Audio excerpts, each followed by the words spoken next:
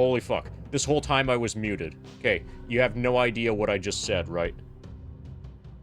So I just explained the entire story of Final Fantasy VII. Okay, well that's nice. So there were 2 Fiscal Lizard streams since the last FF7 stream. One last night that ended with a crash, ended with the streaming computer crashing, and then one earlier today where I tested to make sure that everything was working with the streaming setup and with the grind PC, and everything's fine. Fiscal Lizard played for about an hour, getting us to 1,981,066 experience, and then the 32 experience from this fight got us to the number that you see on screen there. I'm not going to show the Fiscal Lizard streams, but you can find them if you look them up.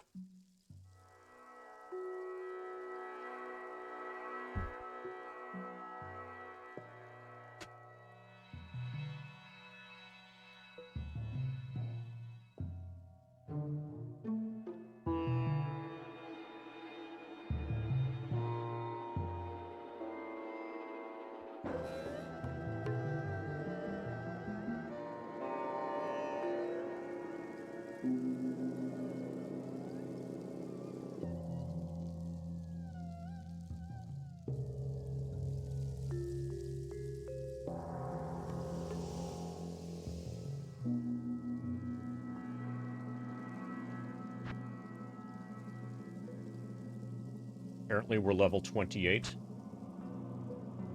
And relatively early in Lord of Destruction.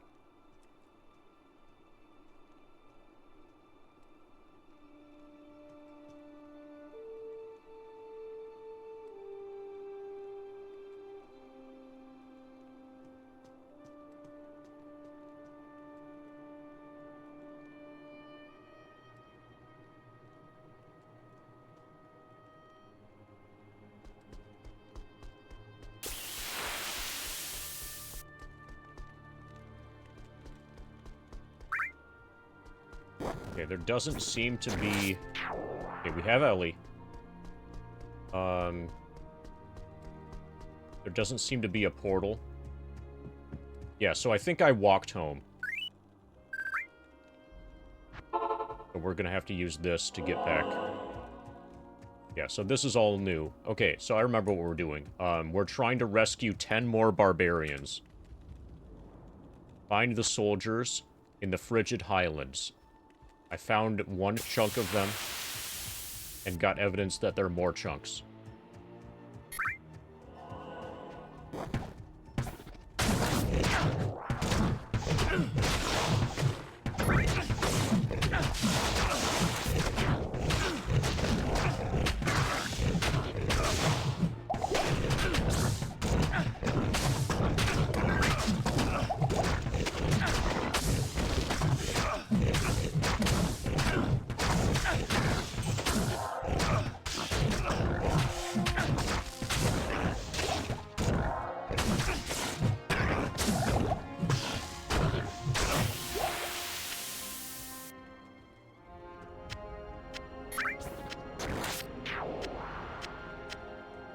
That was a nice fight.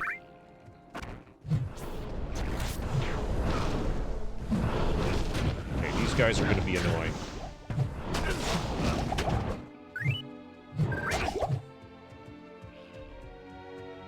Okay, Ellie, are you alive? Can you kill that thing for me?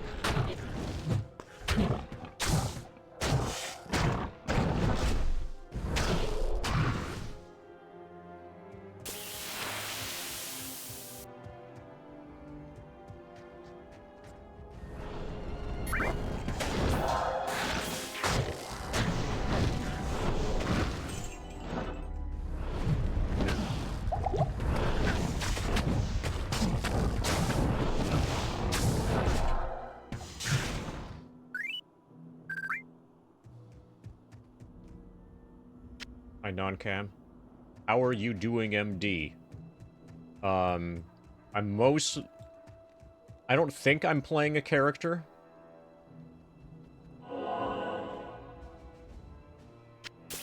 I'm just kind of being myself. I'm definitely being a version of myself. How are you doing non-cam?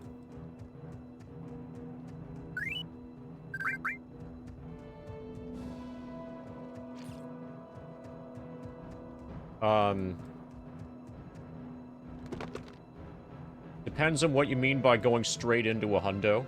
I will be making a save at the first save point, and then I will be backing up that save file, like, in many different places on many different devices, and then loading that save file on a separate computer that's set up to be able to do speedrunning stuff. That has Speed Square installed and stuff like that. And so it will be a delay of, like, maybe 10 minutes between reaching level 99 as Ex-Soldier and actually being able to do the speed run. Certainly it's going to happen the same day. If that counts as right away, then yes. If that doesn't count as right away, then no. Depends on what you mean by right away.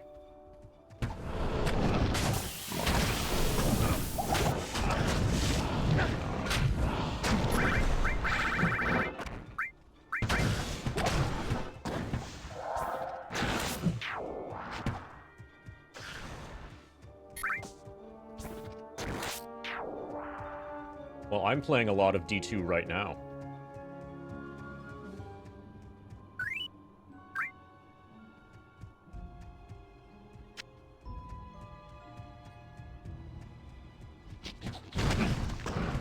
Okay, so he just exploded, I think. Yeah. Yeah, these guys seem to be good at exploding.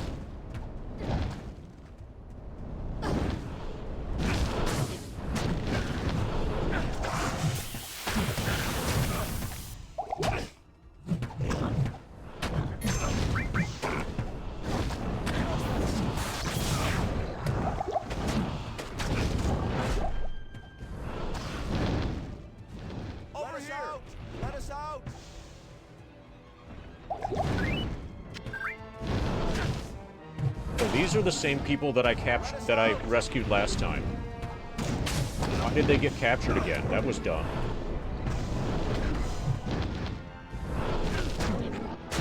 Totally done this already.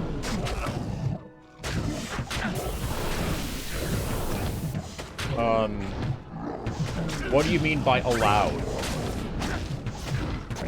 Do you think somebody's gonna break into my house and take the controller out of my hands because I'm doing something that's not allowed?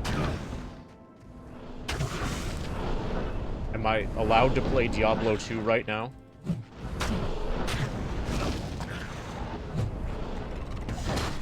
Like, I feel like you're not asking the full question that you want to know the answer to.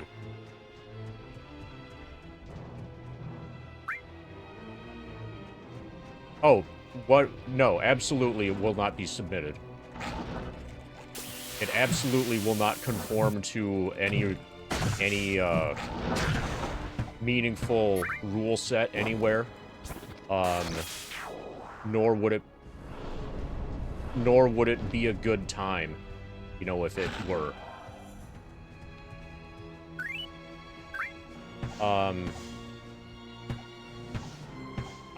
I explicitly want to not have any assistance whatsoever, non-cam. And that includes informational.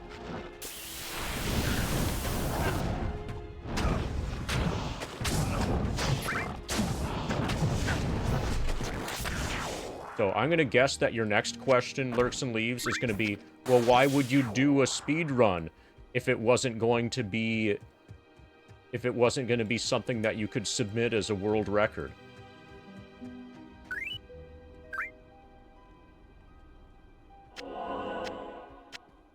And then I'm going to have to explain the concept of fun to you. And, like, enjoyment. Also, the educational value of doing a hundo. Okay. There definitely are people who would wonder that, though. They're out there. Yeah. It's gonna be a speed fun.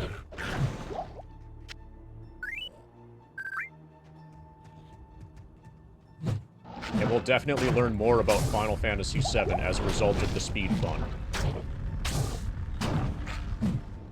Oh, it's not valid because I'm not using any sort of frame limiting. Also, the timing would have to be done, RTA. Yeah, so there are a number of problems. One is I'm not using any kind of frame limiting. Like, I'm not using speed square or FPS fix. For what should be obvious reasons. Obvious stability-related reasons. But even if I were, the timing would have to be done from, like, when I hit new game. So all of the time that I spent, like, asleep, or just, like, not streaming, would count against me. It would be a really fucking slow speed run.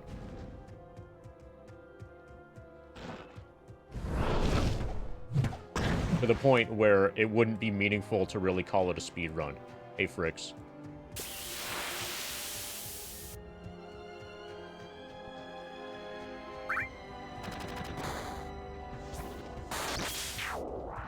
Yeah, I know what fun is, too. Oh, hey, this thing is spawning enemies. We should probably break it. So, I've played some Final Fantasy VII, so I know what fun is. Rescue 10 more soldiers in the Frigid Highlands. Acorn Fed? Or should we call you Fun Fed? Have you heard about fun? Sometimes people do things because it's like fun. Even though it's not going to get world record.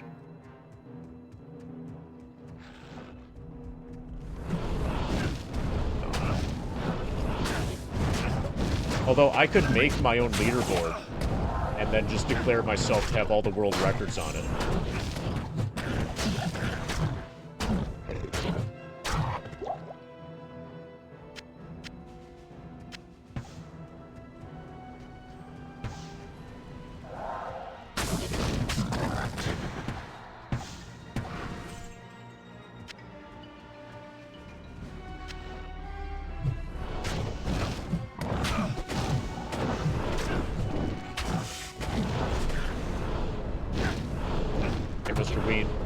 Grind is still alive.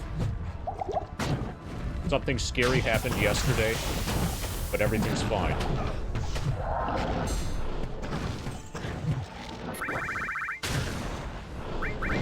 The streaming PC crashed during a Fiscal Lizard grind last night. This is starting to get dangerous.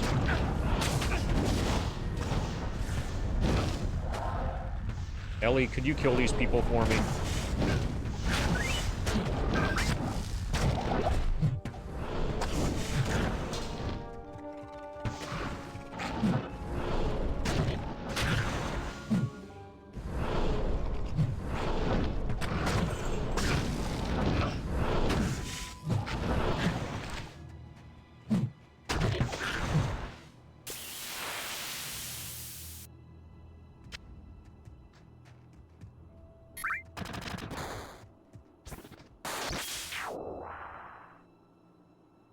How many times did I buy back Ellie?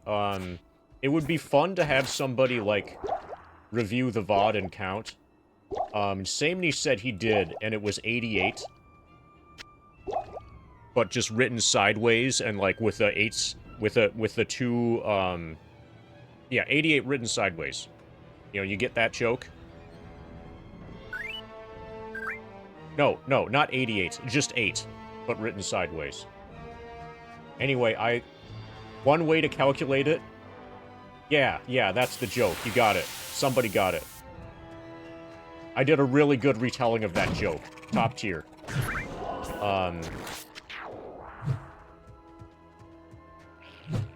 One way to try to calculate the Ellie thing would be to just compare how much money I had before and how much money I had after.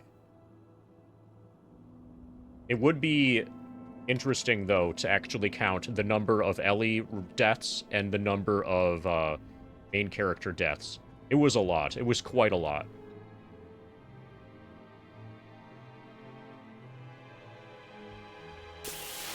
It got a lot better once I, like, respect, by switching to, armor and rings and stuff that helped with, fire resistance. I got my fire resistance up to about 50%, and from that point, basically the only attack that he had left that was killing me was the pink lightning thing.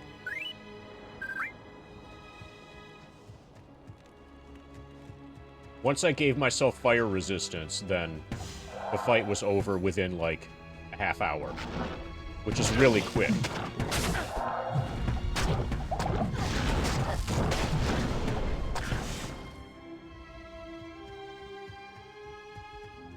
Skulls and rocks. And gold.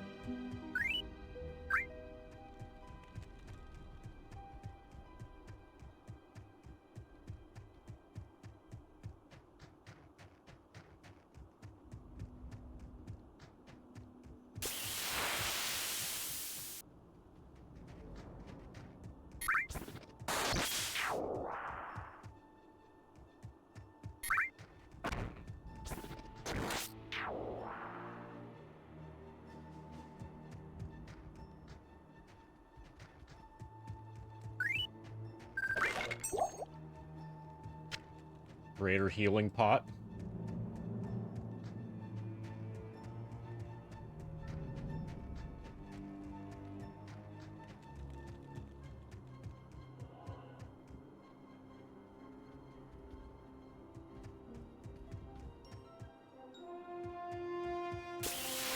So you know you don't care about the Game Awards when you don't even care about watching the I don't care about the Game Awards content stuff. I heard that...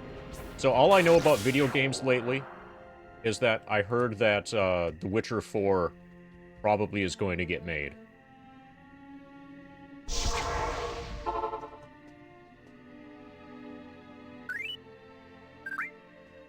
But I think I heard about that before anybody said anything about Game Awards. Stay a while and listen. We should all get together and make the other Game Awards. And just have them called the Other Game Awards. Service. All we need is advertising money, right? It'll be great.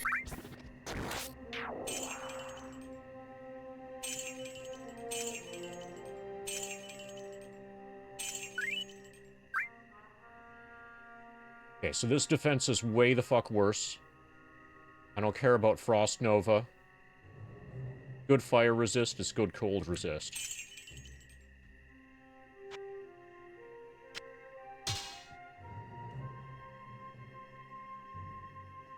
Okay, this feels like a big improvement.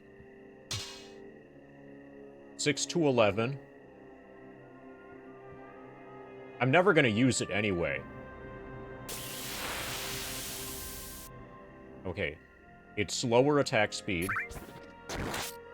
but the damage is measurable.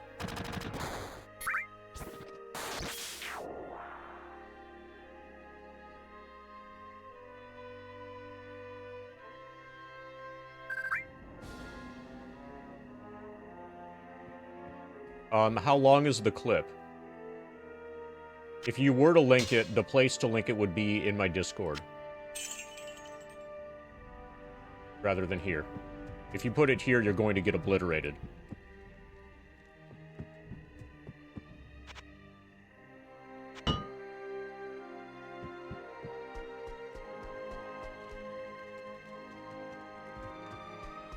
If I watch the clip, will that function as a summary of the Game Awards for me?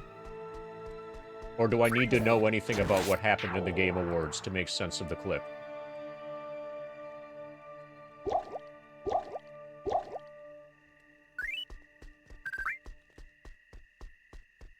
All I know is that the Game Awards happened and a bunch of people streamed them, except for its chip.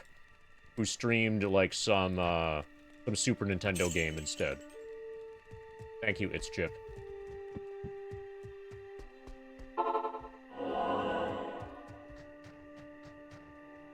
He's just commentating on the state of the industry and what makes games good. We all know what makes games good, right? It's realistic motion capture.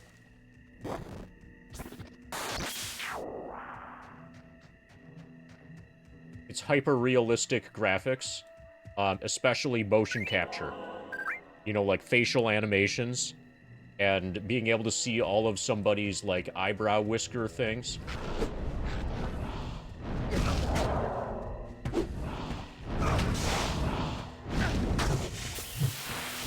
Yeah, microtransactions make everything way better.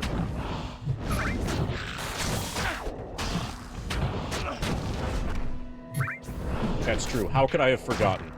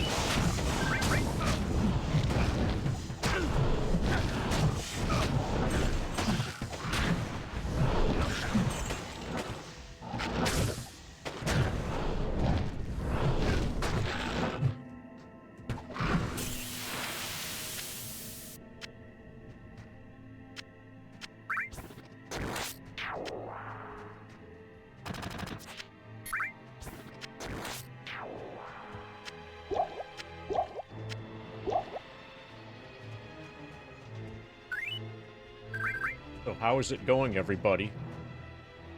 If you got timed out by Fiscal Lizard, you have a good time getting timed out by Fiscal Lizard?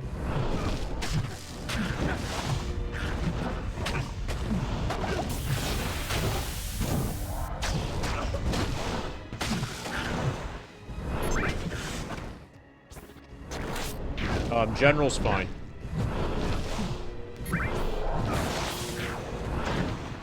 So, in general, Mr. Ween, when you have that kind of question, what you should do is look at the, you know, the category things. Look at the thread, whatever, for, you know what I mean?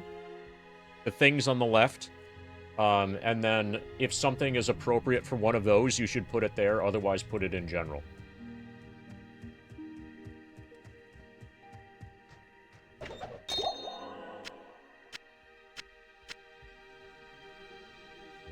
Yeah, so because none of them directly match, what's left over is general.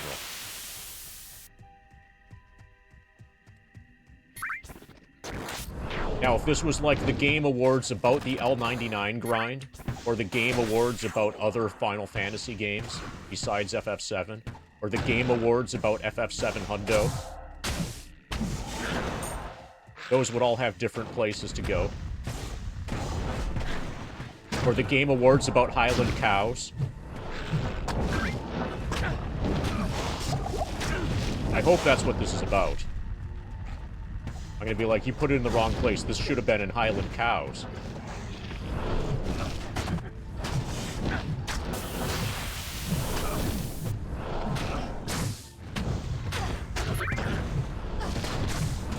Ellie's gonna die.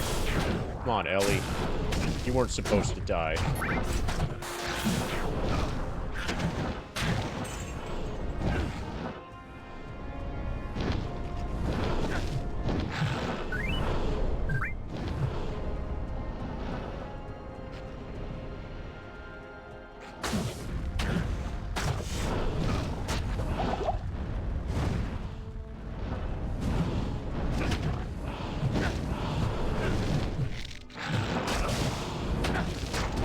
Now we're gonna die. This is not going well. I think we need Ellie to not die.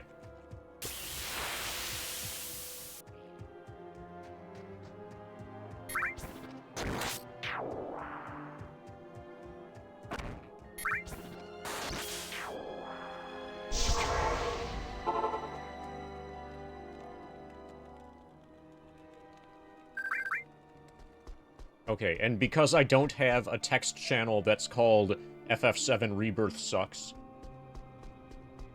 and you were looking for that, right? That's what caused your confusion? Greetings. Why doesn't he have a Remake Sucks or a Rebirth Sucks? Afternoon. Okay, we can resurrect Ellie. Good.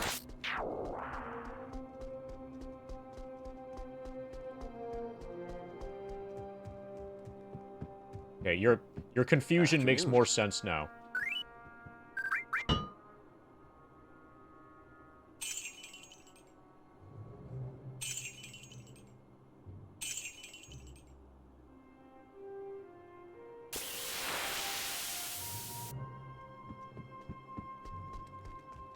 Well, everybody already knows that. It's just, strangely, there's some people who are not aware that Remake sucks. Or if they are aware, they pretend to not be aware.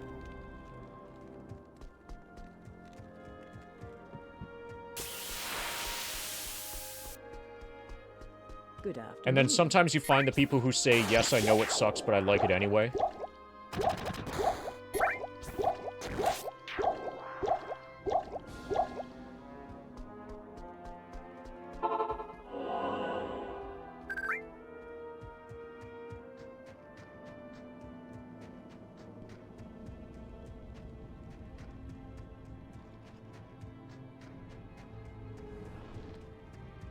Also, there's a variant of that, which is like, well, it doesn't suck as much as other modern video games.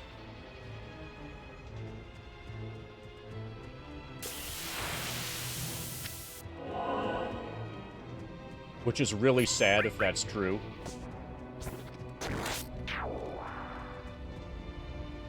That means there are other games out there that are even worse than that.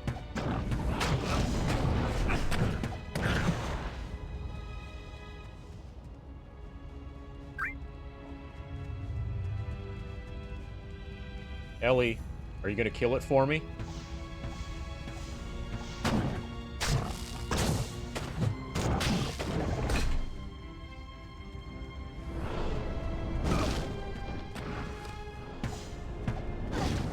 Okay, I think this is spawning them.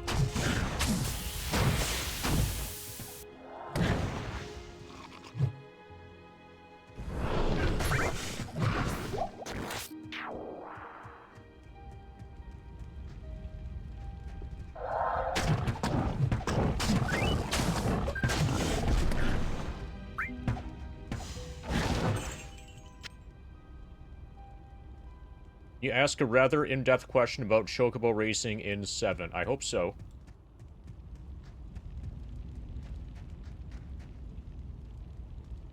Oh, I have a question for you first, Hope. And that's, do you have an alter alias that consolidated your DRG into just the letter P? Is P short for DRG on Discord?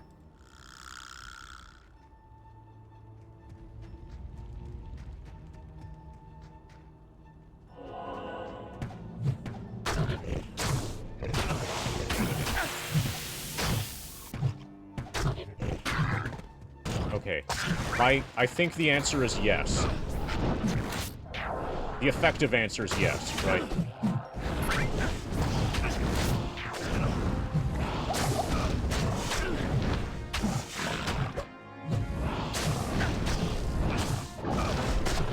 Okay. Go ahead.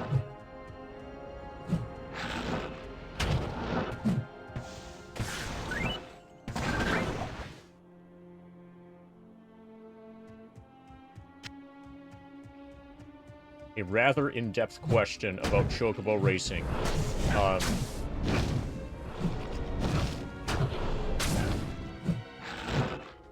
Yeah, this is definitely spawning these fuckers.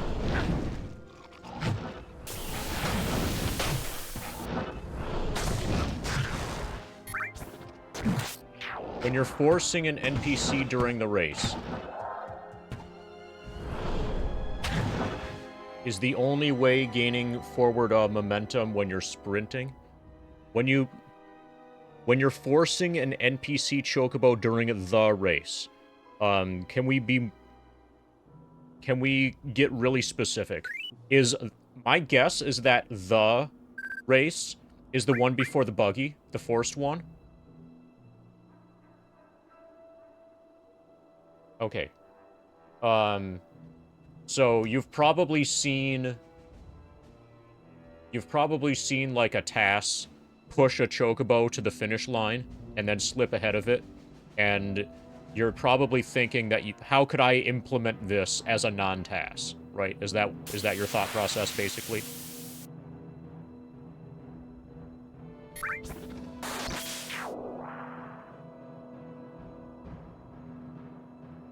I'm gonna take that as a yes.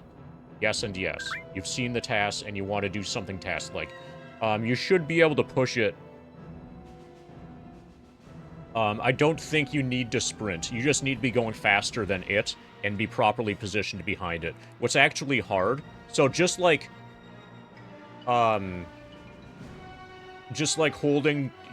getting to max ordinary speed without sprint is still going to make you faster than most chocobos. The hard part is keeping yourself positioned behind it, because it's going to be really fucking slippery. Like, it's going to, like, when you push against a chocobo, it's like instead of pushing against a wall, you're pushing against a wedge, basically. That's either going to force you to go past it to the right or past it to the left. And what the TAS is doing, that's the hard part, is wiggling just right so that it's constantly pushing that wedge without slipping past the wedge.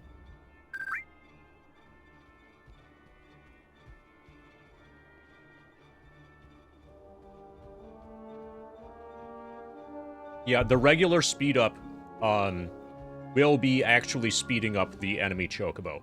Like, it won't be speeding it up as much as if you were sprinting, but it's going to be a much more human-controllable way. The sprint is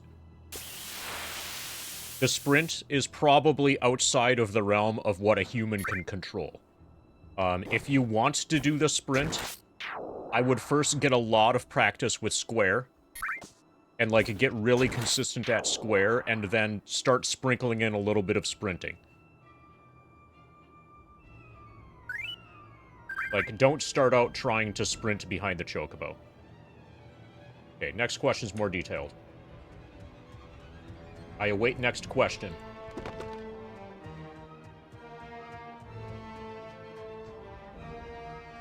Does speeding the NPC chocobo up consume its stamina faster? I believe the answer is no.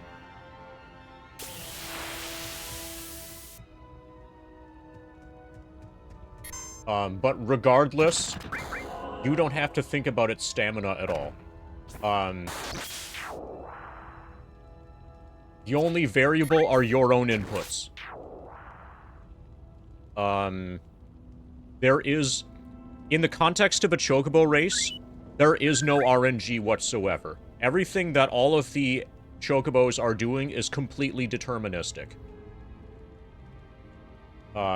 Such that if you perform the same inputs, you will always get the same results. And how every chocobo behaves is going to be... Yeah, so... I would not at all worry about you draining enemy chocobo stamina by pushing it. Yeah, just push it as far and as fast as you can. If this is what you want to do. Start with just square. Once you get to where you can pretty consistently push it all the way with square, then start sprinkling in some sprint. And see if you can control with sprint. It's going to be way easier for you as a human to control with square than with sprint.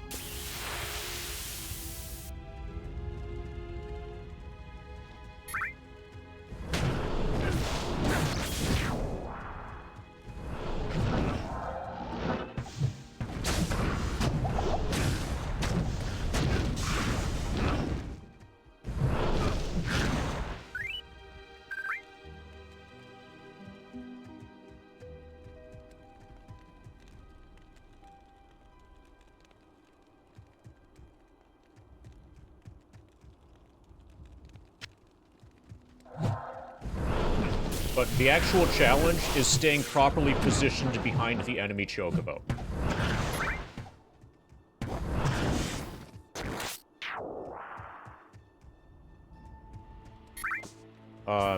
Something that you might want to do...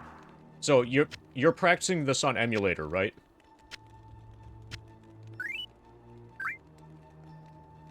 Okay. Make a save state before the race, and then try pushing different chocobos, and see if you can find one that's, like, more consistent than... Okay, so here... I assume that the eventual goal is to be able to implement this during a speed run, right? Like, someday you want to, like, have your speed run be faster. So... in the context of a speed run, you're not going to know which chocobo is the best one to go after. From a particular save state, you'll find some of them are aggressive. So if the chocobo basically starts out sprinting, then it's never going to be good. It's going to get exhausted before the end. You definitely don't want to try pushing a chocobo that starts out sprinting. Your first issue is going to be deciding which chocobo to push, if you're going to push at all.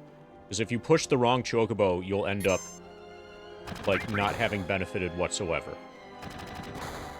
You know what I mean? Because it'll, like, actually get exhausted.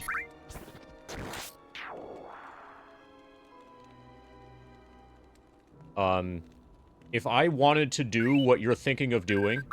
Yeah, if I wanted to... So... to avoid the stamina problem, just don't push one that immediately sprints. You know, the ones that, like, sprint way out ahead? Those are going to be the easiest ones to push from the beginning, but those are going to be the ones that run out of stamina. So probably what you should do is compare, pushing one that doesn't sprint with just playing the game normally. Starting from a particular save state, compare pushing one that doesn't sprint, pushing one that does sprint, and just playing the game normally. And see how those compare with each other. All starting from, like, trying each one of those, like, 10 times. And see if any of them is consistently faster or slower than the others. In the context of a run... you won't know you won't know which chocobos are going to start out sprinting until they do. It might end up being that if you were a human and you're not, like, fully RNG manipulating everything, that pushing a chocobo might not be worth it.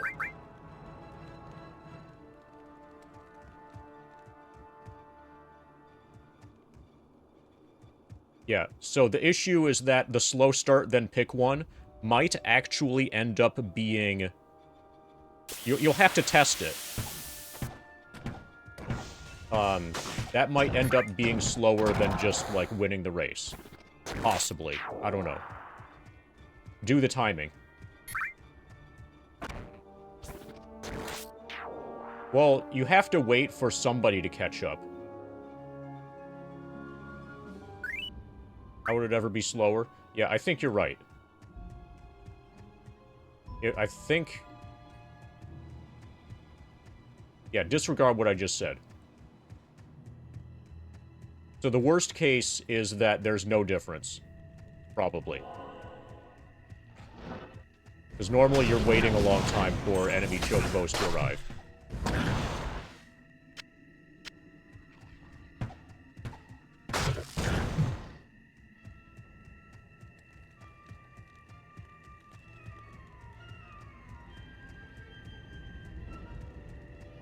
Yeah, so basically, don't push one that's going to get exhausted. It's going to get exhausted if it starts out sprinting.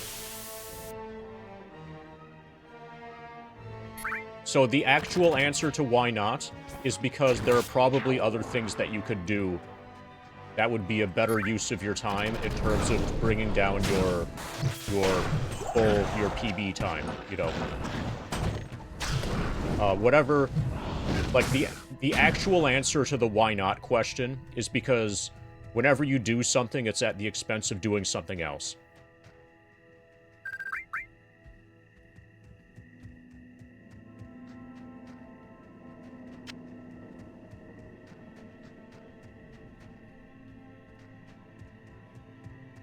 Okay, so there's something glowing about this pile of bones.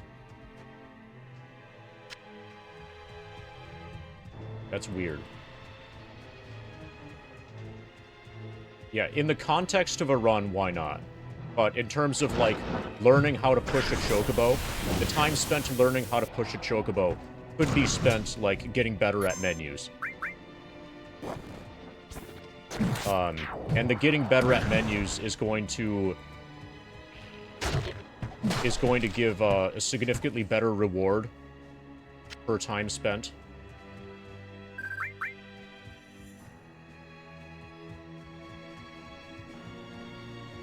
So, like, I would assume, in general, that trying to optimize the chocobo race is something that you would do once you're already, like, in the top 5 in the world.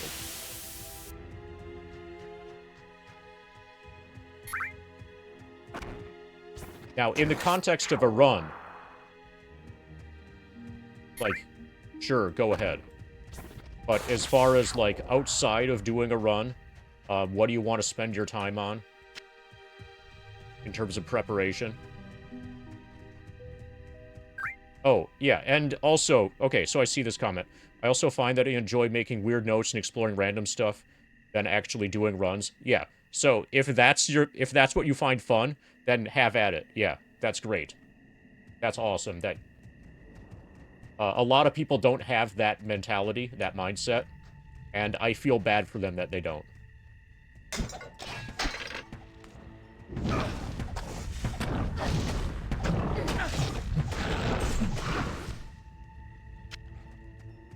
Because this is the game that keeps on giving.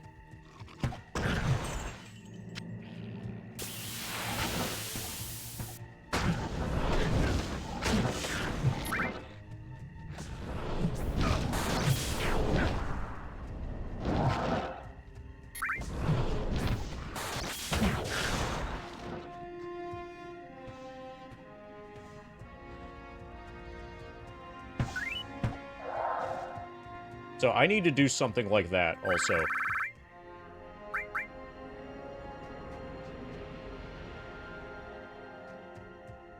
With my menus. Because the menus in Hundo are massive.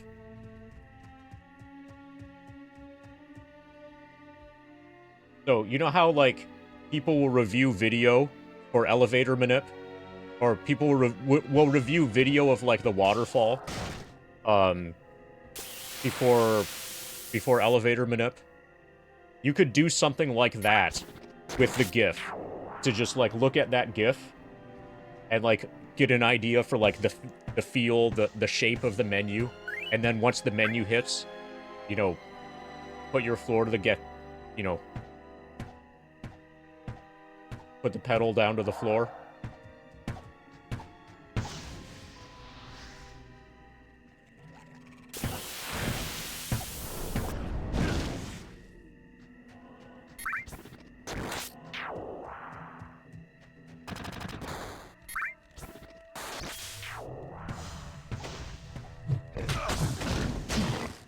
I might end up doing something like that for Hundo, since I'm gonna have to learn a completely new set of menus, because the route for Hundo is changing.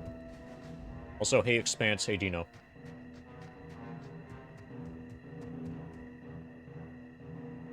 Rescue 5 more soldiers.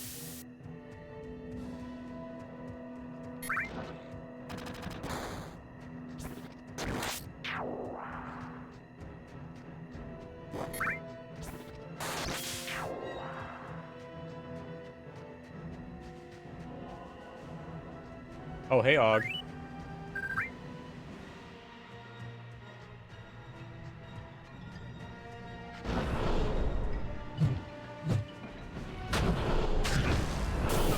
Hey, Mog.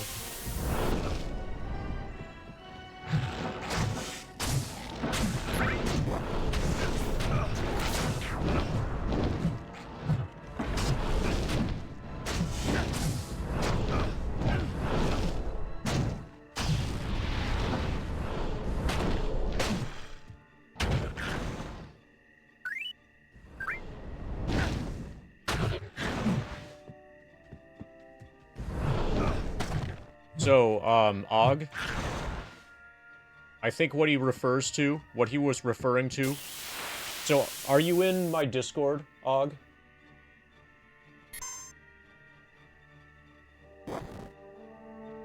If you scroll up to, like... Oh, okay.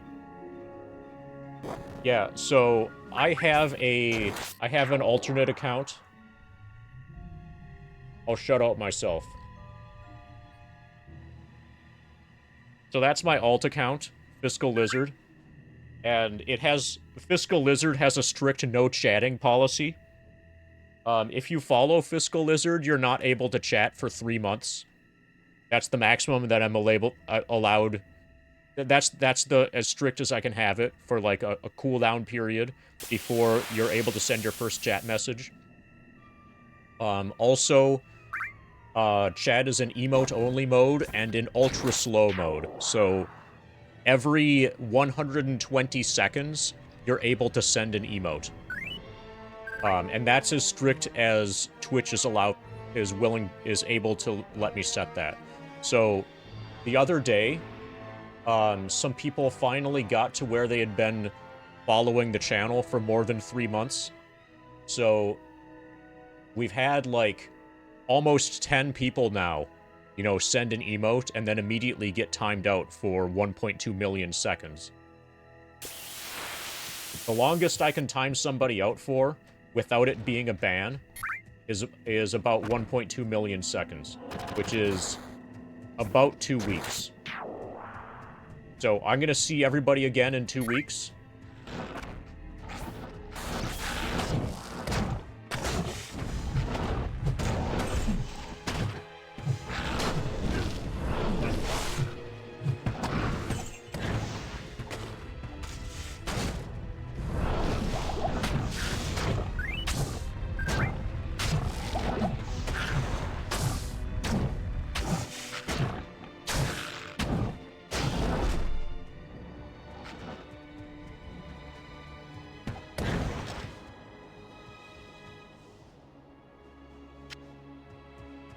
Oh, I've been manually timing everybody out. I don't yet have a bot that times people out automatically. I should probably get one.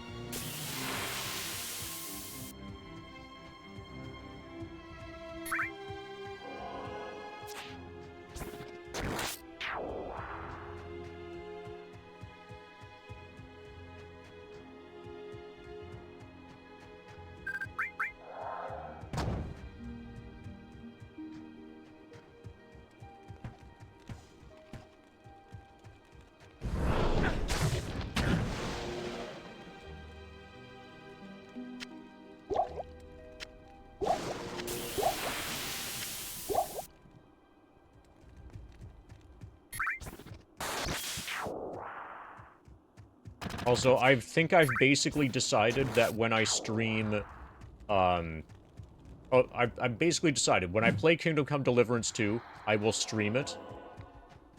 And that'll be streamed under Fiscal Lizard. And I will be not timing out chat. So, you will be able to send your emotes.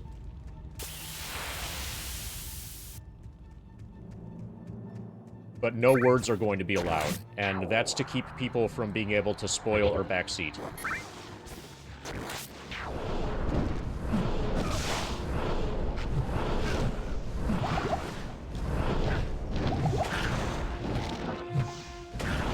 So there's no spoiling / backseating, please.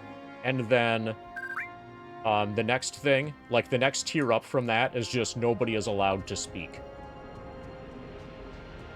That's the actual strict enforcement of no spoiling / backseating. And if anybody does find out how to backseat with emotes, that's a way to get banned.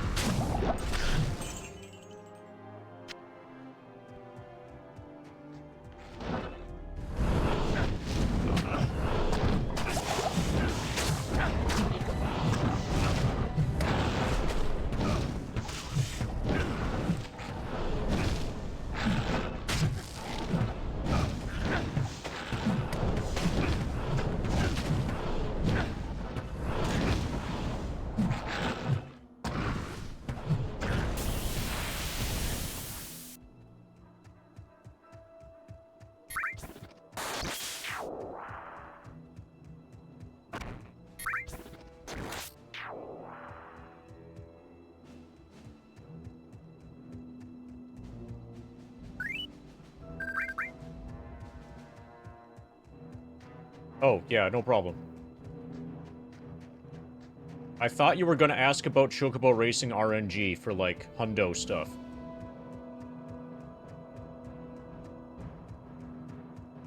Or, like, what's different with Japanese or whatever.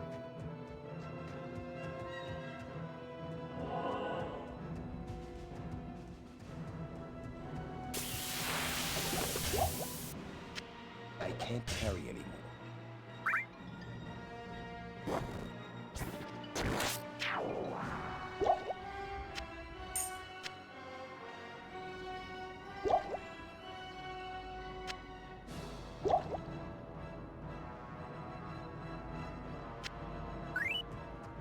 Okay, so I think we found our people.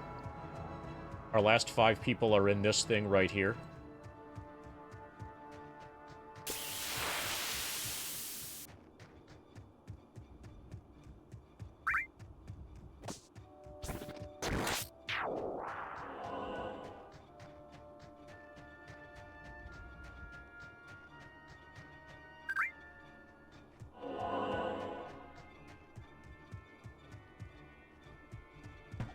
You like the maxi map? Way better than a modern mini-map.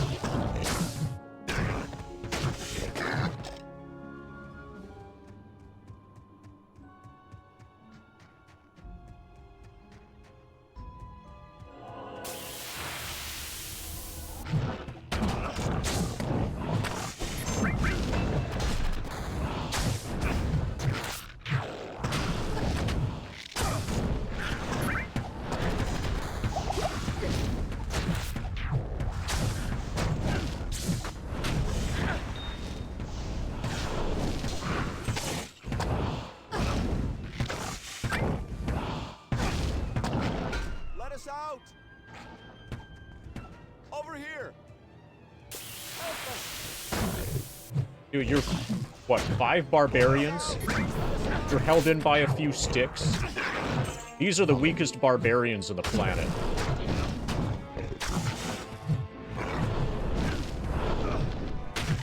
Glad I didn't play a barbarian.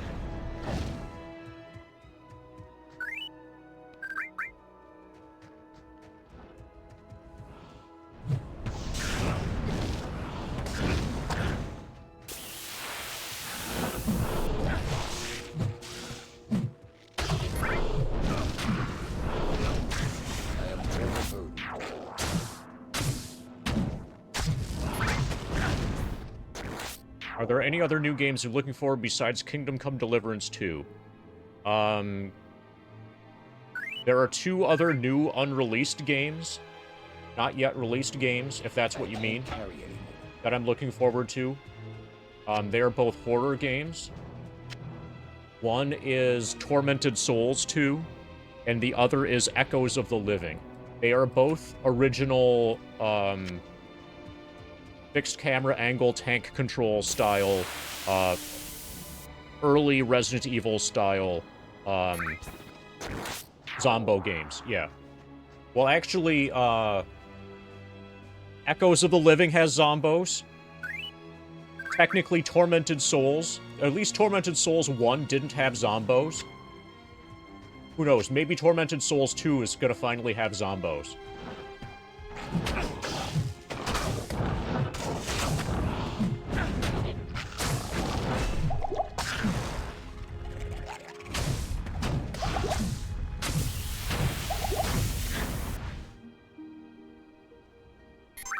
And then, related to that also, if you consider Resident Evil 4 Remake to be a new game, which I do, I'm looking forward to that as well. It's only about a year old. I haven't bought it yet. I'll probably get it during the Christmas sale. The Christmas Steam sale. It's probably coming up in like a week or two. Because apparently it's December.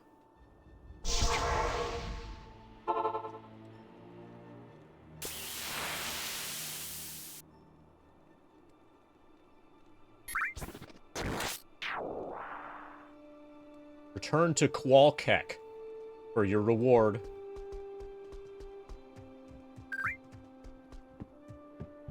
Okay, first we talk to Deckard. ID our items. Good day.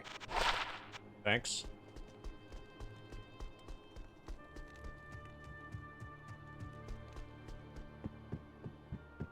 Can I help you?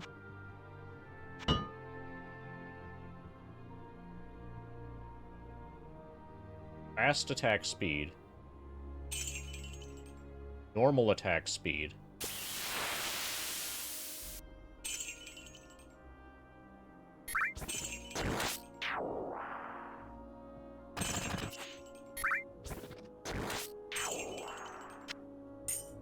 Okay, I'll put that away.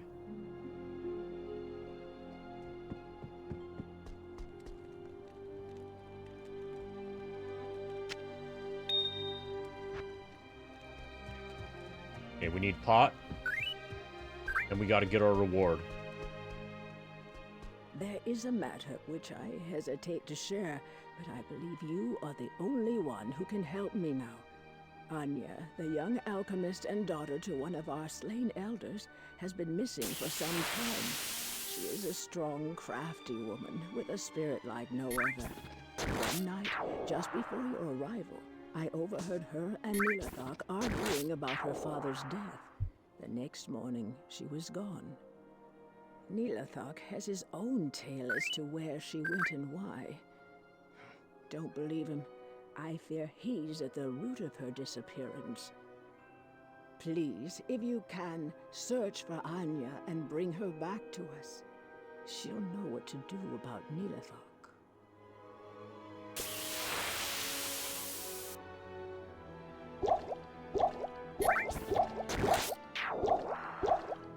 I liked the original RE4.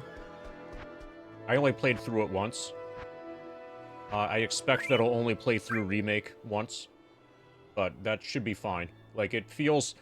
So, I feel like $20 sounds like the right amount of money for that game, considering that I'm almost certainly only going to play through it one time. I think I've seen it down to 30 and I have not pulled the trigger.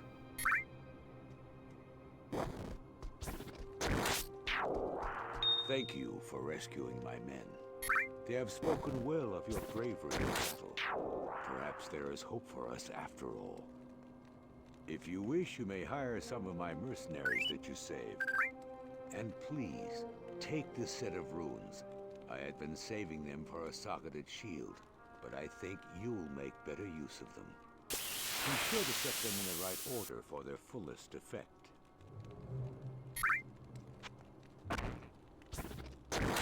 Yes, warrior? Okay, so now we can hire...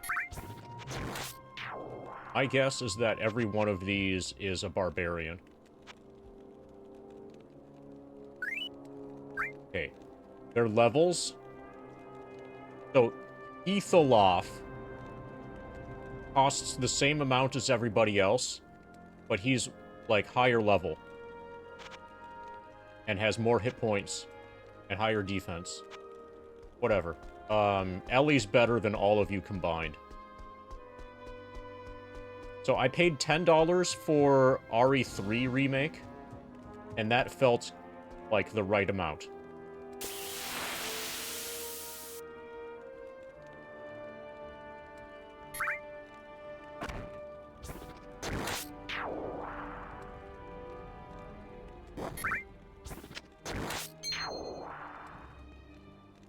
Are you thinking I got scammed? I might have gotten scammed some.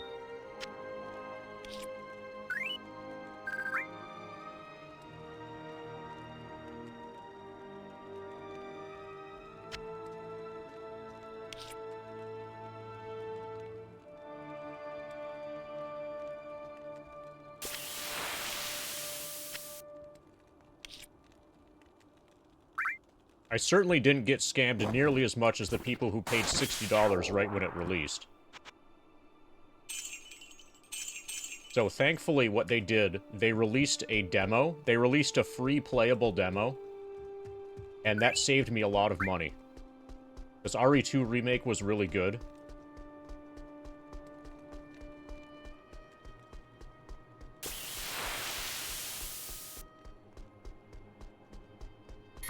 So maybe I could have bought an RE3 Remake. But thankfully they had that demo.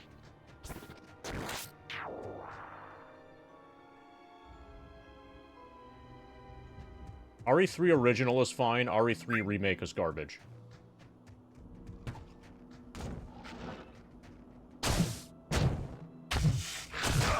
Garbage is defined as if you paid more than $10, you got scammed.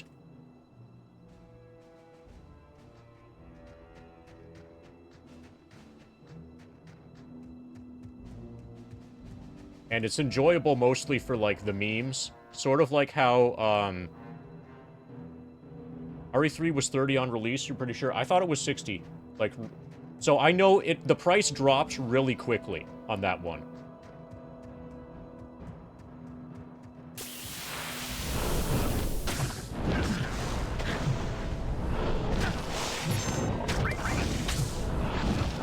Like, it didn't take long for there to be a price cut, because people just weren't buying it.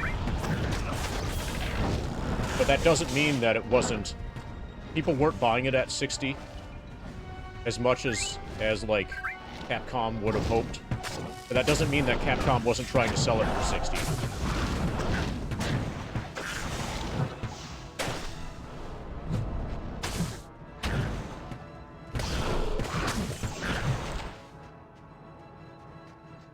Can somebody look up the... can somebody look up the price history over time for RE3 Remake?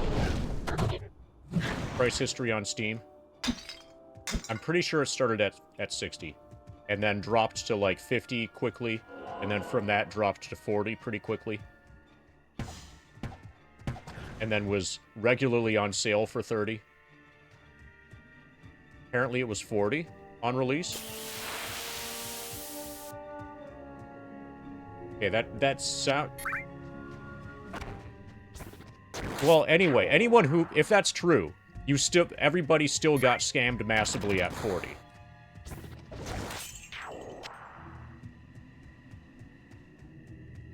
Thankfully, the free playable demo was free.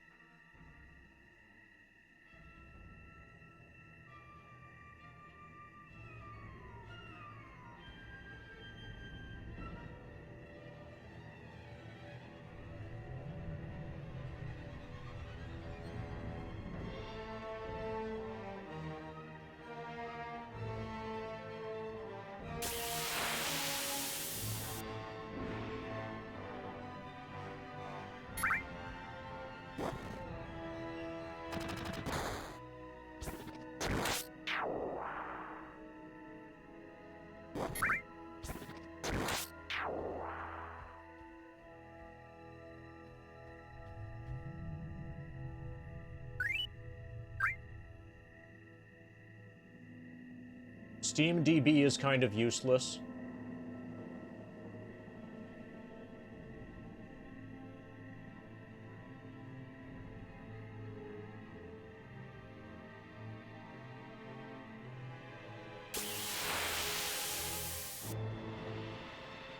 Okay, so in December of 2019, the best available price was $47.93, according to isthereanydeal.com. Wait, no. Yeah, it started at 60. Absolutely, it started at 60.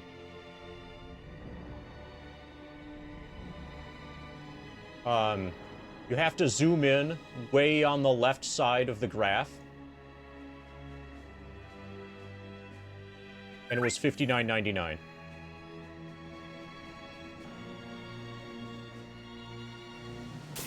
So, like, you'll have to, like, select custom, and you see that it almost immediately dropped from 60 down to like 48. Like, almost instantaneously. It was only at 60 for like 1 week.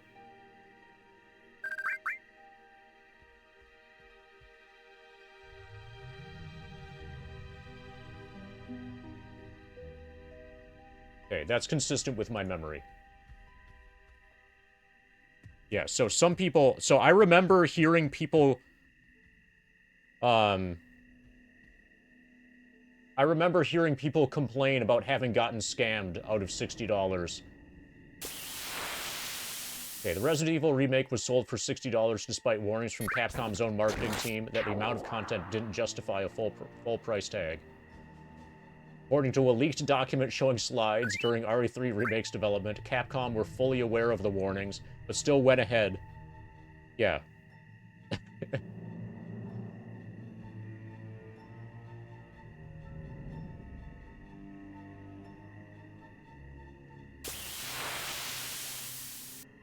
$10 feels right.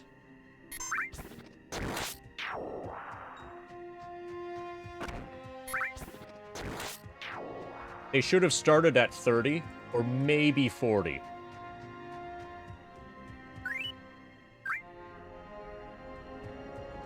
But no, they started at 60. Just because.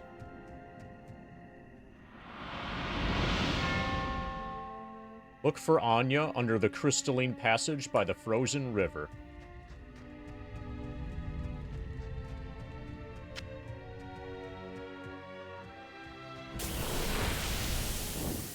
Yeah, they have a stellar reputation compared to everybody else. That doesn't mean that they're actually good. It just means, like, you know, Bethesda's worse. EA is worse.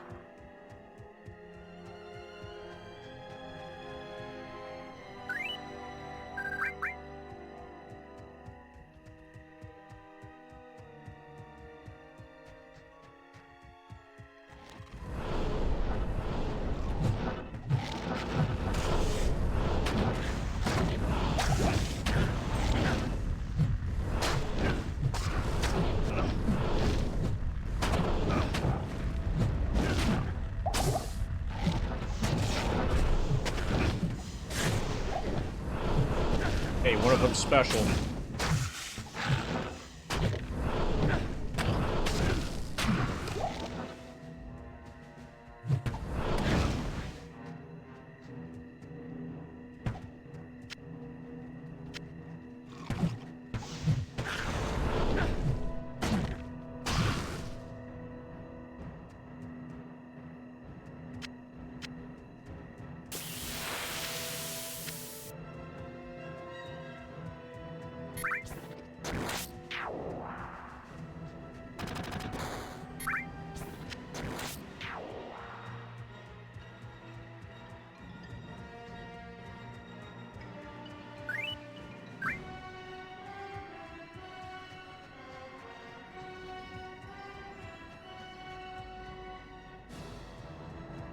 You know what would be great? I haven't read the article that you linked.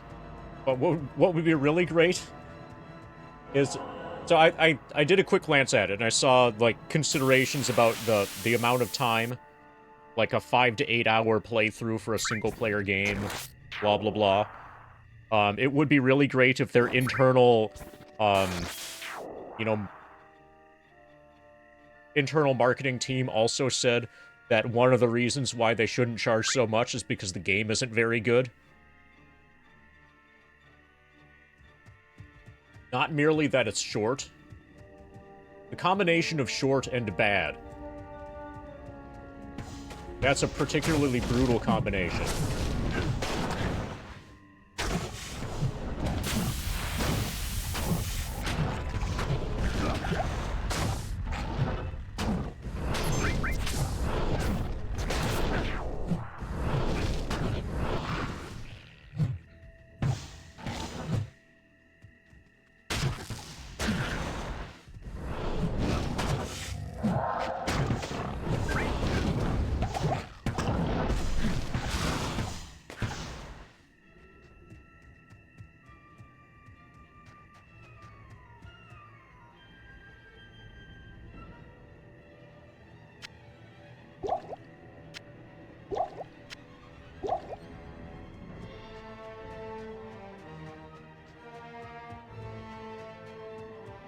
Wait, are you sure, Fricks?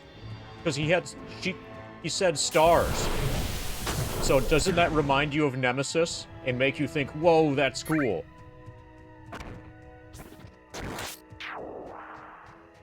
Just like in all of the modern Terminator movies, whenever somebody says, I'll be back, then you'll be like, whoa, this makes the movie good.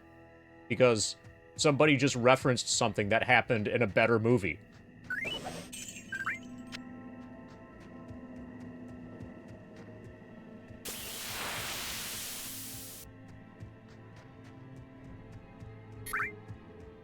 That's also why the Star Wars prequels were so awesome, because they kept referencing better movies.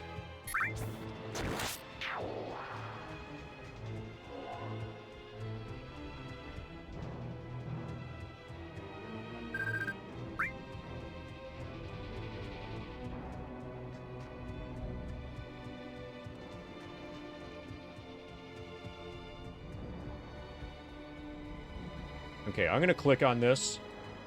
Probably going to result in my death.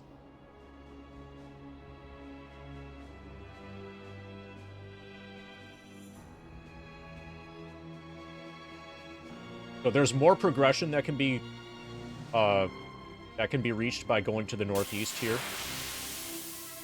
Okay, apparently we can't get in here yet. We probably need some kind of rock that the game is going to call a soul stone for some reason. Hey, Vanderkish. Thanks for the goal.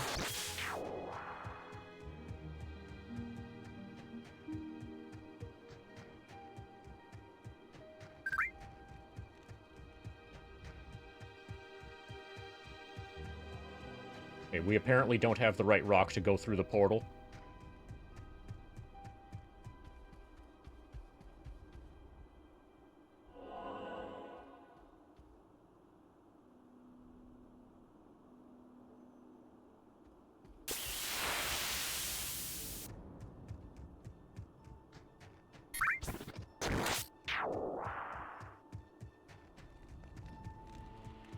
The new what's? Oh, the REs. I liked 7 when I played it. But I can't bring myself to replay it. I don't care about, like... So, I enjoyed them. But they're the kind of games that I'll only play once. Like, I don't see myself ever revisiting. So I think I tried to replay 7 at one point and just couldn't get back into it. And with 8, I liked 8 more than 7, on average, I think. They're very different feeling games. But I did like 8. But I don't imagine myself replaying it.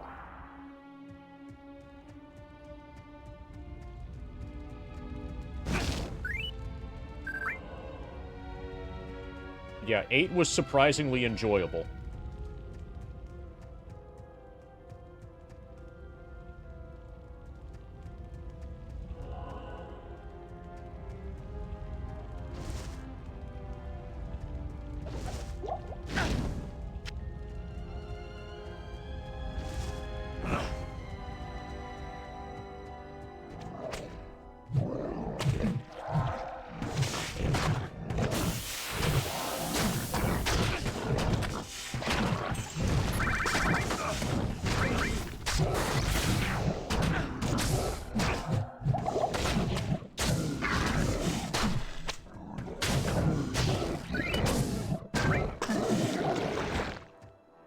Okay, he exploded.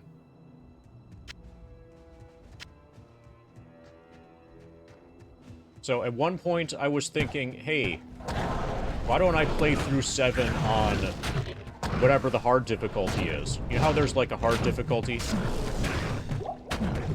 I think Madhouse? I was considering doing a Madhouse playthrough of RE7. My first playthrough was on Nightmare, I think.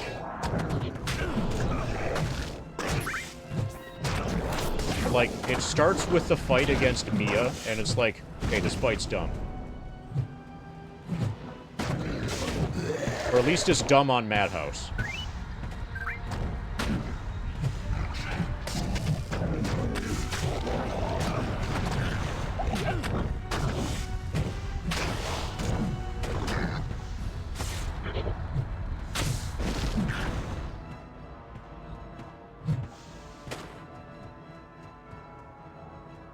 But yeah, 7 and 8 are both good games for a single playthrough.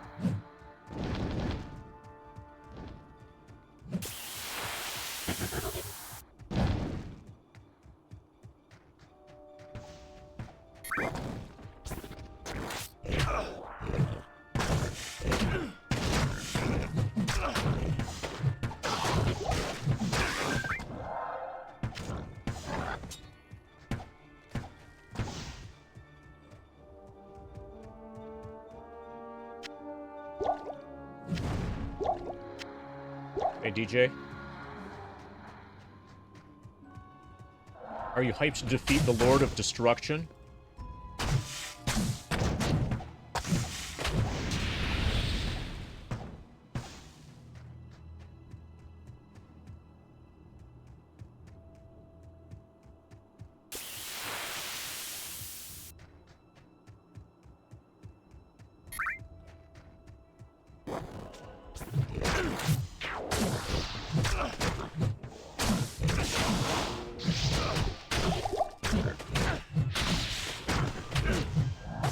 I'm gonna die.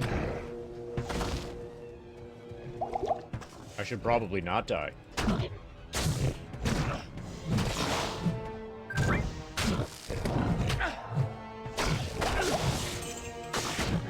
Oh, okay, this is a special guy. That explains some things a little bit.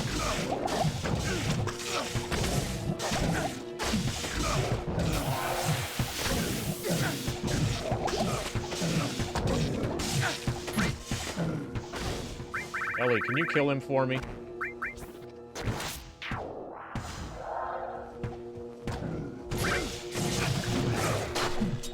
Thanks.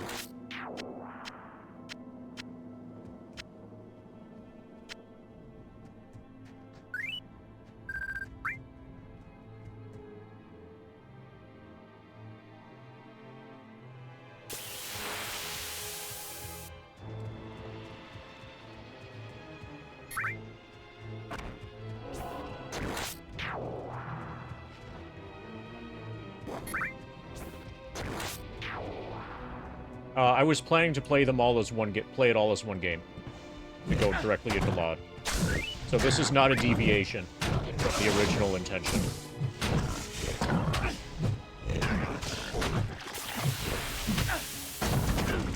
Also, this helps keep things organized.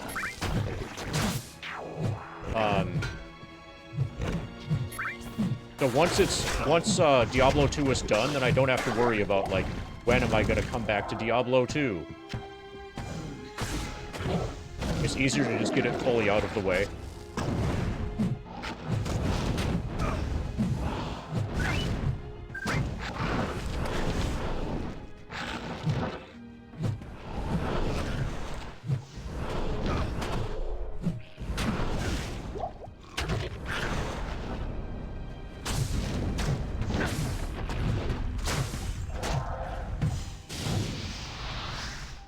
Or maybe let Ellie get it fully out of the way.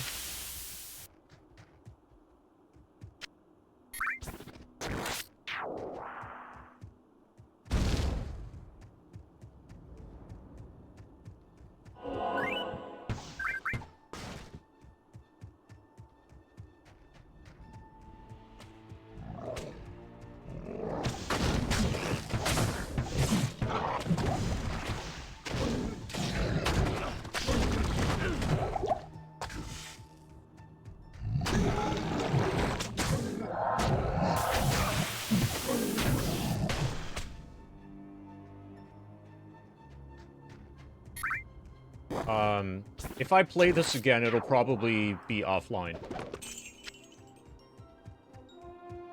If I play it again, it's unlikely to be streamed.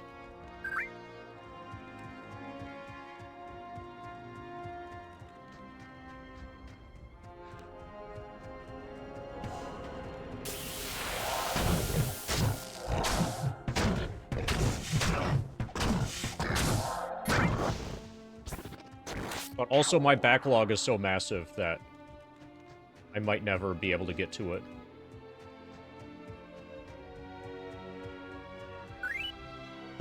I would be open to playing this again. That's what I should say.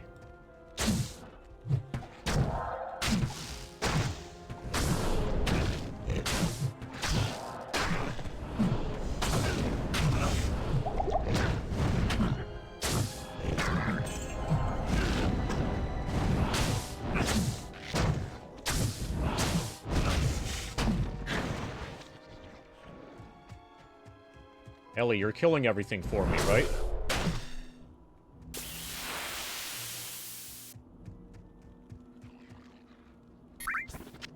Next time I go back to town, if I don't remember, then let me know.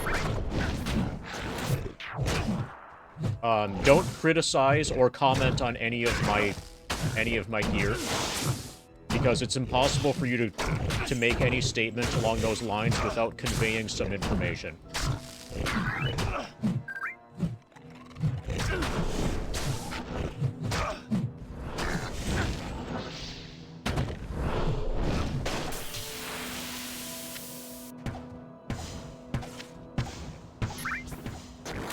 Also, it's probably obvious that I'm not trying to make an optimized build.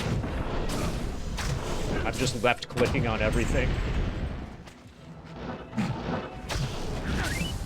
Okay. Well, there certainly are people around who are educated enough.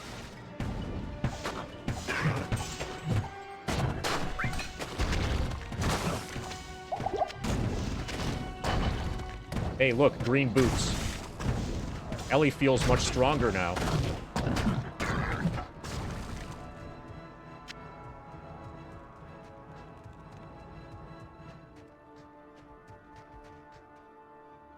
Okay, we're out of pot. Now we fix that problem.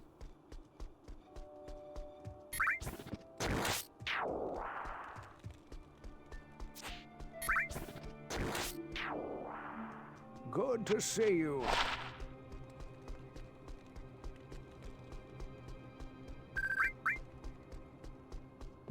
Afternoon. Okay, these are green. We'll keep these, just because they're green. Oh, these are my new boots of speed. Plus 30% faster run walk. Plus 150 maximum stamina. We might actually use those.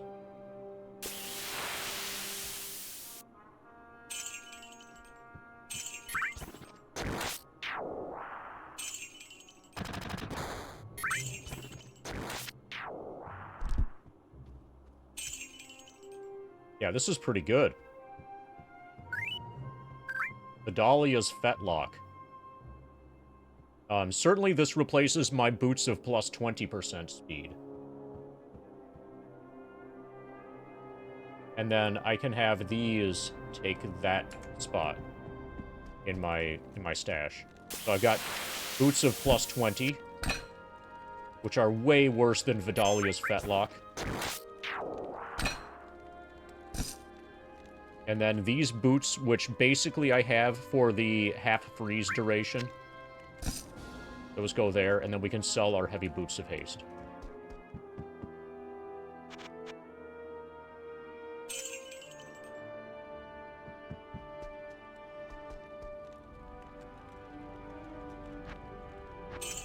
Now we need to buy pot, and then I can show you my inventory. Hello.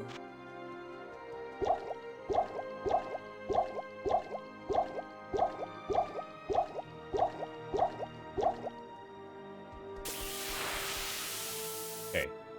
I have superior short sword with a Tal rune, big skull thing, and a sapphire in it.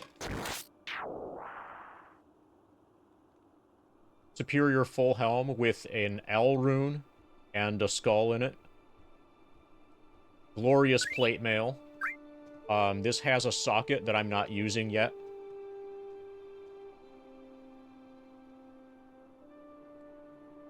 But his defense is really high. Hey, Jose? Entropy Eye. Yep. We murdered Diablo. We just had to throw about 69 bodies at him.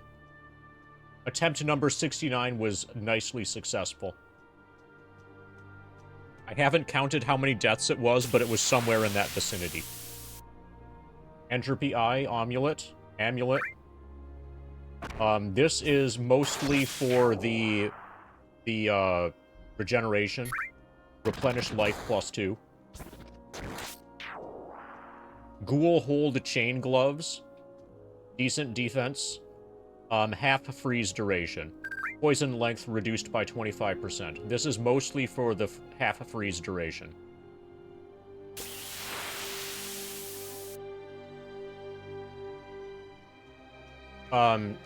So, just for context, Jose, DJ asked, when you get a moment, will you show your gear, wondering what you're working with currently? And then I said, okay, but only if you don't comment on the gear.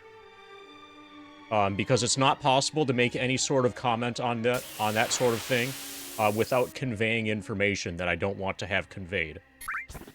And then DJ said, I'm not knowledgeable enough to make comments just to curiosity.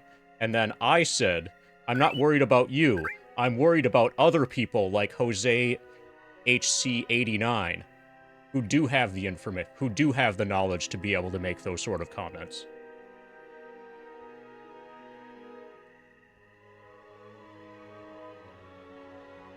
So please take that as your warning, Jose. Ring of Regeneration, life +5. Carrion Buckle. Why do I have this? I probably don't have a good reason to have this. But it's a belt. You know, it's better than not having a belt. This is a ring. And then these we just got. We just upgraded this because of the faster movement.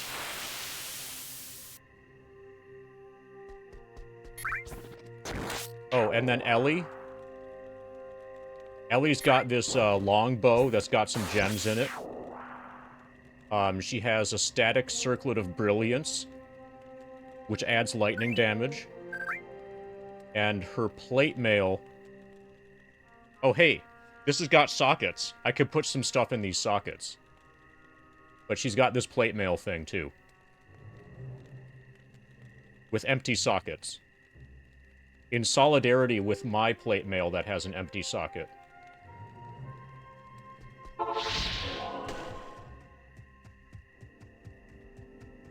So now you know what it takes to kill Diablo.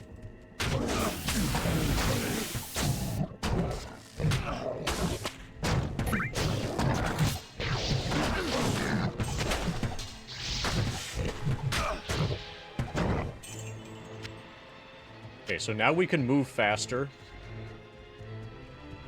But freeze duration will be worse.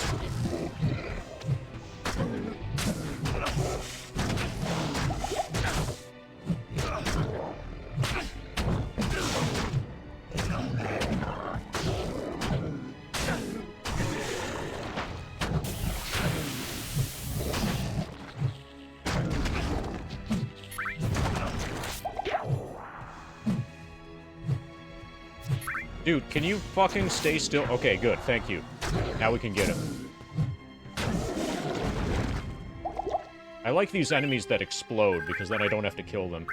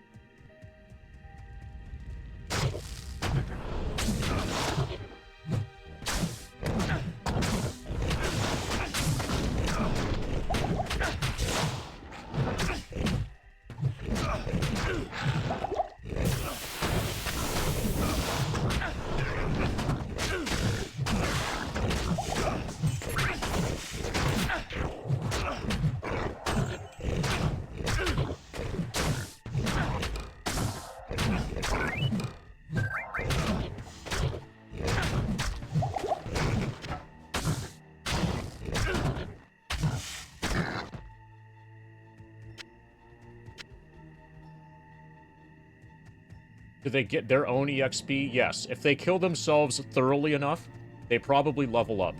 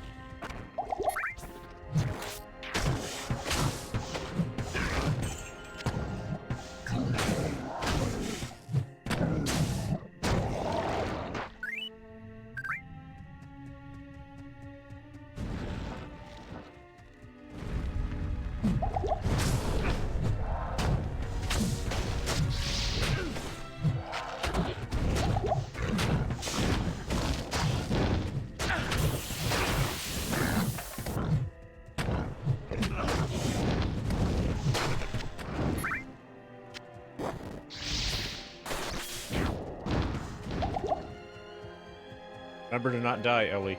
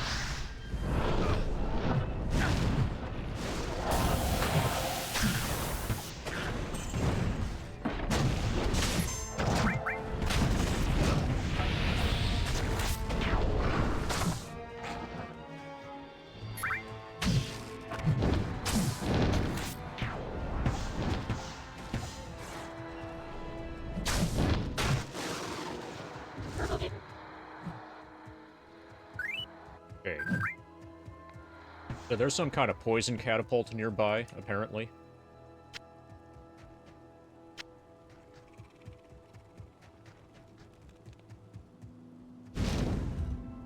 Oh, I just figured out what you were doing, DJ. You wanted to know if I had any gear, right? Because of how badly the fight went against Diablo, you wanted to see if I had any equipment whatsoever. Turns out the answer is yes. I do have some equipment. Like, pretty much every one of my... all or almost all of my equipment slots are filled.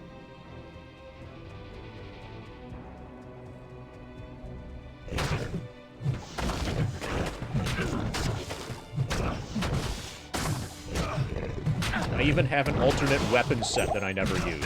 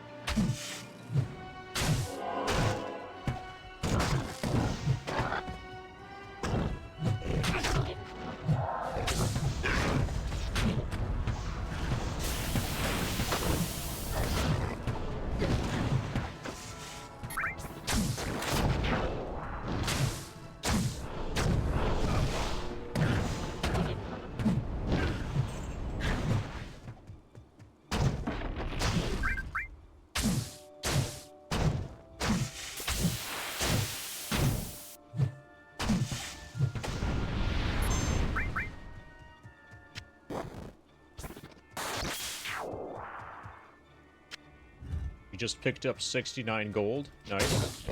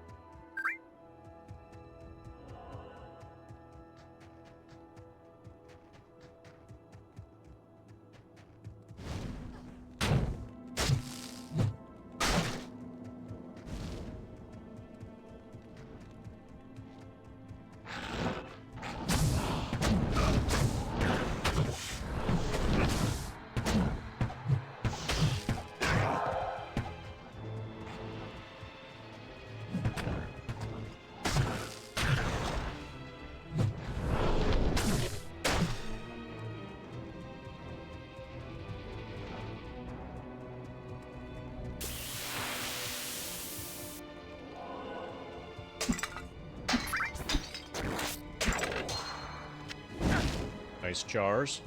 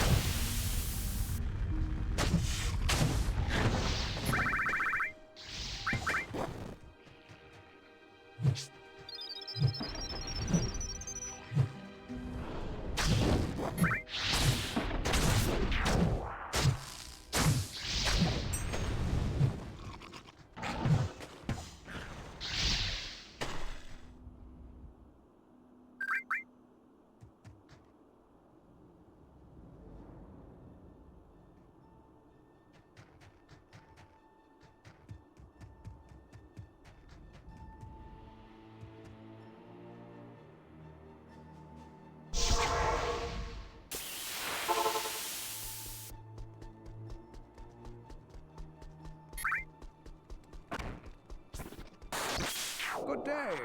Good day.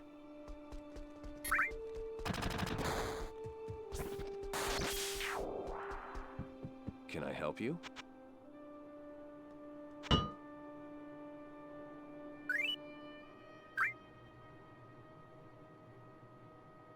Okay, if this had sockets, it would be nice.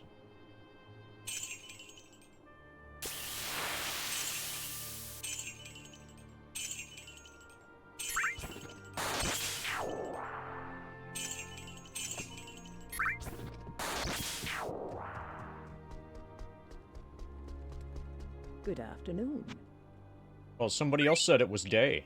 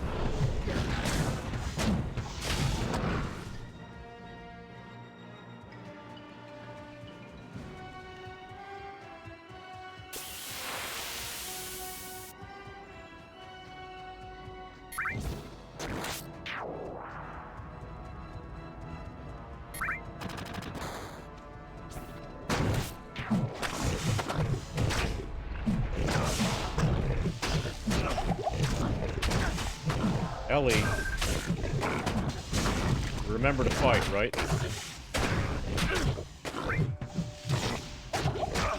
Today we're spinning a Hello Kitty hat.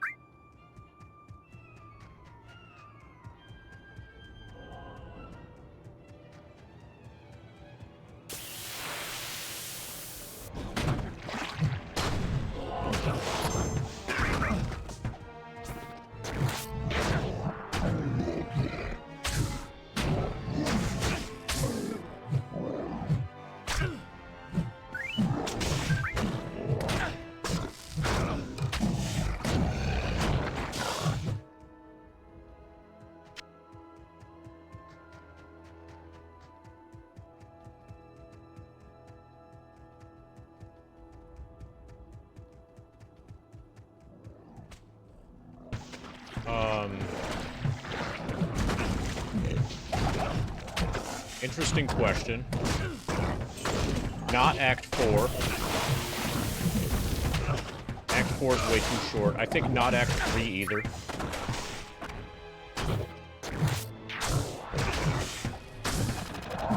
I don't know if I have a preference between Act 1 or Act 2. But it would be one of those. Yeah, were those in... The little fuckers were in Act 3, right? Yeah. Yeah, definitely not the little fuckers act.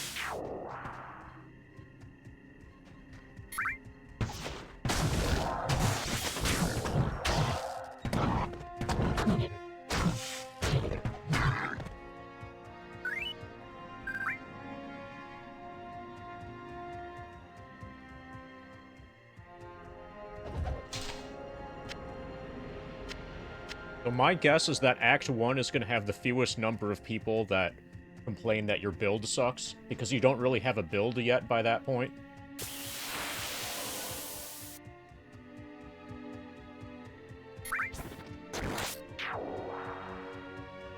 For me, that's probably the biggest difference between Act 1 and Act 2.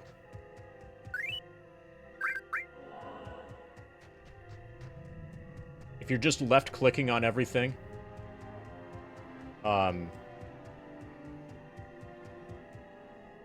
people probably think that's more okay in Act 1 than it is in Act 2.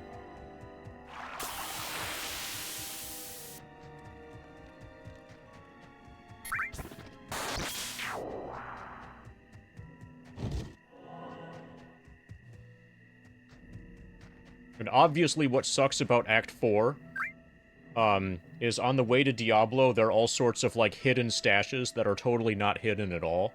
Like, who is doing this hiding? Ruins the entire act.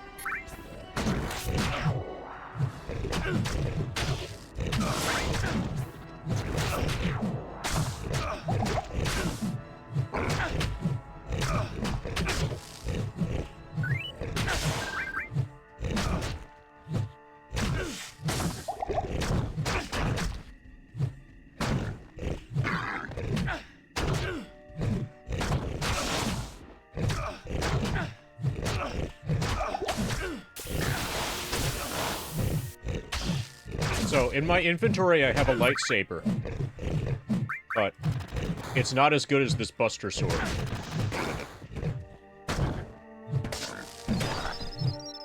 But basically, my job... So we've got a two-person team here. There's Hero, who is a paladin, and Ellie. My job is to stand in front of the enemy and, like, swing my sword at it. That gets the enemy to stay still, to make it a good target for Ellie to kill with her bow.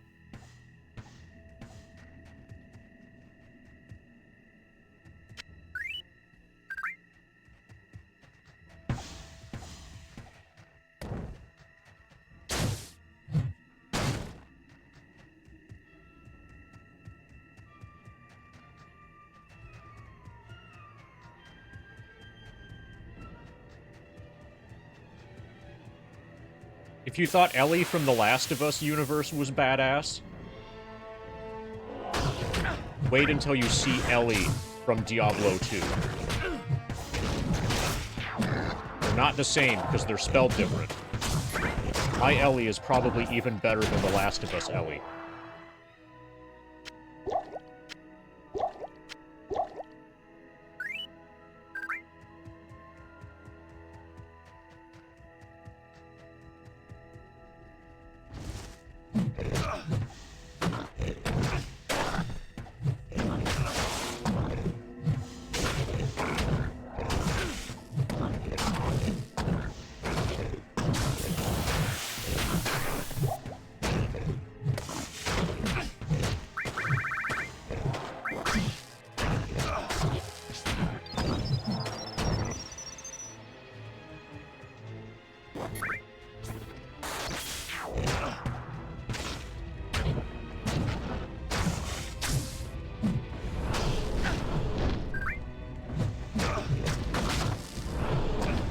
You never know when that's going to be useful.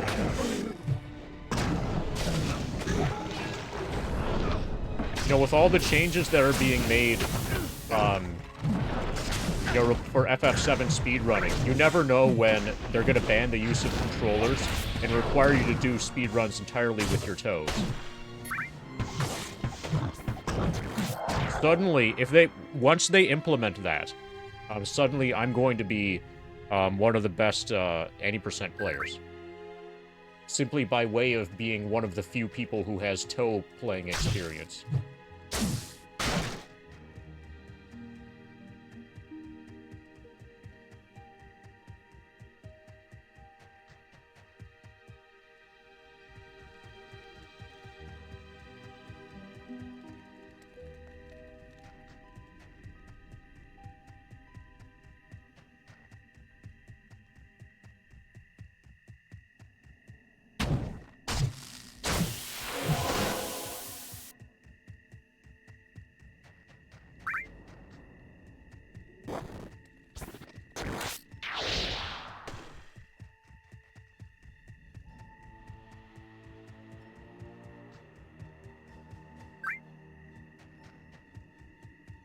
Yeah, it's not that bad, Quinian. So, basically, I'm juggling, like... Realistically, I'm juggling, like, 10 or so different things in my mind at once.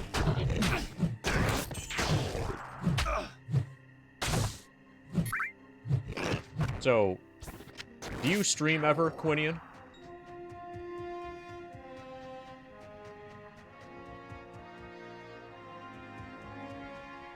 The answer to this question, you haven't in a long time, but you have streamed. So you know, then, that there's a big difference between, in terms of, like, what you're doing, mental energy, whatever, spent, when streaming a video game compared to just playing it offline casually alone for fun. And streaming is dramatically more exhausting. Like, insanely more exhausting. Yeah. So, people who don't stream don't appreciate that. And you probably noticed also that people who don't stream don't appreciate that. They imagine that you're just playing a video game casually, and that's all that's going on. So, when I'm doing this grind, I'm juggling playing FF7, playing another video game, interacting with chat, like interacting with you right now, Quinian. Everything related to the stream, everything related to, like, what you guys see here, even when there's nothing going on, I'm basically kind of obligated to, like, keep talking and shit. And also, so, like, Drika's home, and I hear her moving around the house, and depending on, like, where she's going in the house, certain things might happen that I might need to be aware of or interact with or whatever. These are all things that are simultaneously being managed, and it's dramatically more difficult to do all of this than it looks, or than people typically assume. Especially when you have people who are, like, just looking at this and might be thinking, why are you playing so terribly at Diablo 2? The reason I'm playing terribly at Diablo 2, is because I'm splitting my attention in, like, 10 different ways, and just one of those ways is Diablo 2.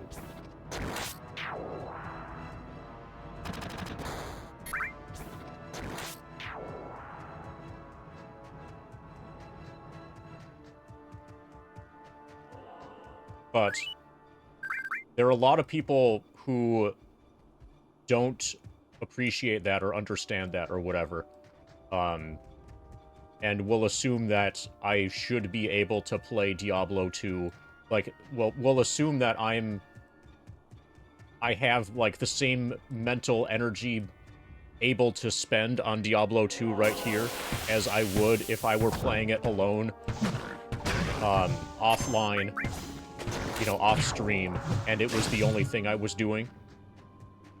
That would be completely different. It would also be quite a bit different if I didn't have a camera, like a face cam, whatever thing.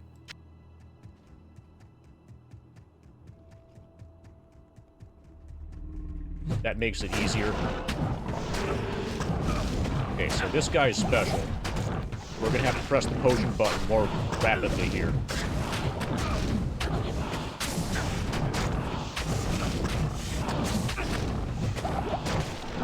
So, what I'm doing here actually makes 100% speedruns seem pretty easy. I am overburdened.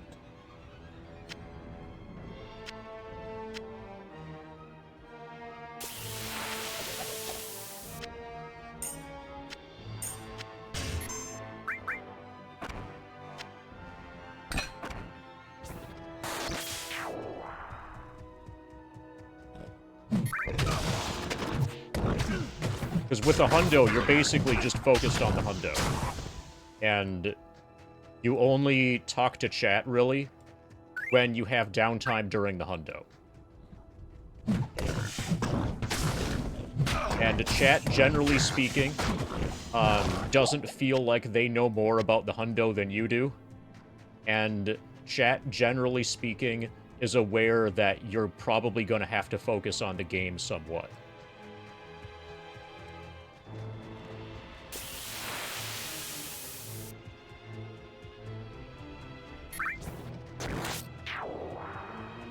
So in aggregate, 100% speedruns are easier than what I'm doing now.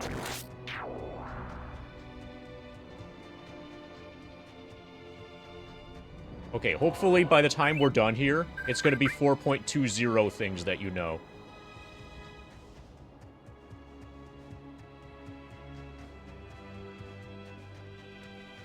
Yeah, so, Fricks, you may have noticed that I waited until over 900 hours into the grind before attempting Diablo 2. If I had started off the grind, if I tried this within the first 300 or 400 hours, it would have been a complete failure. But I've built up so much muscle, I've built up so much capacity to do the multitasking, to make this, like, just barely possible to pull off. Also, it really, really helps that I'm just behaving as though mana does not exist and doing a no mana use build, no mana use whatsoever playthrough. That's dramatically helpful, because if I had to juggle both mana and life, it would be way harder. Okay, so I think this whole area is cleared.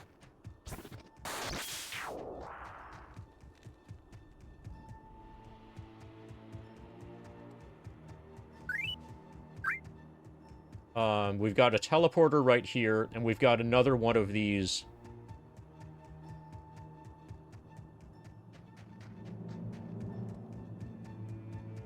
You're very uncertain? Well, we're either gonna... Oh, hey, we can. So this one works. We're either gonna die 69 times, or we're gonna die 420 times. Look for Anya under the crystalline passage by the frozen river. Okay, so the other portal thing didn't work. This is Pit of Acheron.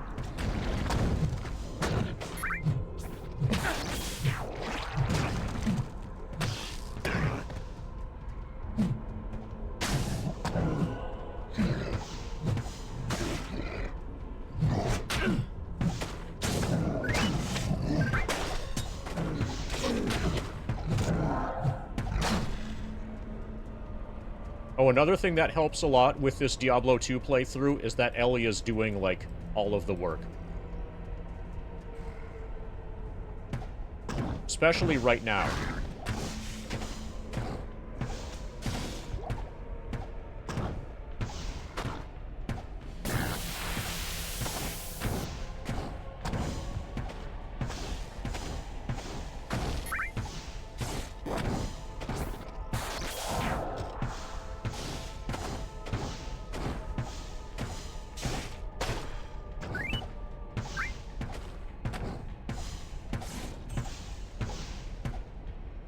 I have no shame whatsoever about abusing Ellie.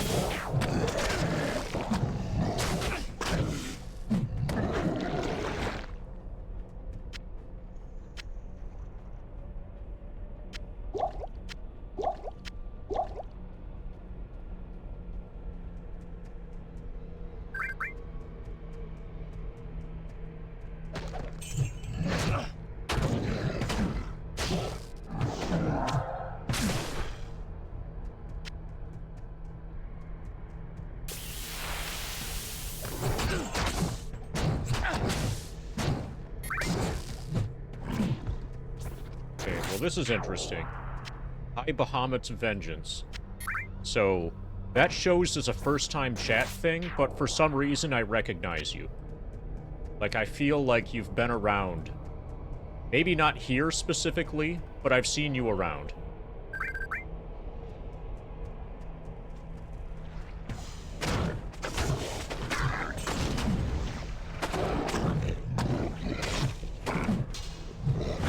You're recently new. Okay, maybe I'm confusing you with, like, some other username that's similar. You've been around the other FF7 channels recently, probably then. Okay, so these guys are gonna fuck the shit out of me. Look how fast they are. We're dead. Yeah. Ellie, I need you to kill these fuckers for me.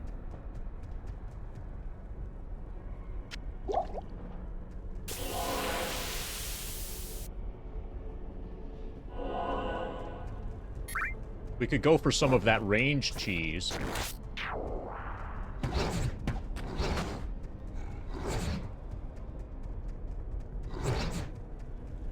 Good thing I have the boots of plus 30% speed.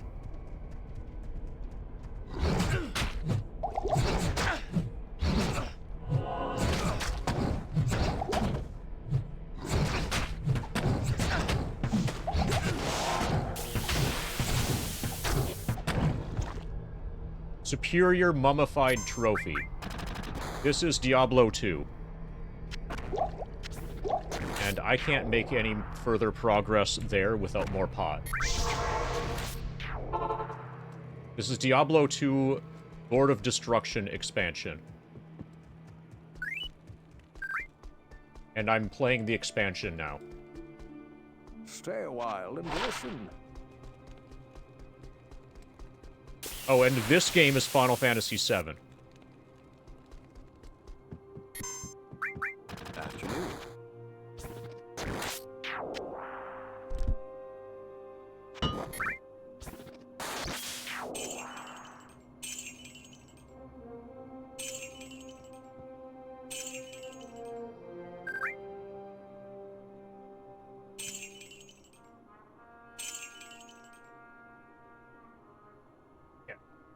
I'm playing this expansion of this game.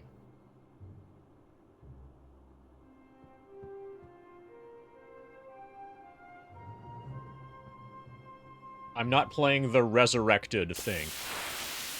That's being sold also by Blizzard. Okay, this is way worse defense. But cold resist, 39%. Lightning resist, 43%. Fire and poison are 13. Damage reduced by 1. Attacker takes damage of 7. Okay, but this shield is half freeze duration. I think this is worth it, overall. But I want to keep this.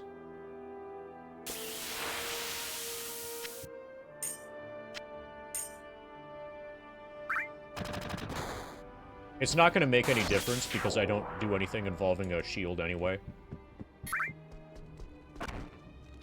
Okay, now we gotta decide what to stack, what to dump.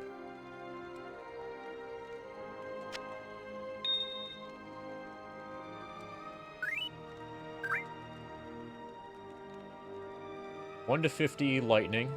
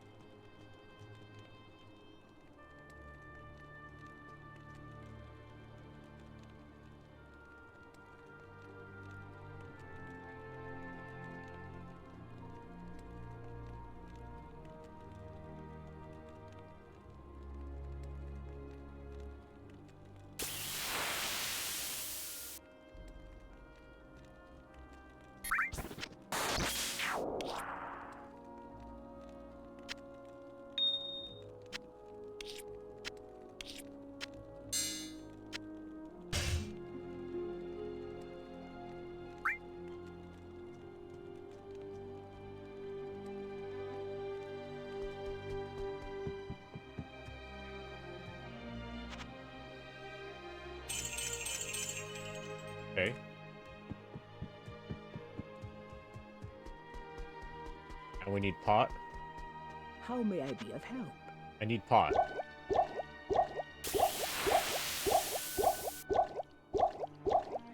Thank you for the pot.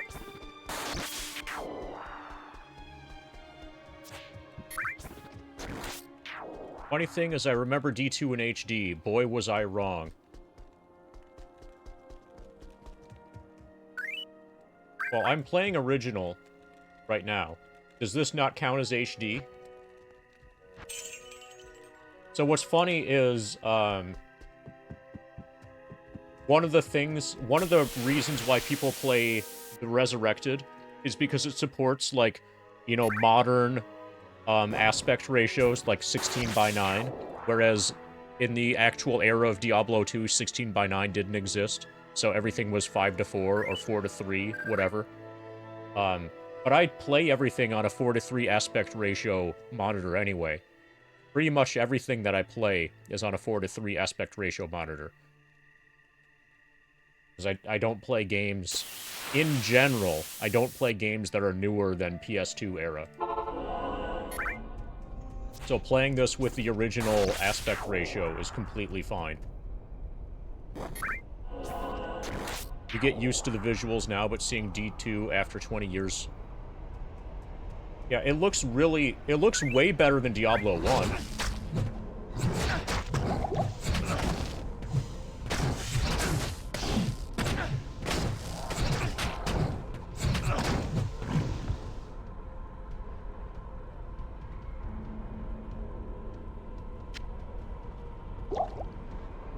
By the way you remembered is probably actually how it looks. So a lot of the reason games look bad is that they're playing on a monitor that has mismatched resolution to make it look terrible. Yeah, and also you were originally playing it on a CRT, which, like, smoothed over a ton of stuff also.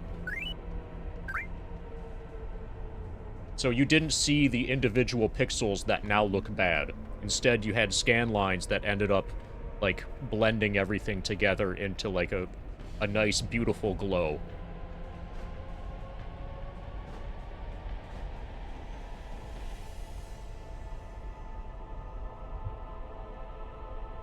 The CRT made everything look beautiful.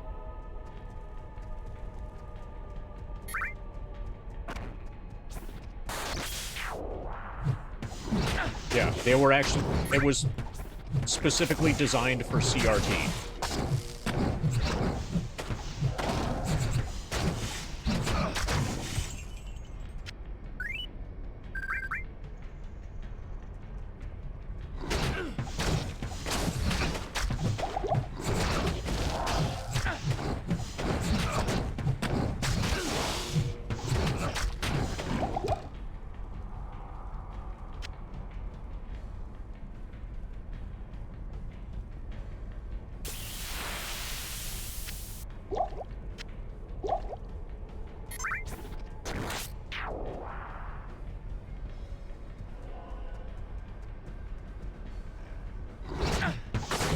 That one looks stronger than usual. He's probably gonna... Yeah, this one's fast, too. Probably gonna kill Ellie. Yeah, we might be in trouble now. Ellie?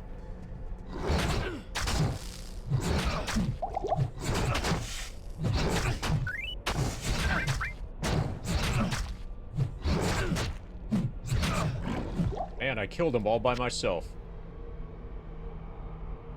Good job of me.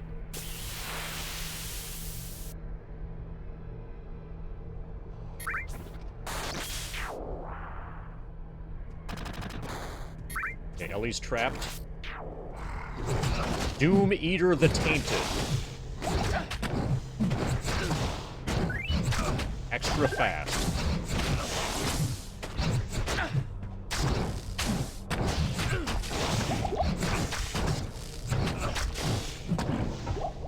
Extra dead.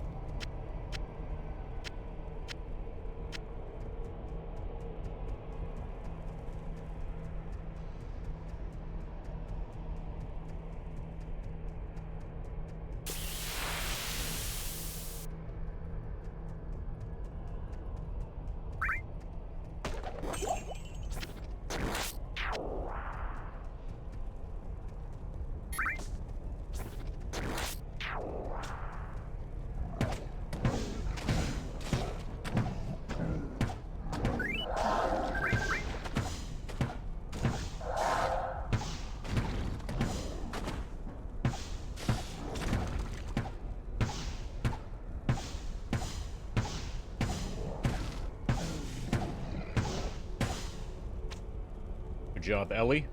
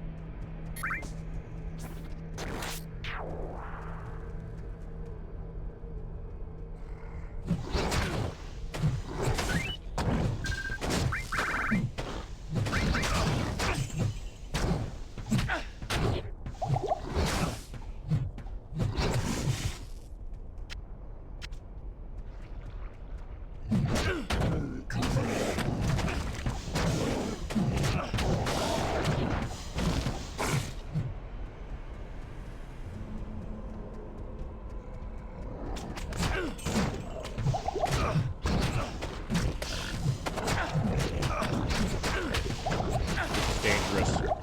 Okay, we made it out.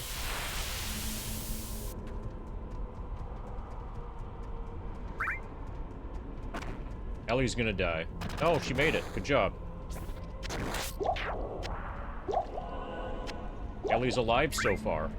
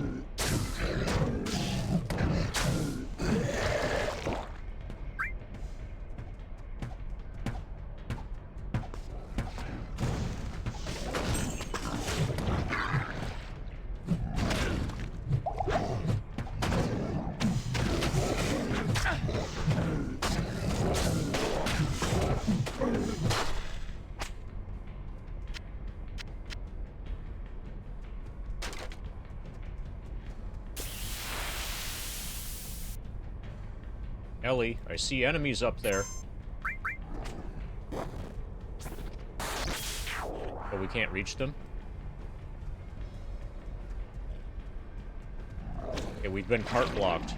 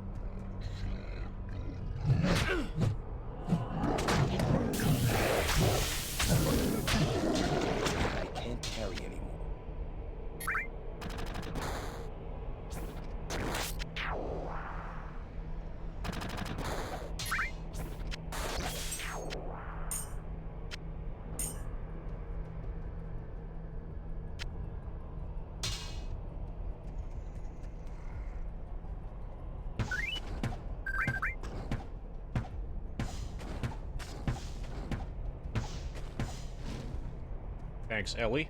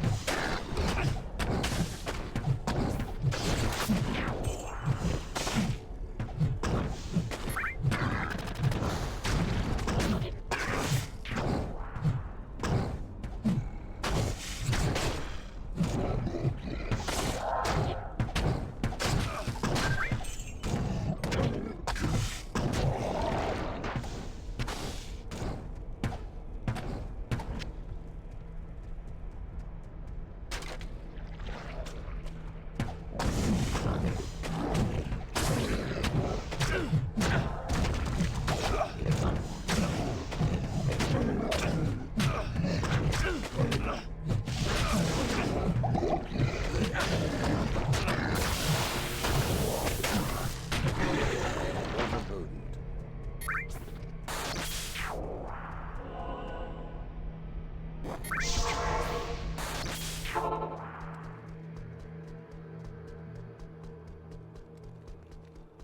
Yes? Yes.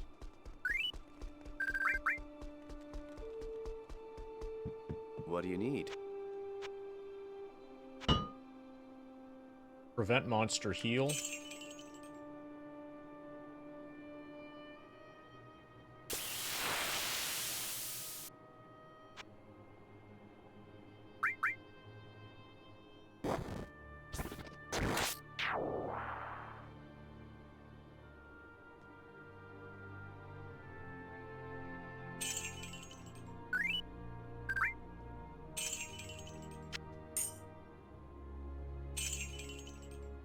Okay, life stolen.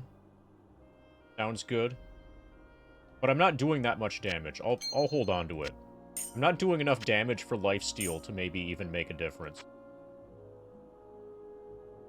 Okay, my sword has 4% life stolen already.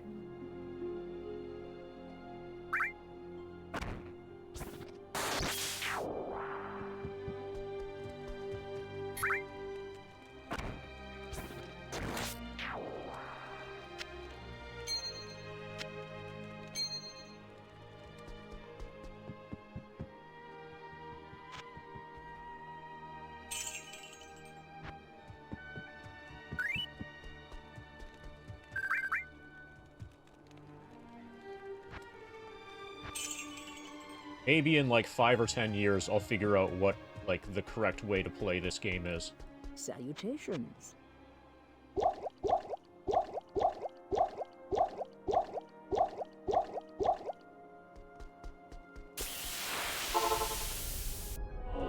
Okay. Yeah, that makes sense. I'm definitely stealing the lives of a lot of these dogs and Shinra MPs.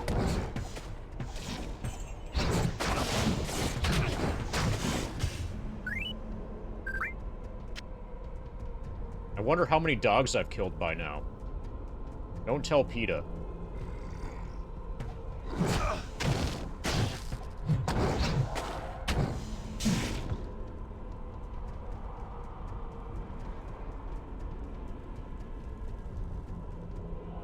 But it's probably a lot.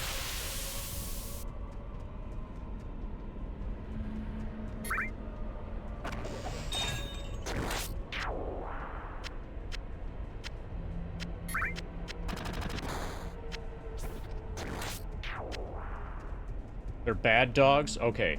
Yeah, if I was killing good boys, that would be way worse than killing bad dogs.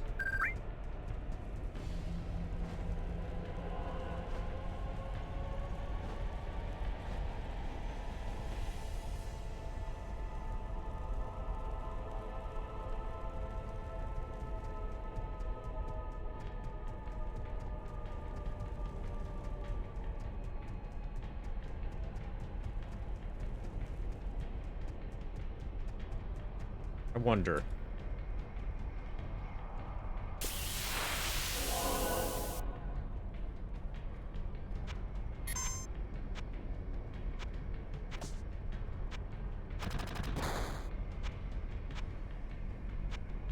I want to try this for a little while. It doesn't lower my attack by that much. This is normal attack speed. My attack speed will go down.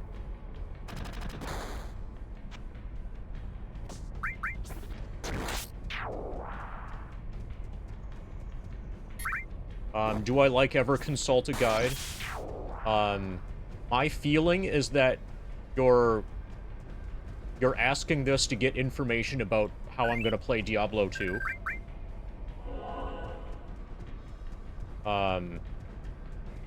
So my answer is not going to be particularly helpful. I'm not going to look anything up related to Diablo 2 after I finish this. The reason why is because I want it to still be basically effectively blind, if and when I play through again later. You know, using, like, an actual, like, you know, with my full attention. But if you mean for other non-Diablo 2 games, typically after I beat the game, I'll watch the any % speedrun, or I'll watch, the no out of bounds run for it if there is one. So, like, after I finished, what is it? After I finished Persona 5, I watched, like, the first 3 or 4 hours of the Persona 5 speedrun. Just to see that, you know, the speedrun is also bad.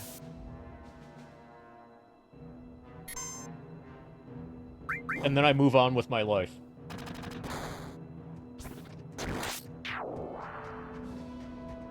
But there's another one of these portals in a previous area that for some reason I wasn't able to go through. I kind of want to check it out again.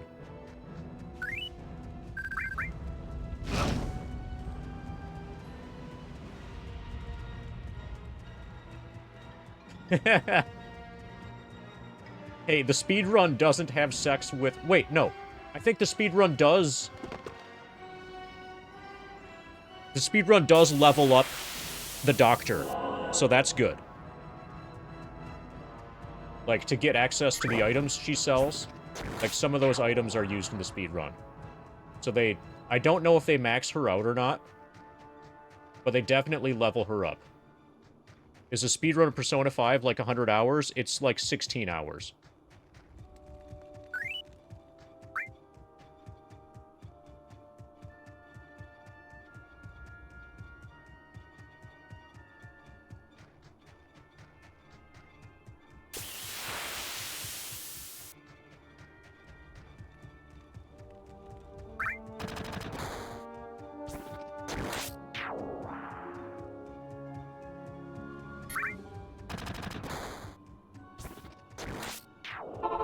Okay, so for whatever reason, we can teleport in here now. We weren't able to before, I don't think. I tried clicking on this and it didn't work.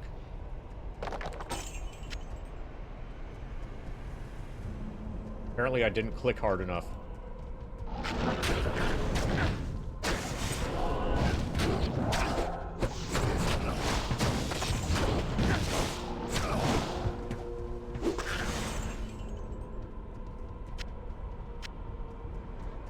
Got another yellow item.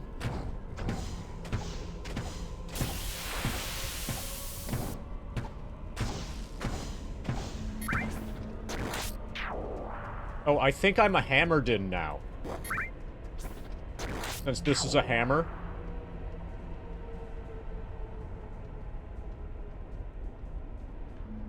Are you guys proud? I'm playing Hammerdin. This is totally the correct way to be a Hammerdin, right?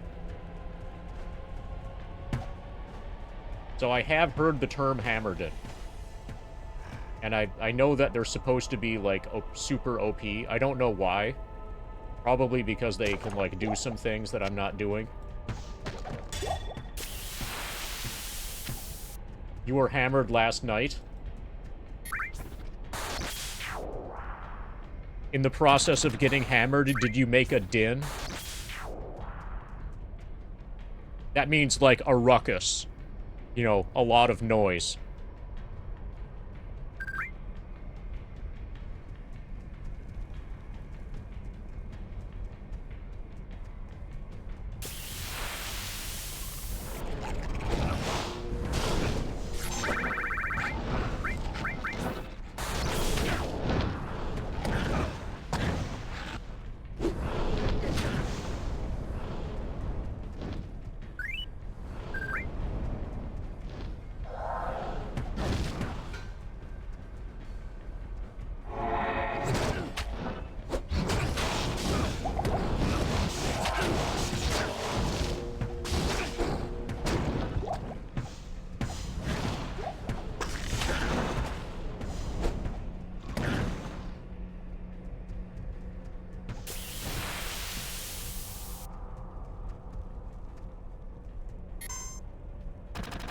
His helm is too far away.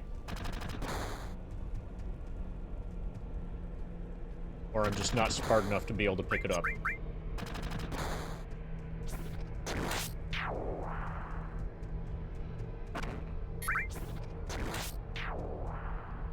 Oh, so that's what you post like when you're drunk.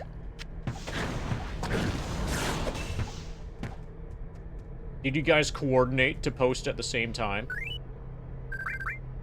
You're like, hey, let's count down, and then we can both spam a chat at the same time.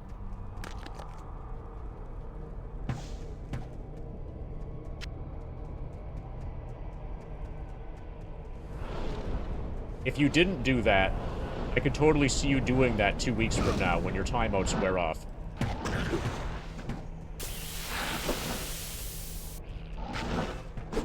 Okay, this hammer's not working very well. It's too slow. Too slow for these little fuckers.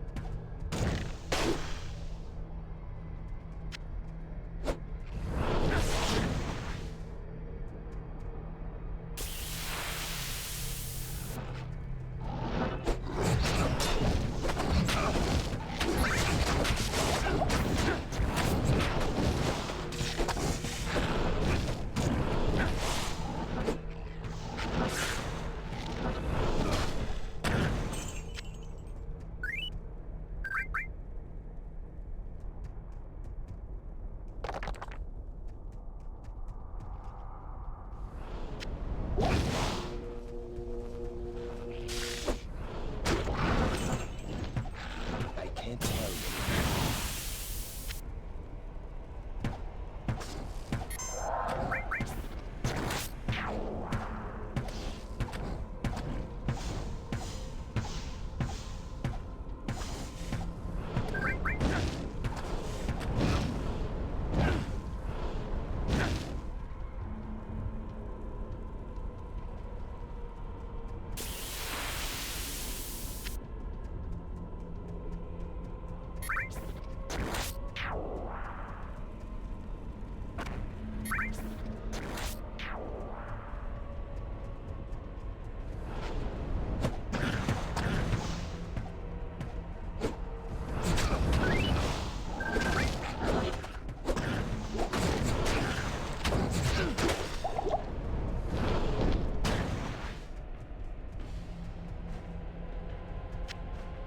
I am overburdened.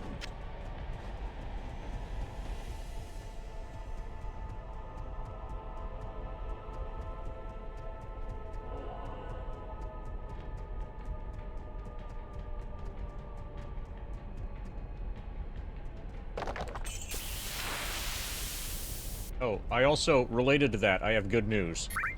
Rika apparently still likes me, even though, she got timed out in Fiscal Lizard's chat.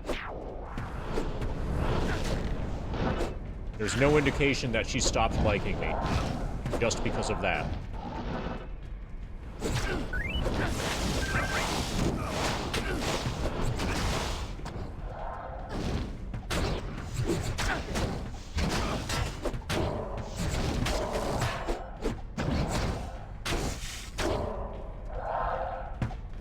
Okay, we sent him spinning.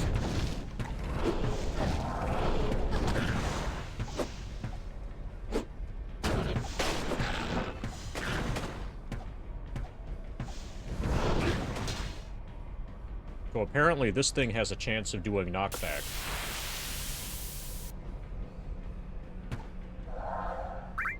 It causes monster to flee 25%. That's it.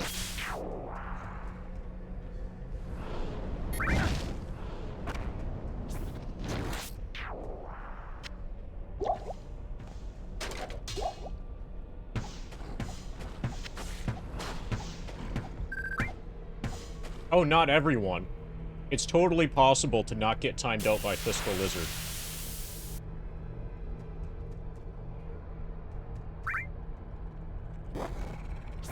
He only times out the people who attempt to communicate.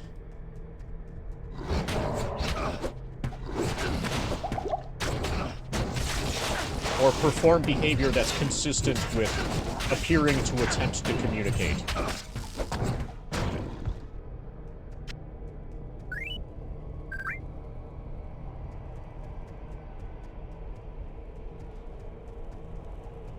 Yeah, I've been deputized.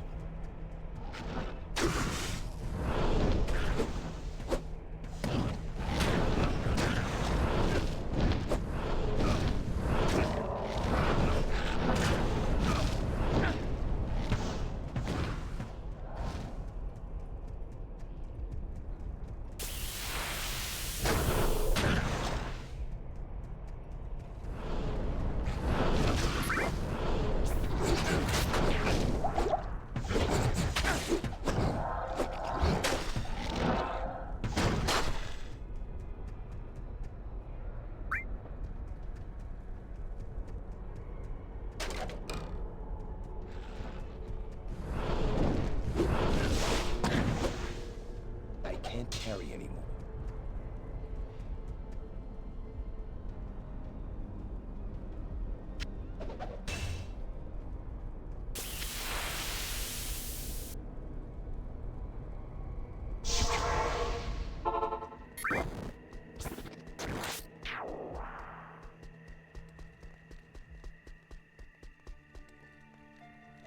Good evening.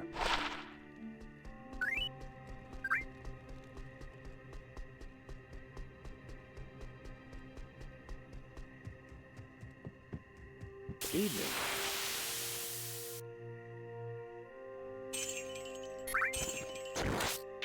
Magic damage reduced by 3. Needs way too much dex.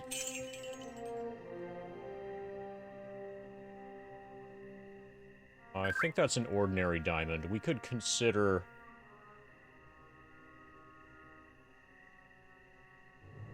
keeping that. Okay, so my current belt...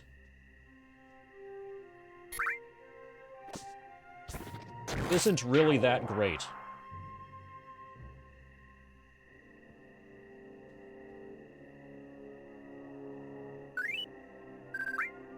This feels like an upgrade.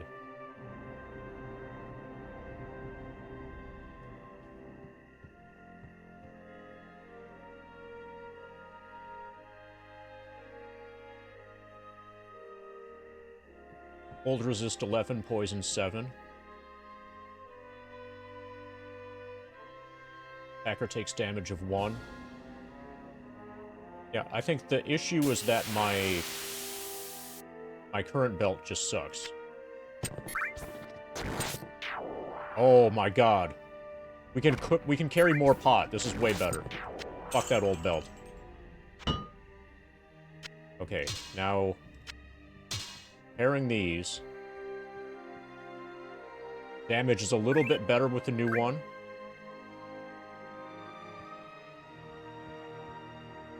Adds 1 to 16 lightning. Okay, this steals 7% mana, which I don't care about at all. And 6% life. This adds a bunch of poison damage and lightning resist.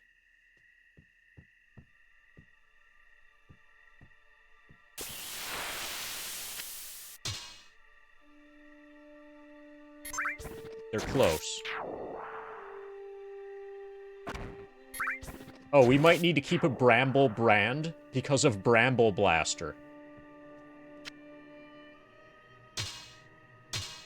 A Bramble brand is better.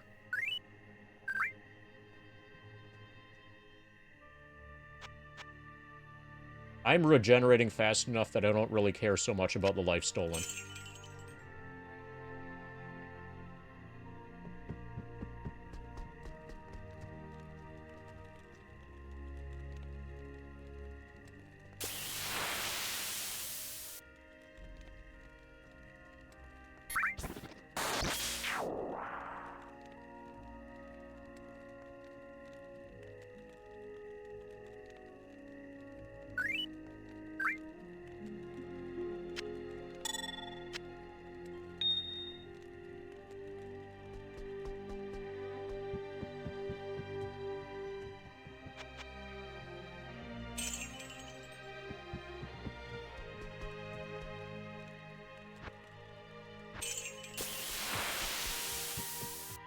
Okay, now we can buy way more pot.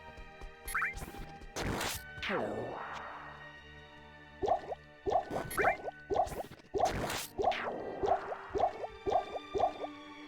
Look at all that pot.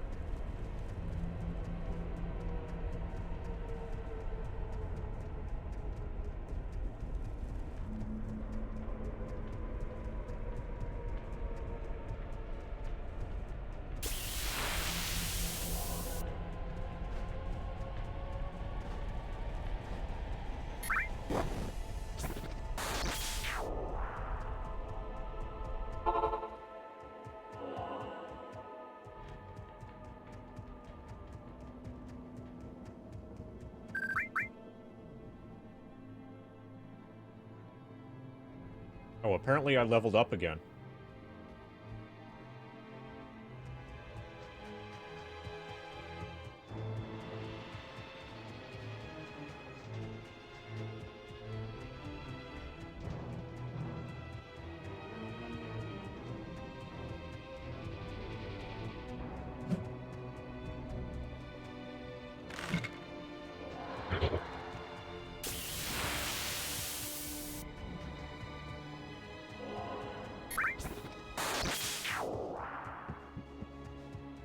So it feels like we must have missed a catapult somewhere.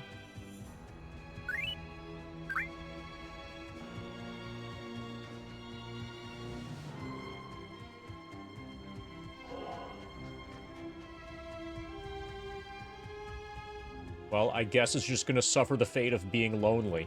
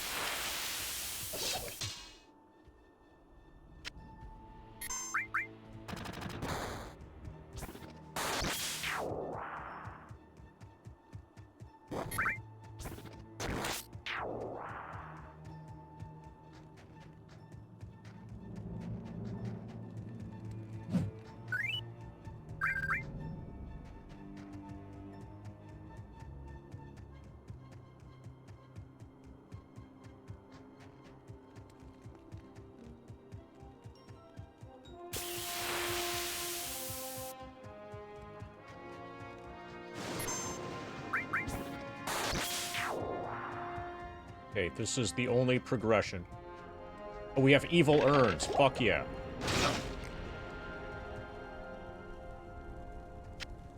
They had spiders inside. That's how you know they're evil.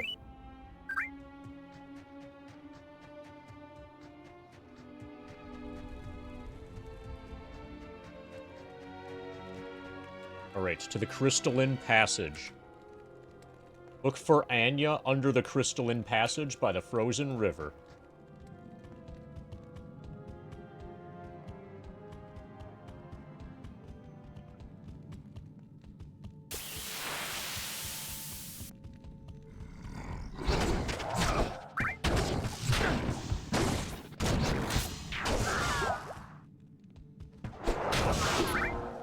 These things die easily.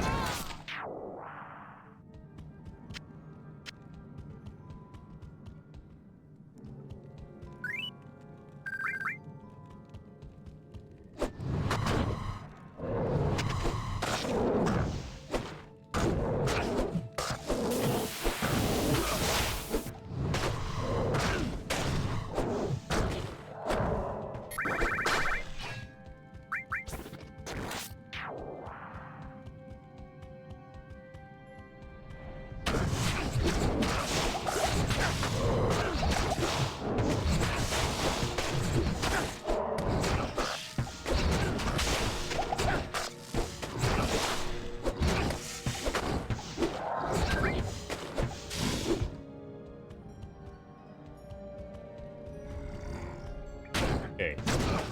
Champion Moonlord.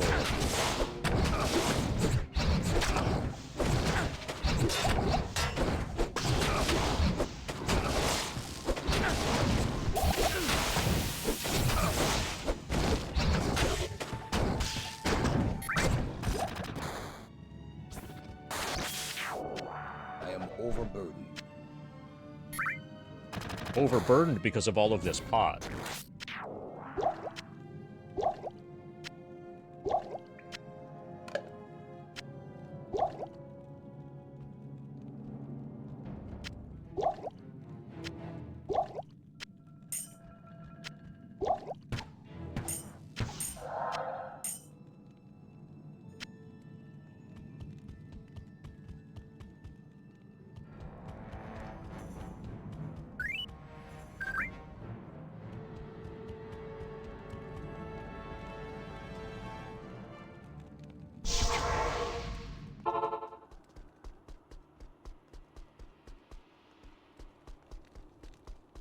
Stay a while and listen.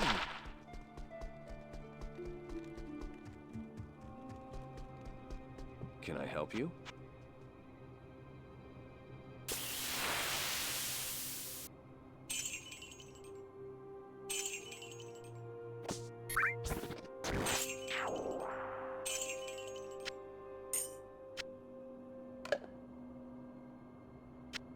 Okay, I'll just hold on to that stuff for now.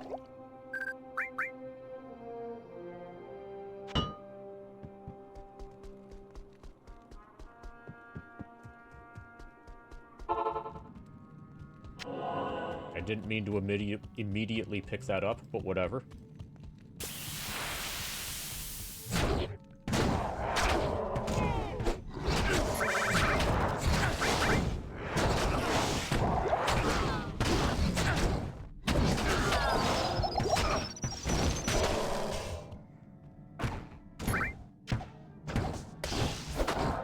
Yeah, I must have been listening to that song.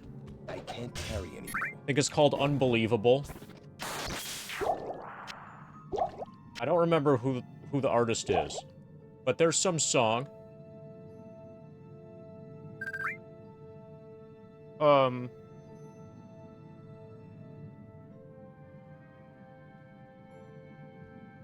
Remember, like, from the 90s or whatever? And it has the line, "Your purple prose just gives you away." I must have misinterpreted that as your purple pose, where pose is short for potions. Okay, we have a first-time chatter with a giant text block. Is everybody hyped? It looks like it's about FF7. Somehow I never thought about this much. But the city of Midgar in FF7 makes no sense to me. It has quite a few Mako reactors. Why? So the rich people have all the energy.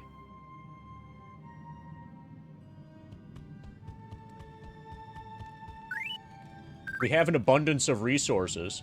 You have a situation where you have a massive overabundance of resources, but you still have a very large population that doesn't have access to them. Sort of like healthcare in the United States. At least in the game, all I remember is slums. Well, that's because you spend most of the time in-game, in the city, in slums. The city is in remake. Oh yeah, if you consider the remake to be canon, you spend some, like, you do some stupid stuff, like, up on top of the pizza.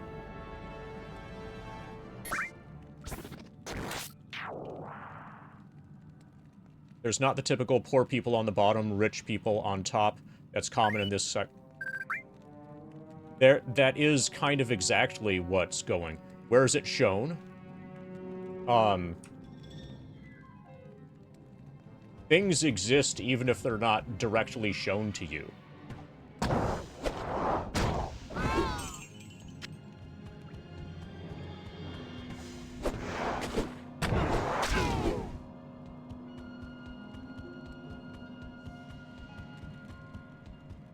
I kind of like that the city above isn't shown.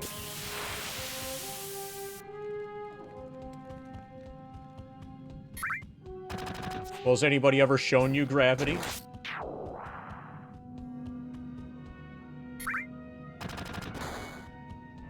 And technically, the reactors are alongside the pizza. So, it's like having pineapple, like, a big pizza surrounded by a bunch of pineapples.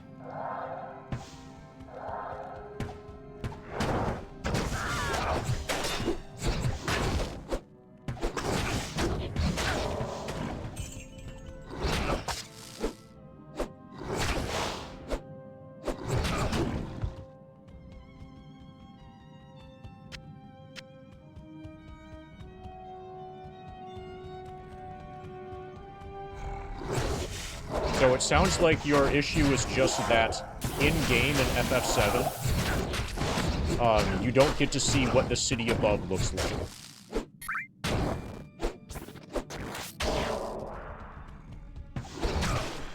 This is Diablo 2. This is original Diablo 2. This game. And we're currently playing the Lord of Destruction expansion.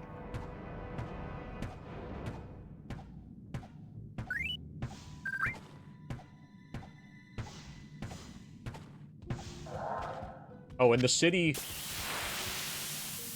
Yeah, I see the comment, but where's the city? And then the face that has, like, the red thing to the upper right of it. That's, like, angry, confused.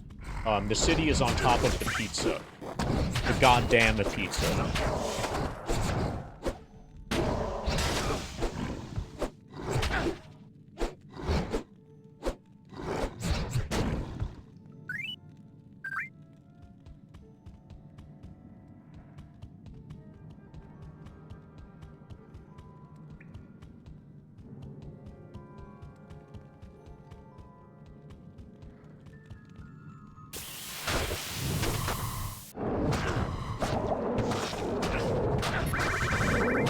Also, I hope you enjoy the grind document.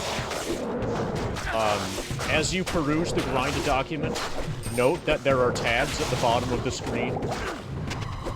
It's not just a frequently asked question thing. There's a tab for progress and a tab for games that will provide additional information as to WTF is happening. Why 7 underscores? There are two possible answers that immediately come to mind. One is that 6.9 rounded up.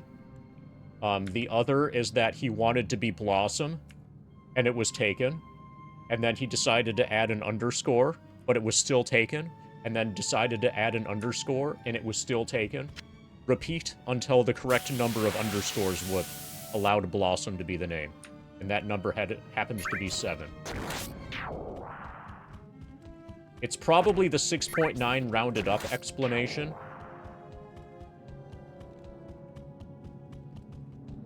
But the just wanting to be Blossom is possible too.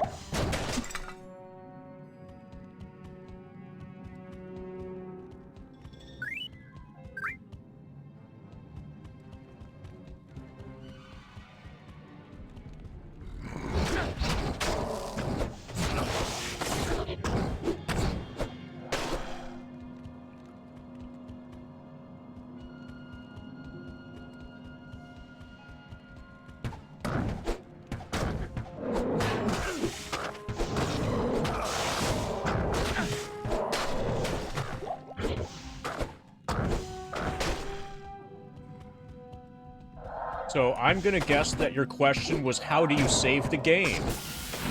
There's no save point out there. Was that it?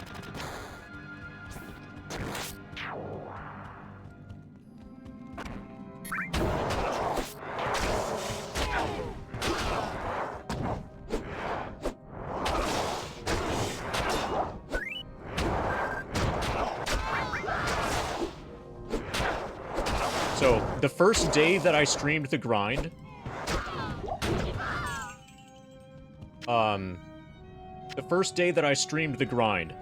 every question that you see on that list, I answered over and over and over and over. Basically, the only thing I could say was answering those questions as people asked them over and over and over and over. So that made it very easy for me to write the frequently asked questions document. Because I had a lot of practice answering those questions.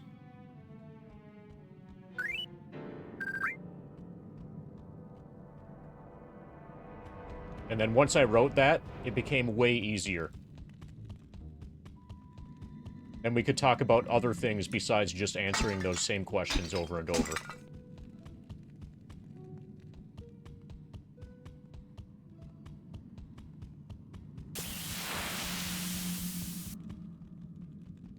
Oh, hi, a corpse.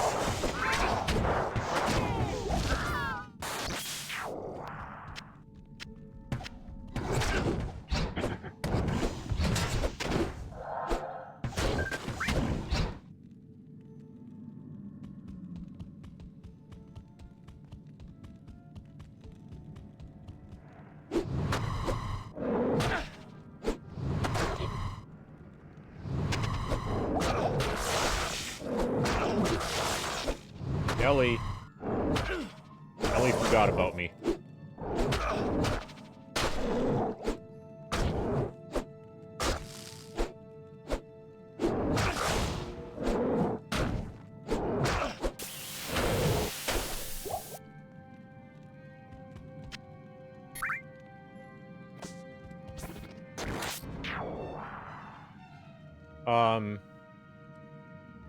Yes. That's an Easter egg. That Easter egg has been known about since, and like very obvious and commented on, etc., since the very dawn of FF7.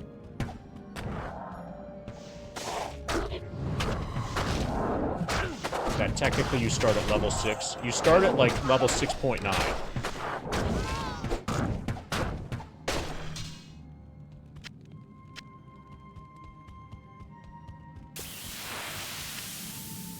If this has enough...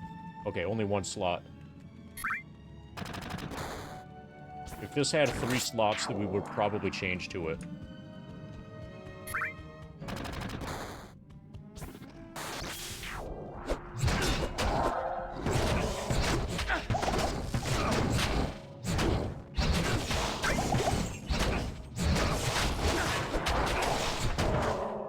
So, I'm one of the extremely old-school FF7 people who's been theory crafting the game basically from when it released. So a lot of times there'll be something that, like, goes viral that's like, I bet you didn't know this about FF7. It'll be something that I knew about for 20 years.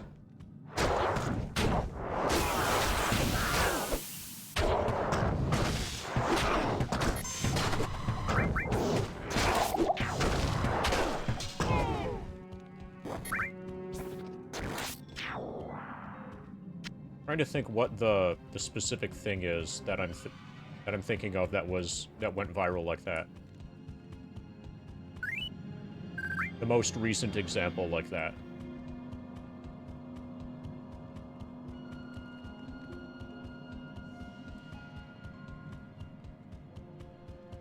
Oh, so did you know that Rinoa is in Final Fantasy VII?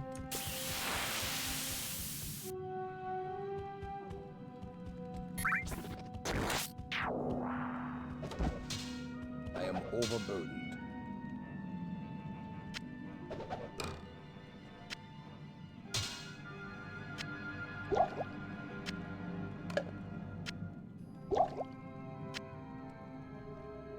So, here's a trivia question specifically for Blossom and not for anybody else, because other people in chat know the answer because this has been discussed here and stuff. But where is Rinoa in Final Fantasy VII? Let's see if Blossom can figure this out.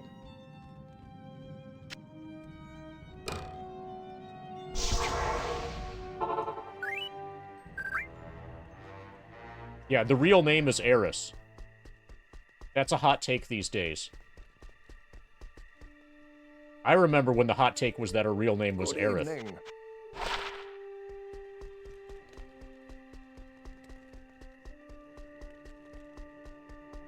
Evening.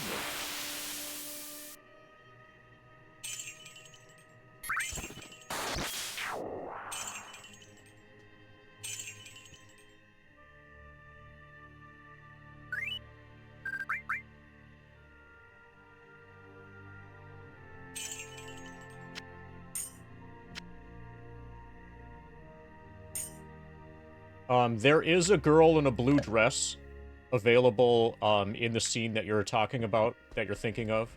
That's probably why you're thinking about it, but that's not it.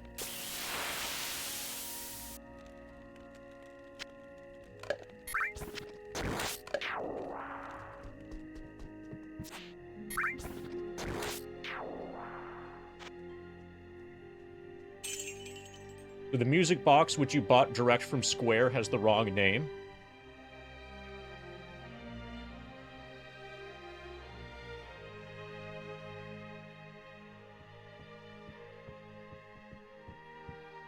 Mine says Music Box.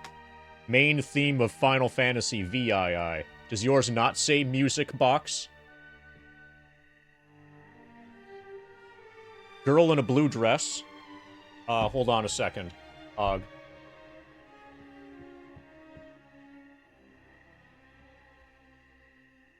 feel like I've sent you this song before, but if I did, it's worth it to do again.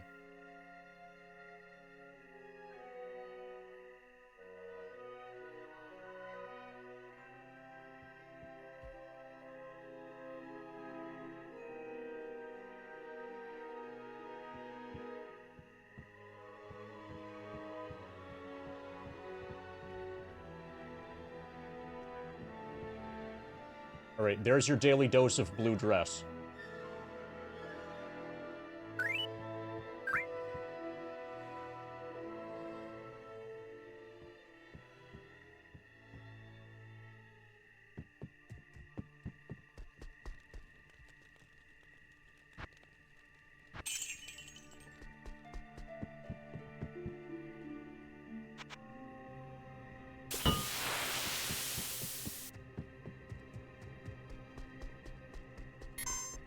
Good evening.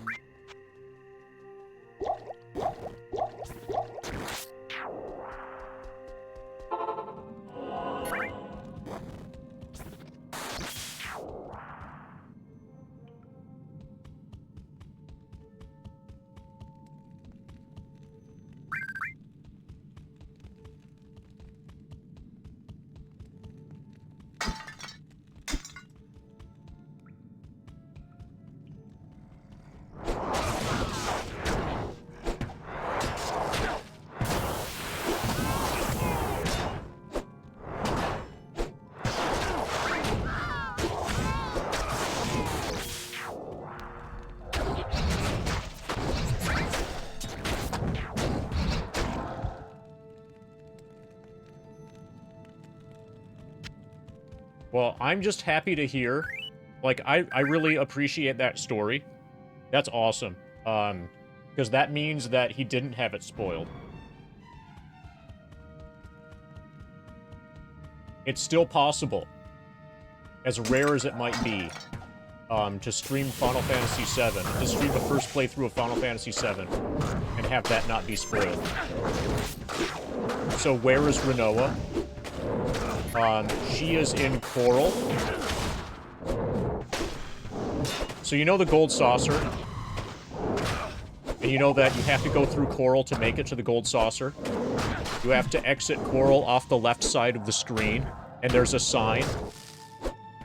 There's a sign that says gold saucer and like an arrow to the left. Look more closely at that sign, and you will see Rinoa, kind of in the background in the sign.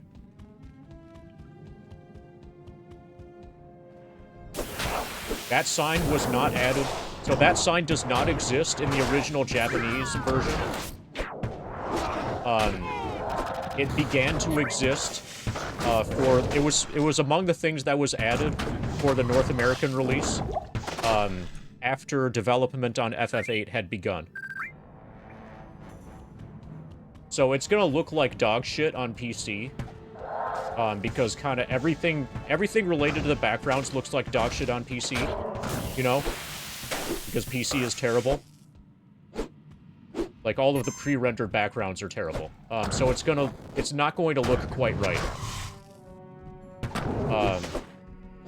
But if you look at what the pre-rendered background's supposed to look like, for actual Final Fantasy VII,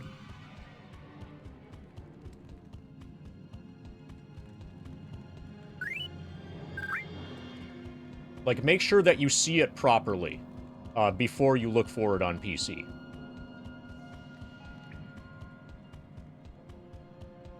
Otherwise, if your first time looking at it is on PC, it's going to look way less impressive. And way less clear and obvious.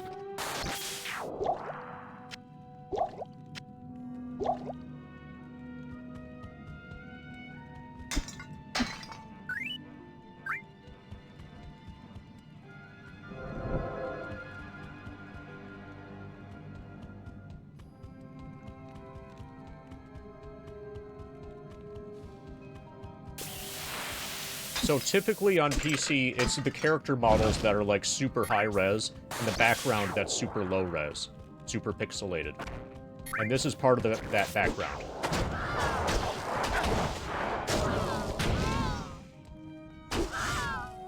Like, the beautifully hand-painted backgrounds for PlayStation did not port very well at all.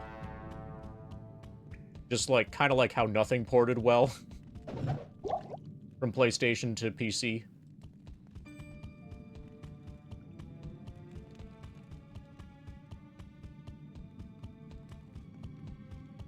I typically don't play FF7 PC modded. Typically, the only reason I would play FF7 PC is in order to do stuff for PC leaderboards. For speedrun purposes.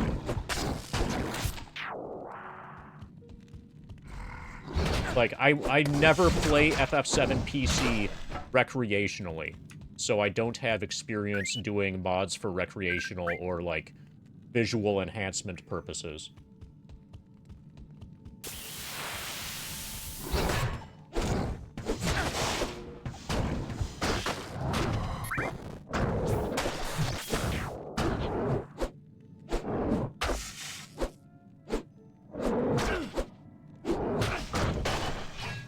I actually do almost no recreational FF7 playing at all. Everything is always, like, has some sort of purpose in mind or is pushing some new boundary.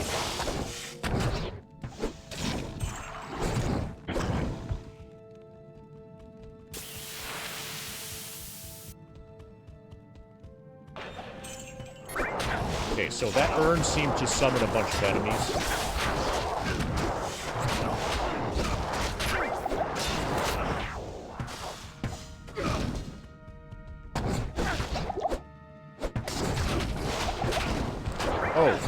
One of these is a super bad enemy. Like from the movie Superbad. It's probably this one. No, this is just an ordinary Moon Lord.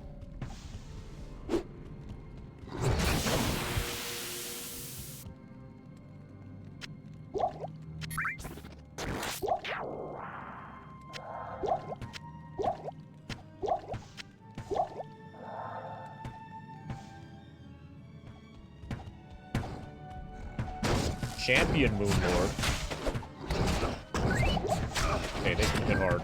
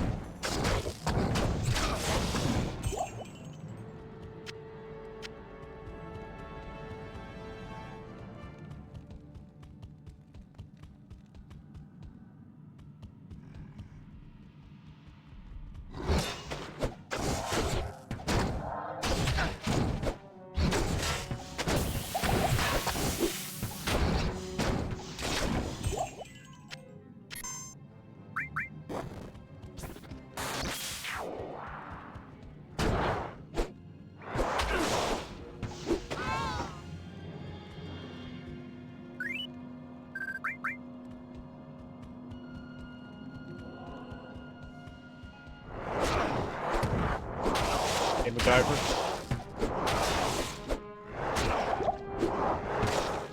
Are you excited to defeat the Lord of Destruction?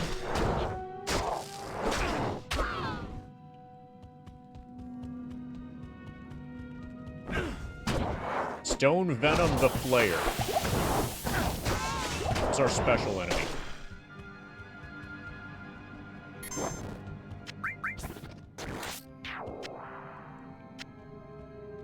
Giving an act update. So Bale, the Lord of Destruction, that's this guy on the box. Apparently he's alive and stuff. And he has access to his, like, soul stone, which is like a little stick that glows, and it makes him strong. And apparently there's a really big stone, a really big soul stone. It's probably the size of a football instead of a little stick. And this guy knows where it is, and he just, like, produced out of nowhere this giant undead army of evil and demons and stuff. And he knows where the football is, and he's gonna go after the football. We are following him. So, like, we also know where the football is. We're following him, and kind of like helping the people who are the defenders of the football.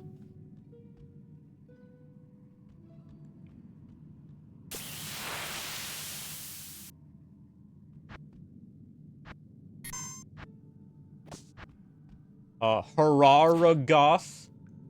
I think this is some city that's like the people whose job it is to defend this football. Mount Ariat is the location where the evil football is. Yeah. So basically that's it. The problem is that if Bale gets a hold of this evil football, then it's gonna be the end of the world or something.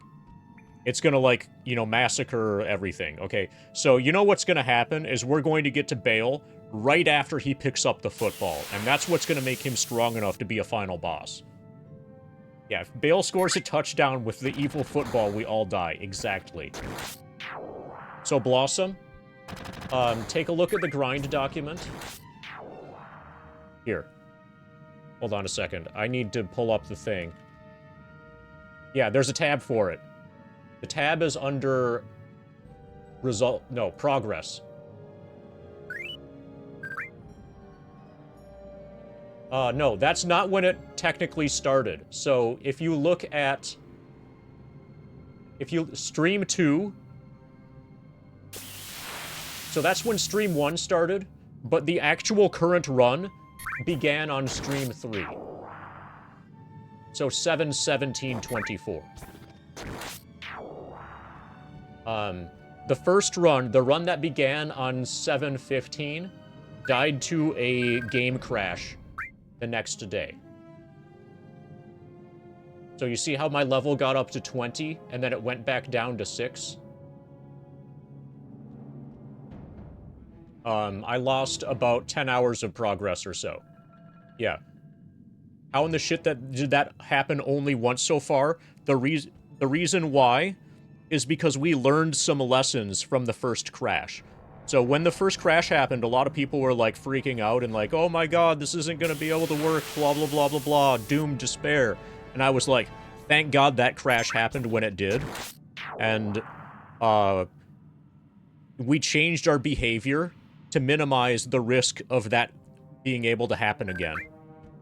We significantly changed our setup. I spent basically an entire stream figuring out how to get FF7 PC to be as stable as possible for the purpose of this. And then started again for real on the 17th.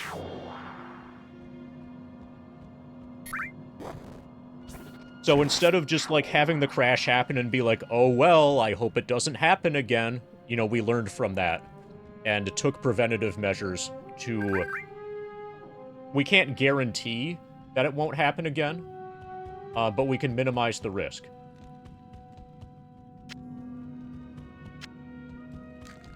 And we just stepped on a spider.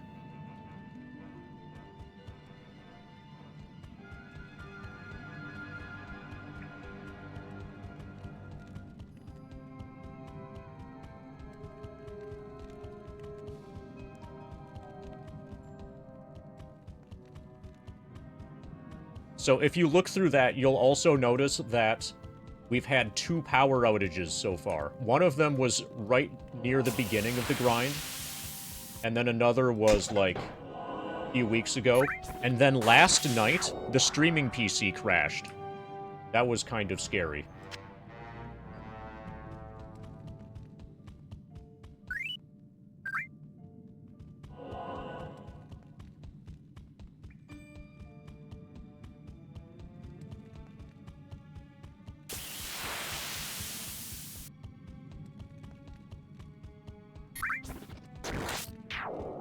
Oh, tornadoes are also bad, too. Hurricanes are bad. My idea was that it would be better to do the grind in the winter. Or to have as much of the grind be done in the winter as possible. To minimize the amount of, thunderstorms. Just because, like, you would expect there to be fewer, thunderstorms. Fewer electrical storms in the winter.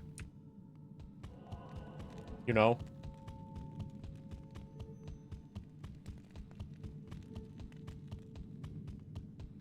That's what I would guess anyway. But I ended up starting the grind based on, like, when it was the appropriate time to do the grind.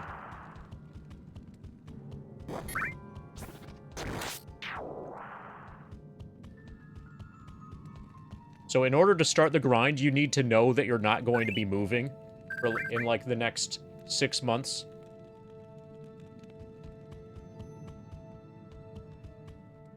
Yeah, a lot of... I had been routing this, like, actually, like, thinking about it somewhat actively, for years before actually doing it, before I actually started.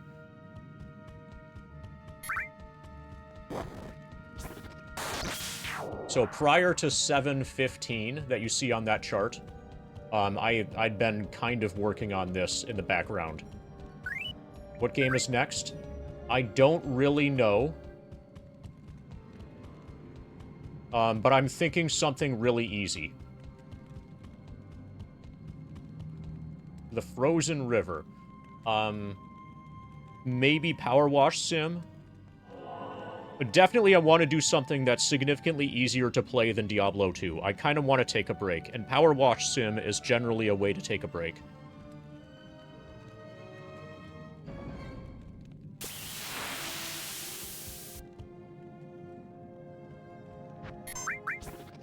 Okay, so somewhere in here, we're gonna find Anya. That's our next quest thing. So, I have, offline, I've finished the main game for Power Wash Simulator. I've done all of the Power Wash Sim content, except for the Final Fantasy VII stuff. I wanted to save that for stream.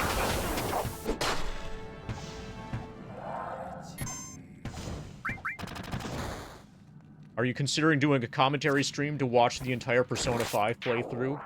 That's a great idea. I feel ready for battle.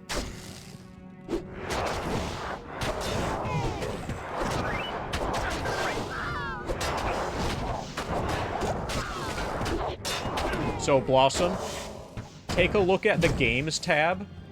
You know how, you've noticed now that there's more than one tab. And you're currently looking at the Progress tab, probably. Take a look at the Games tab, and you'll see that one of the games that I did was a challenge playthrough of Final Fantasy VII. I did Scavenger mod.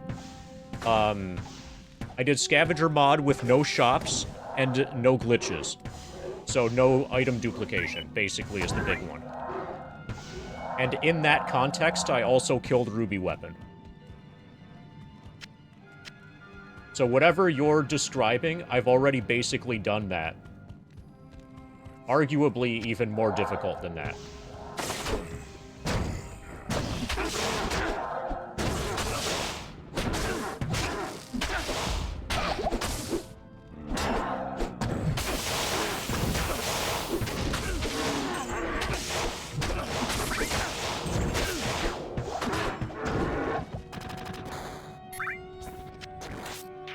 What about remake? Fuck no.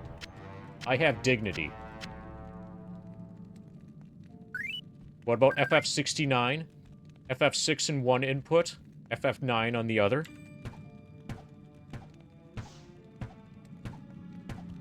Have you considered being an ideas man, Mr. Ween?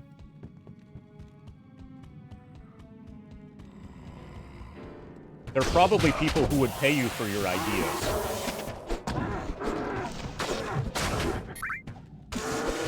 They might pay you in, like, hits of marijuana, but they'd pay you nonetheless. I mean, Cornfed.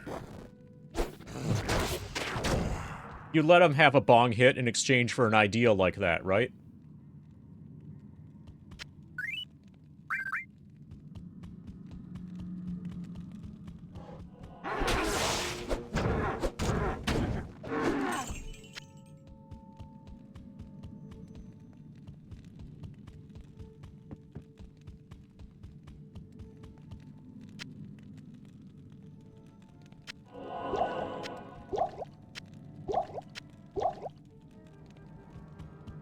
That's Cornfed. No, that's Noob saying yes. Hi, Noob.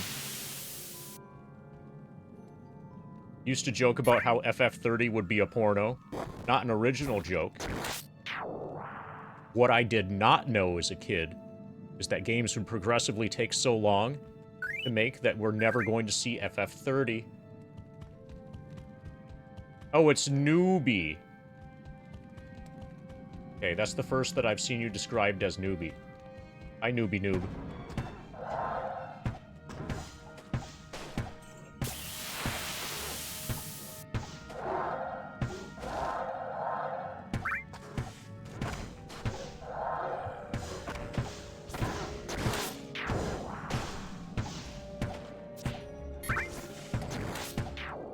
Ellie is really good at this game.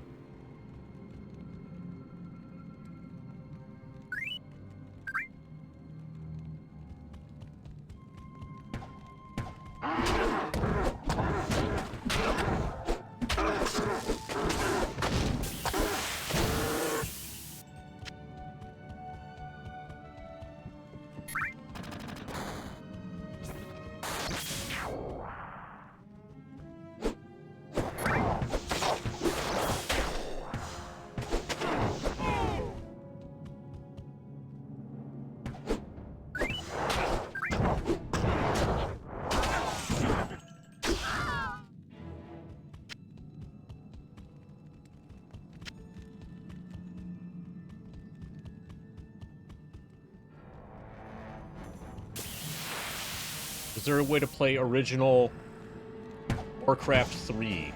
I have no idea. I would imagine that there's definitely a way to play it pirated. It would be really weird if there weren't, but I don't have the knowledge or skill set or whatever to be able to point you in the right direction for you to be able to do that too.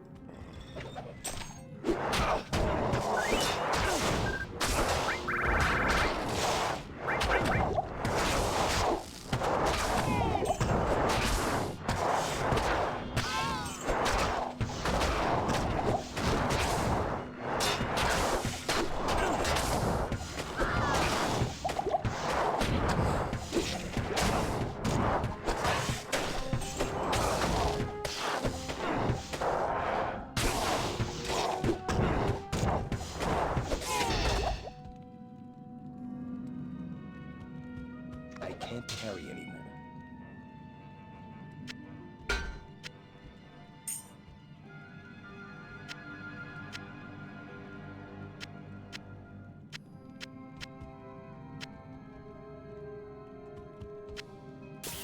Oh yeah, so like these guys together were like $12 on eBay. You could probably do the same thing with Diablo 3.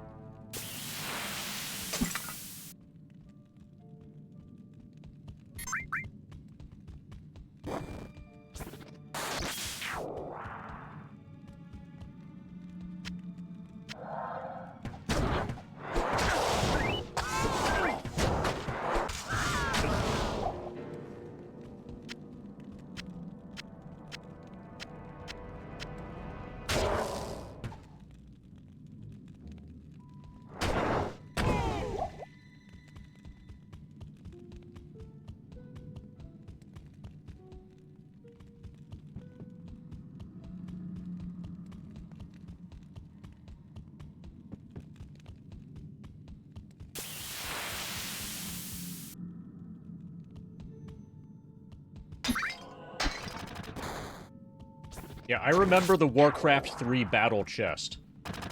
And it was, like, shaped like a treasure chest.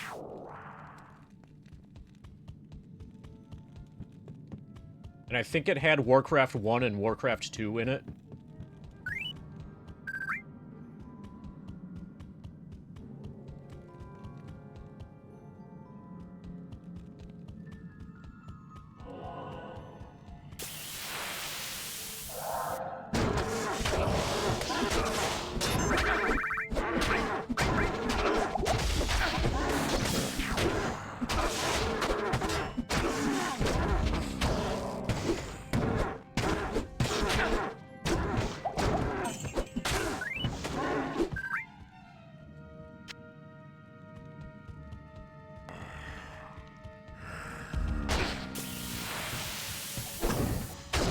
Okay, so these guys are getting revived, and our quest log thing popped up. Rescue Anya. So there's something that can revive undead nearby.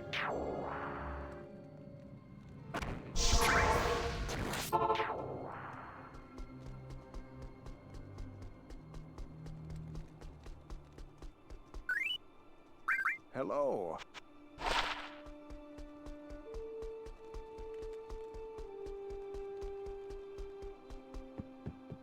Can I help you?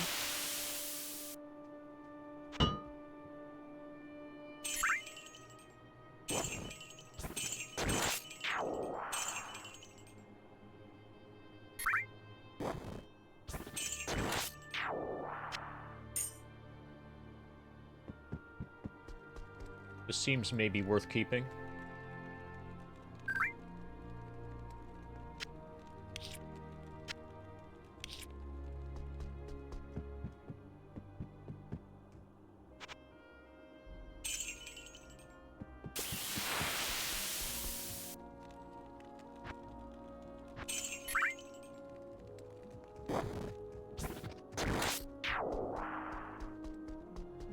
Hello.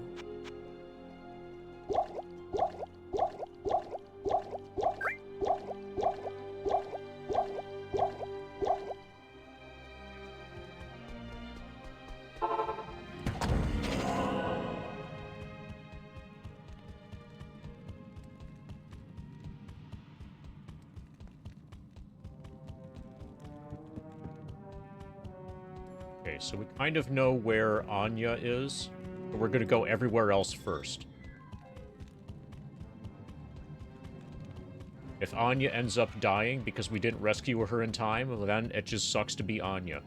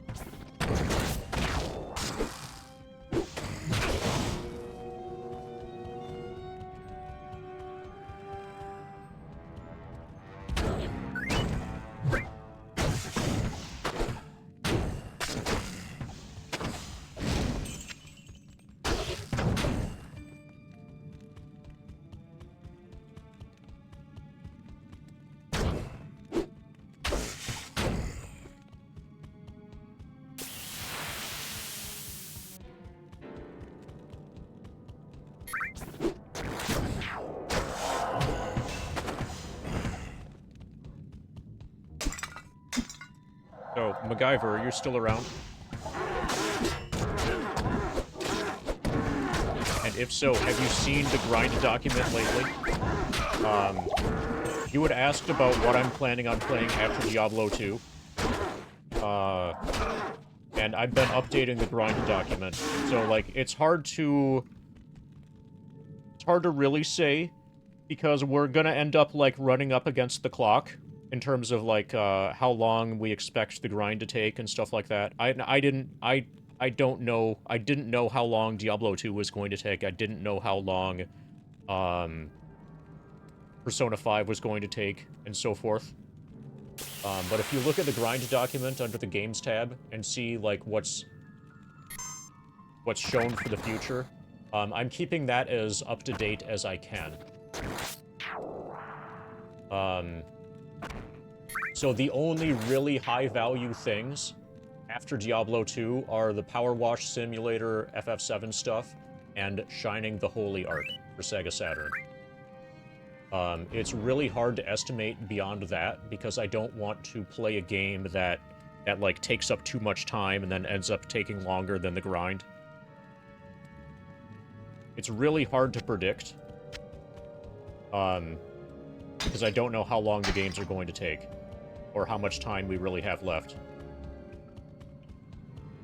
after each individual game. But I am kind of interested in A Boy and His Blob. That game should only take one stream. There's a decent chance that that will be next.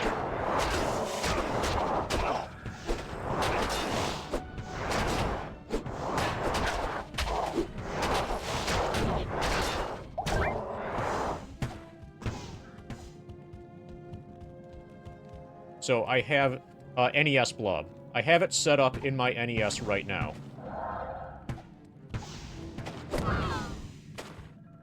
And I haven't done a full playthrough of it before. As a child, my household rented it once, so I know kind of about the game. From my experience having played it, like, when I was 6 years old, or maybe 7, or whatever, you know?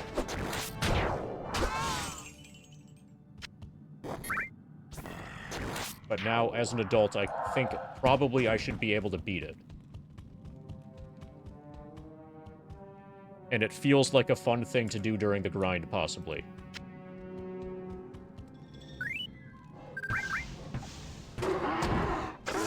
So maybe the last few streams could be only just chatting, and yeah, possibly. So there's a VOD on YouTube. There's a YouTube video for... One thing that I might watch. There's like a 9-hour-long YouTube video for, Dave Stereo's last stream when he did the Inside the Reactor level 99 grind. And it might be fun to watch that. Or maybe, like, watch some of that. But the main games that I have in mind for the very end are Vampire Survivors and SimCity. SimCity goes on infinitely and you can stop whenever. Vampire Survivors probably does the same or does something similar. Vampire Survivors, definitely you can stop whenever.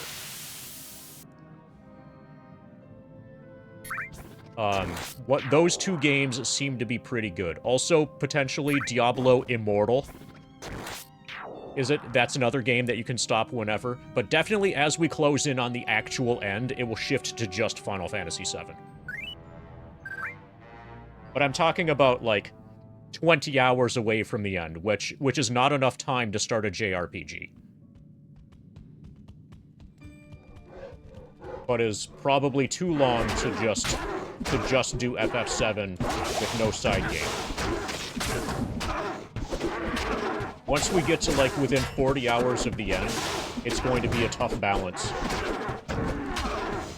between side game and FF7 stuff. Hey, we are really getting whacked by these guys. Holy shit, these guys are good at whacking us. We should consider whacking them.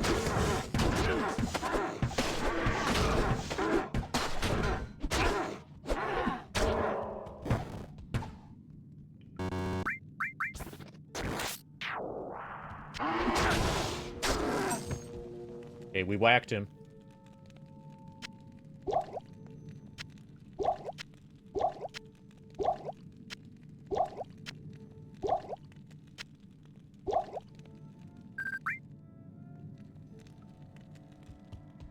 Why does it actually matter?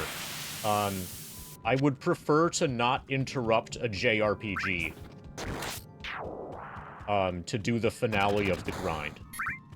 Once the grind is done, I would prefer... This is just personal preference. I would prefer to not have to, like, finish a game that I started during the grind.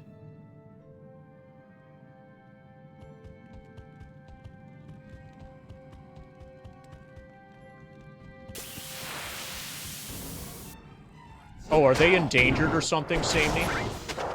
They're probably endangered. I shouldn't have done that.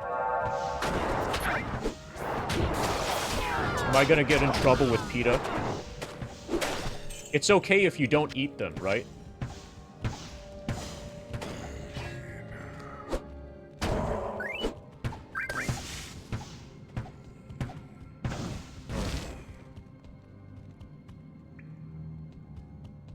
Why not just finally save an FF7? Will you finish? There are a few reasons. One, once I get close to the end of the grind, I'm gonna want to complete the grind.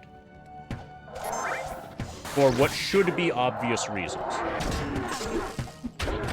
Like, the longer the grind takes, the greater the risk of something going wrong. That's just objectively the case, and there's no way around that. So, stalling, like, I don't want to stall the grind for any reason. Unnecessarily.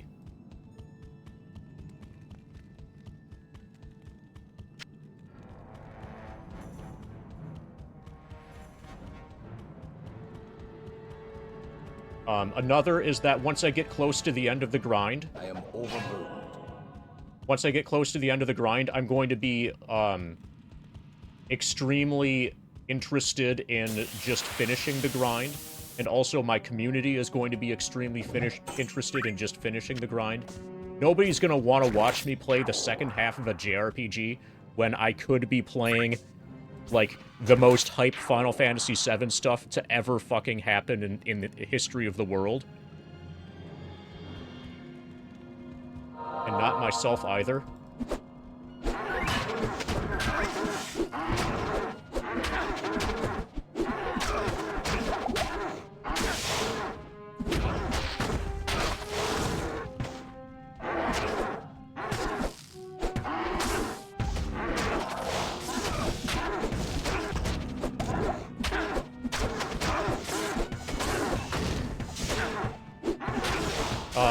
And then MacGyver asked, have you considered doing a full story playthrough of Final Fantasy VII?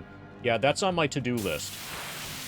A completely full lore analysis. Including the dialogue that's not accessible in-game, the dialogue that's on disc but not in-game. Going over all of that. I'm interested in eventually doing, yes. Oh, and someday,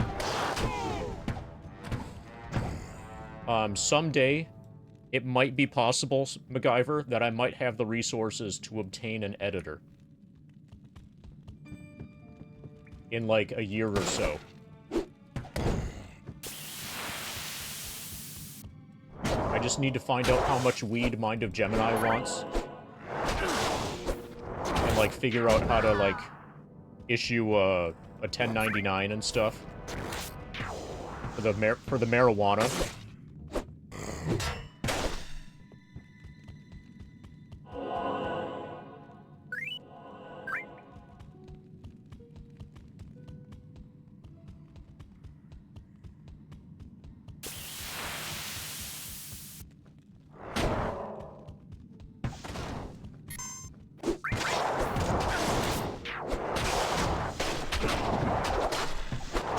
But I asked Drika about getting an editor, and she didn't say no. I can't carry anymore.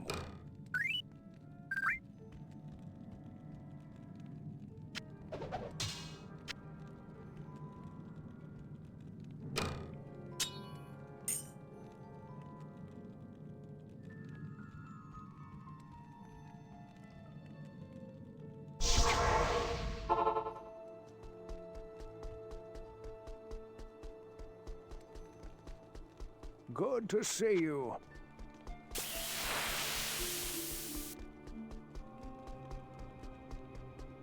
Afternoon.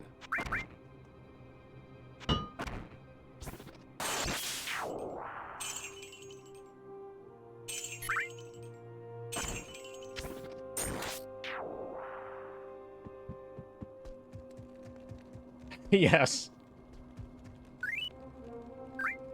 That sounds like a reasonable job.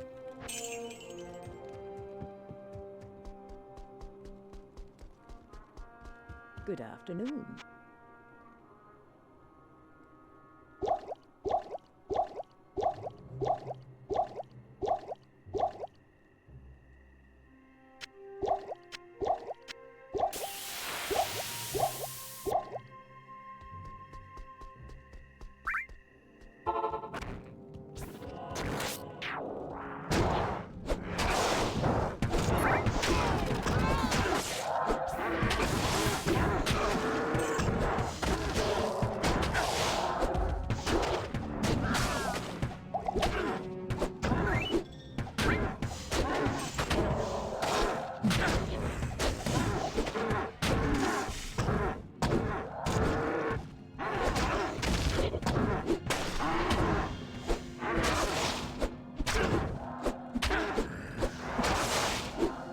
Close enough to the thing. I'll try spinning. That's a good trick. There's a thing that's reviving dead things. Thanks for the spin, KRD. Thank you for the 42.0.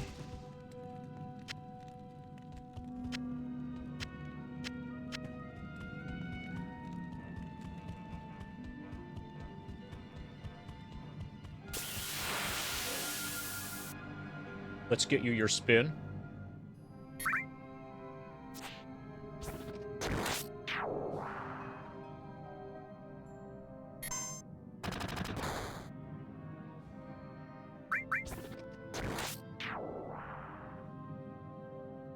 That was a pretty high-quality spin. It even included, inputting a command for Ex-SOLDIER.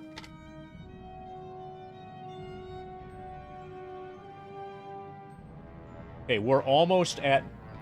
Okay, we're at 1,989. We're almost at 1,009,999.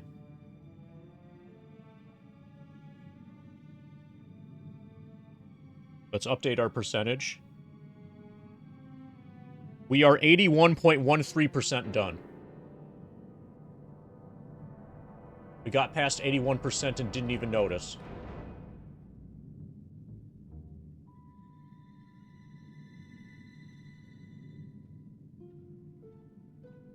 Happy 81%?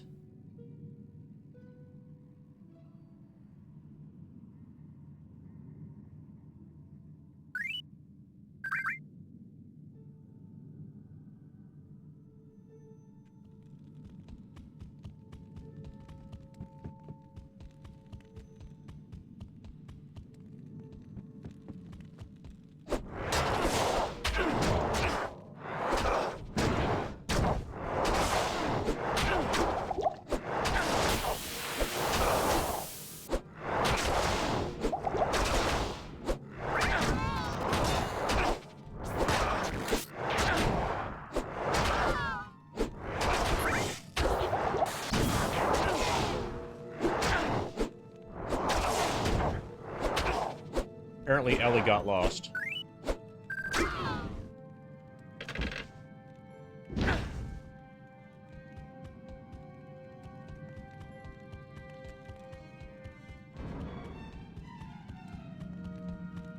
Oh, there you are.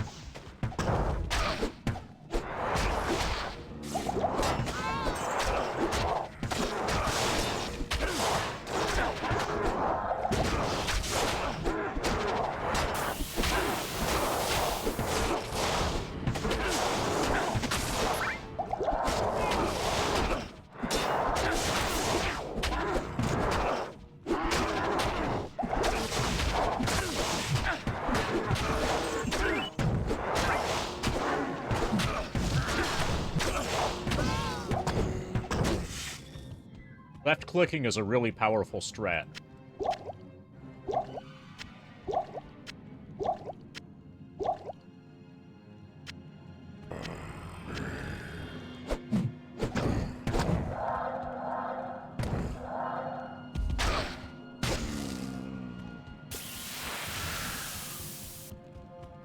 Somebody wants to get left clicked on again.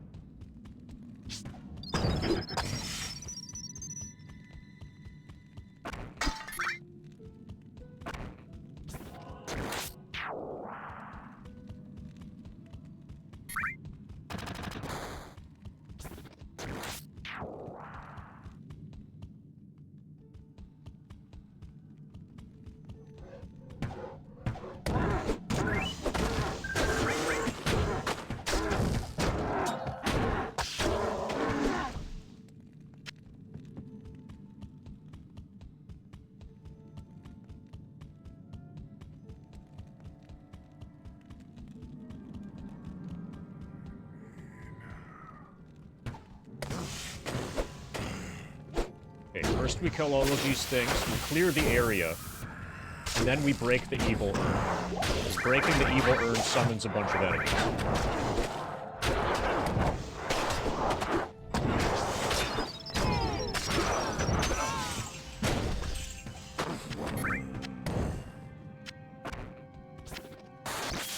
Okay. These are the evil urn enemies.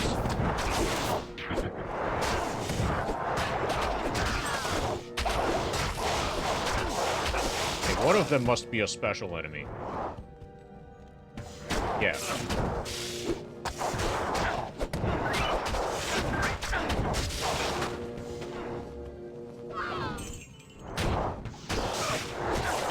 It's a gut drinker.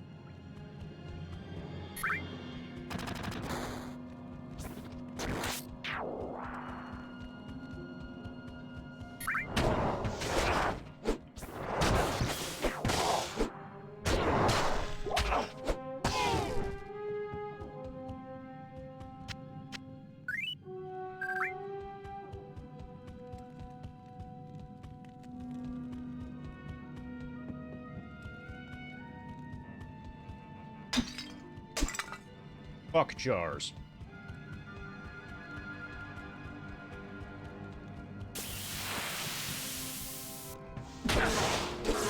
Okay, so if this ever becomes a YouTube video, do you think the Diablo 2 playthrough is gonna be demonetized?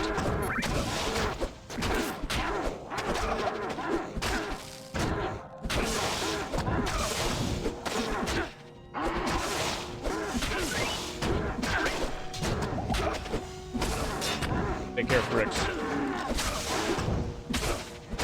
Rosenstein is the new hard enemy here.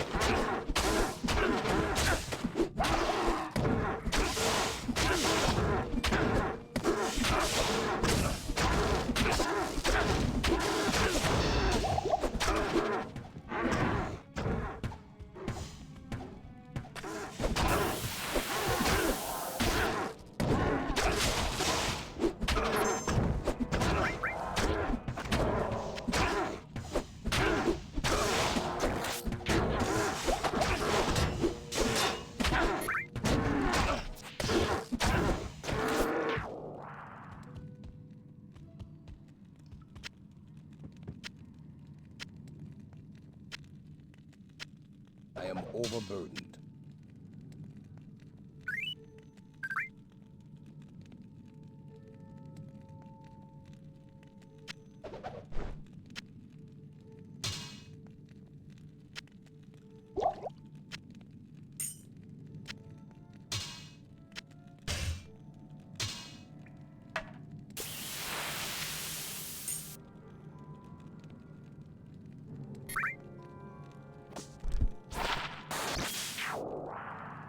Defense 121. Holy fuck, this is a big improvement in defense. Faster hit recovery. Chance to block is about the same. All resistance is 13. So my cold resist and lightning resist go way down. My defense goes way up. And this provides thorns. I'm going to want to hold on to this. Holy fuck, this is good defense. 121. That's almost as good as my armor.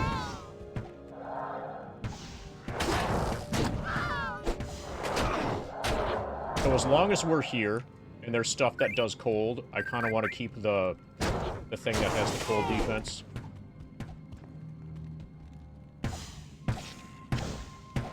Okay, let's not click on her yet. This feels kind of like a trap. Let's make sure that we have plenty of pot before we click on her. Stay a while and listen.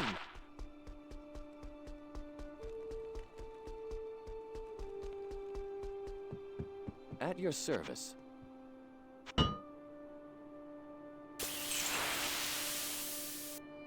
Brimstone Thirst.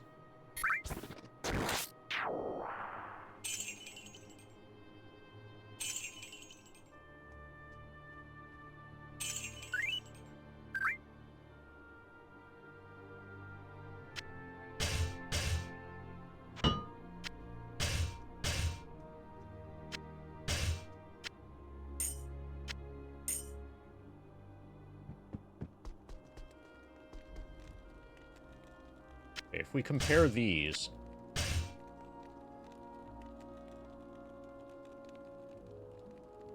So the only thing that this shield offers is half freeze duration.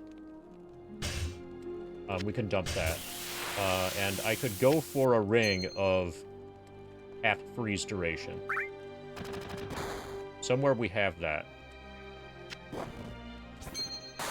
Okay, this is cold resist 26. Cold resist 9 and 5 strength.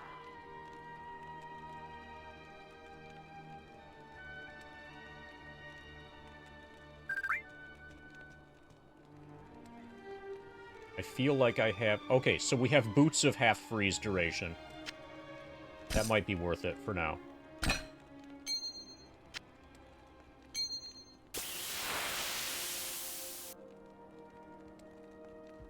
And we have shield of half freeze duration.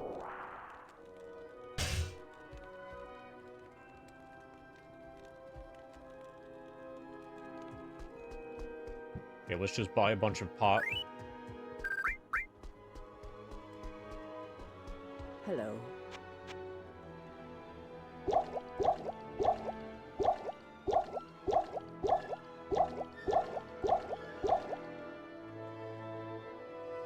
That looks like a lot of pot to me.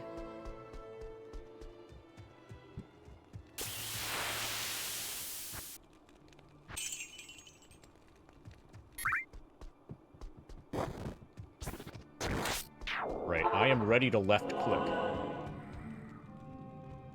Cold resist. Half freeze duration. Half freeze duration.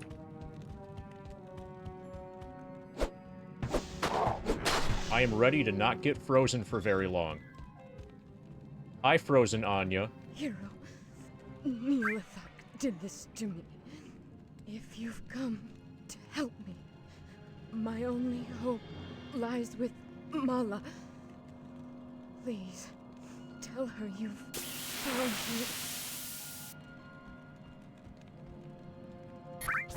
me. Talk to Mala. Hero. Okay, she still has the thing above her head.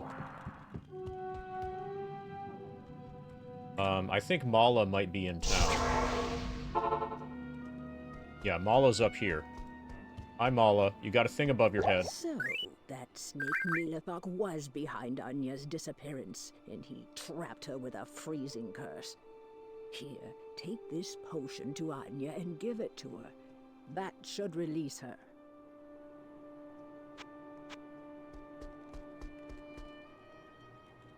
Use the potion Mala gave you to thaw Anya.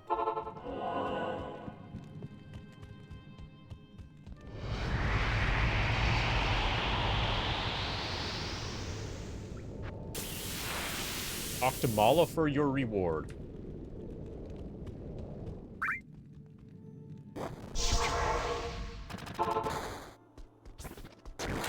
Thank you so much for bringing Anya back to us. I have devised this spell to increase your resistances as a token of my thanks. I know it isn't much, but I hope you find it helpful. Please, go talk to Anya. She has urgent news concerning Nilathok.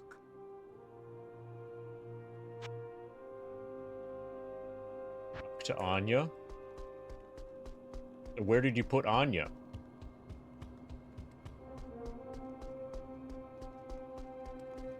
Okay, she's showing on the map. And she's got a thing above her head. She wants to talk. You have proven yourself a true hero to me and my people. These are dark times, warrior. I hope you can bring an end to Bale's reign of destruction. Stop him from getting the football. Our Council of Elders is gone. My father Ost among them. The one thing that keeps us from total despair is the promise of vengeance against Bale. Thank you, hero, for rescuing me. To show my personal gratitude, I give you this. I had it custom made for you by Larzik. Nilathok told me he struck a deal with Bale to protect Taraga. In exchange for the demon's mercy, the misguided fool plans to give Bale the relic of the ancients, our most holy totem. Doing so will allow Bale to enter Mount Ariat unchallenged by the ancients. I tried to stop Nilathok, but he imprisoned me in that icy tomb. Nilathok must be stopped before he dooms the whole world. As much as I would love to strangle the life out of him, I'm afraid I haven't the strength. You must go to his lair to this portal I've opened, kill him, and then bring back the relic of the ancients. Stop Nilathok from destroying what we have striven for eons to protect. Okay, so all I heard from that was that there's a portal you want me to go through.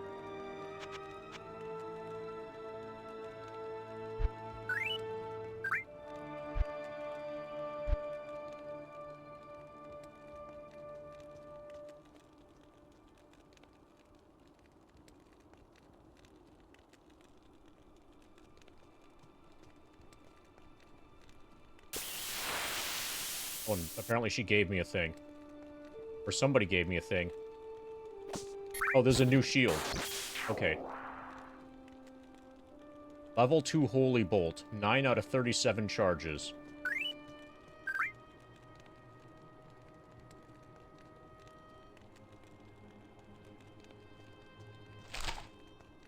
Okay, hopefully my resistance went up.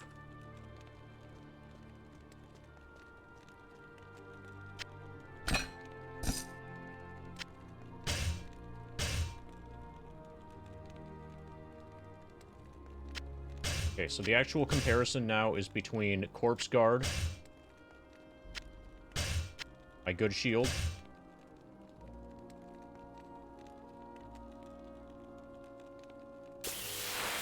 or my previous shield. Okay, I don't know if that's my good one. My good one, I think, is in the... Oh, fuck! Okay, good, good. Okay. This is not... This doesn't go away. I did not mean to walk into that. I gotta sort out my shield situation. Okay, so this is my good shield. That is defense 121.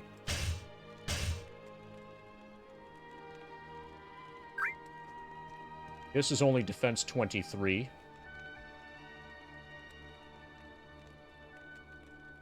Faster block rate. Higher block percentage.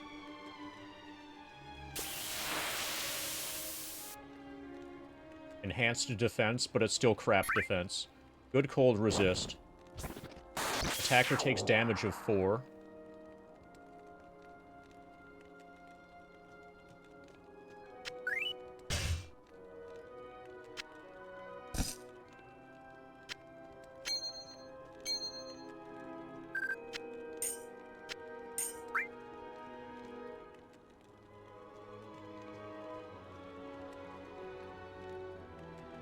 I have too many shields that are all good.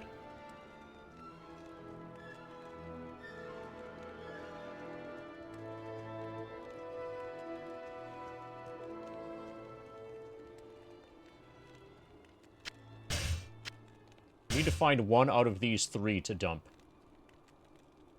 This one I want to keep because of the half-freeze duration. A good reason to keep this one is the super high defense.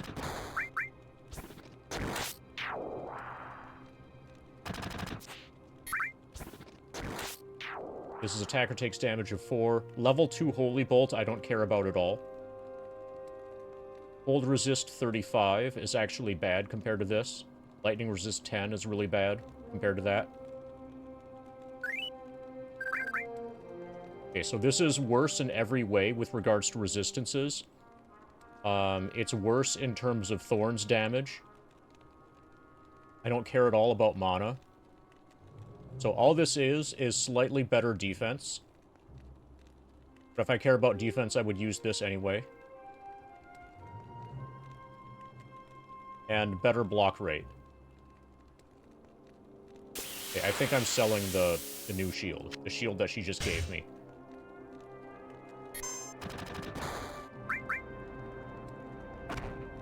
I'm probably gonna have to, in order to make space, I'm probably... Oh, we can sell the lightsaber. That works.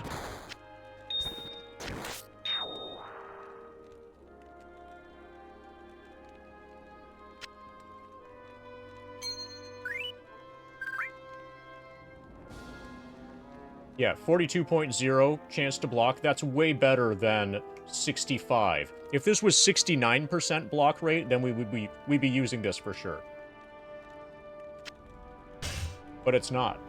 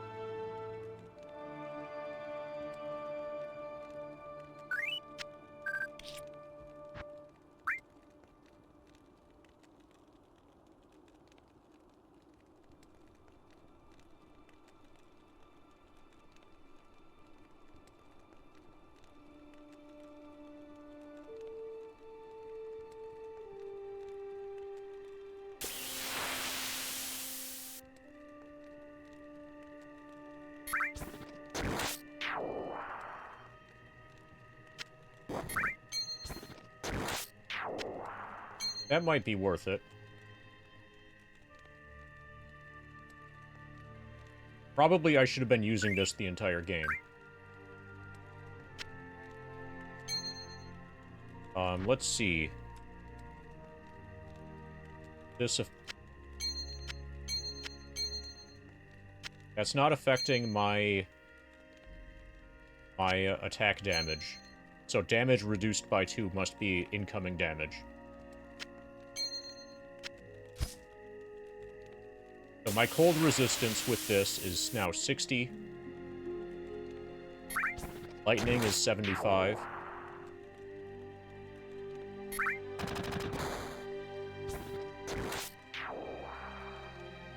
I think I'm okay with this.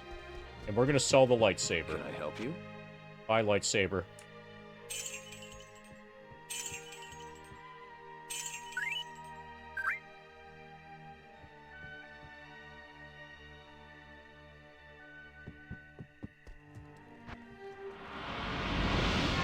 Find Neelathok in the halls of Vought.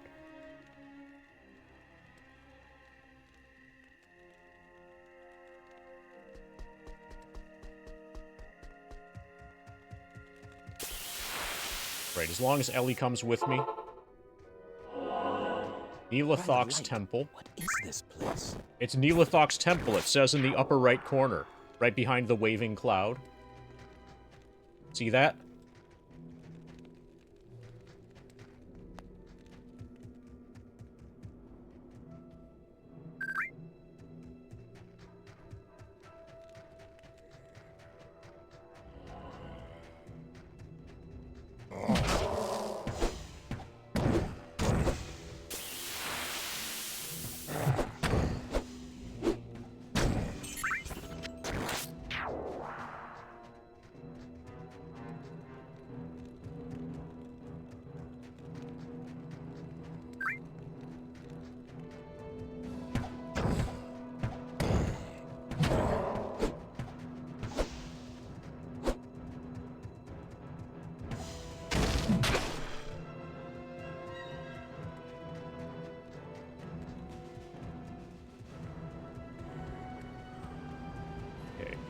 That's actual progression, most likely.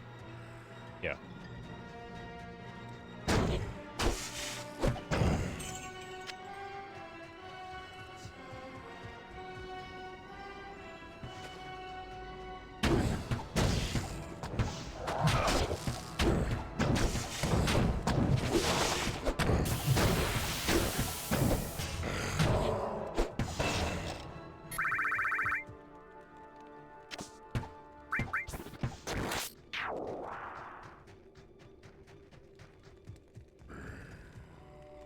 Pendle skin. You look like you don't have any skin at all, actually, Pendle skin.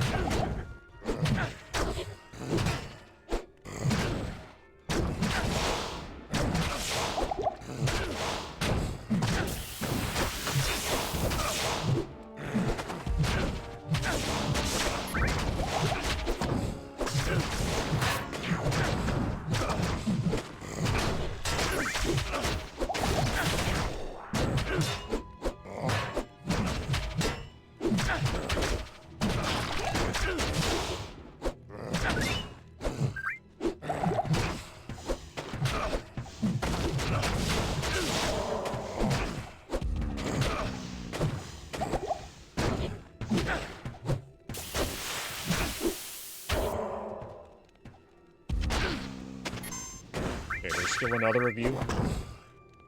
There you are. Stay somewhere where I can click on you.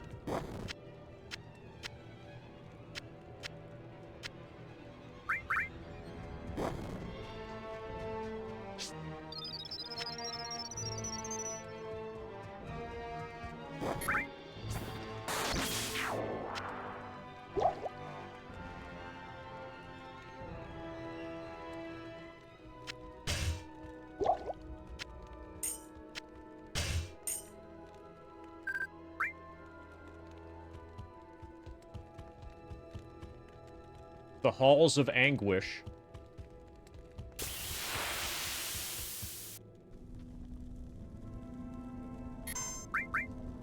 We're looking for the Halls of Avat. So we're not there yet. Currently we are in Anguish.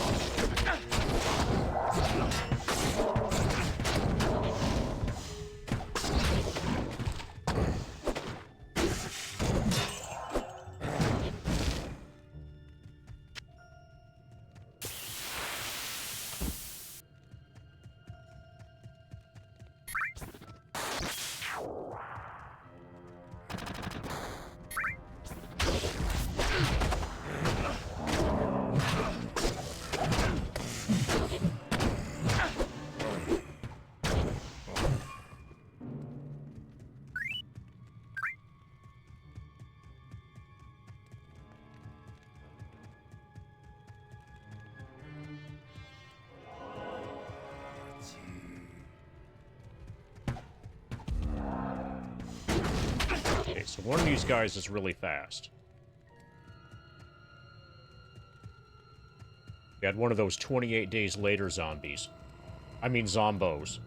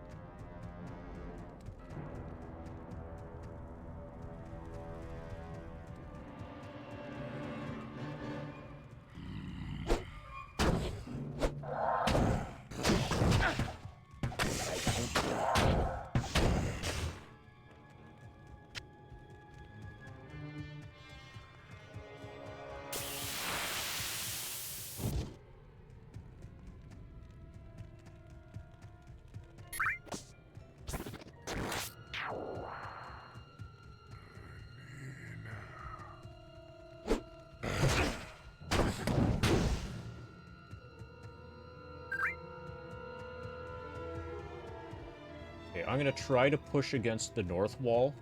The northeast wall. Feels like we're getting close to it here.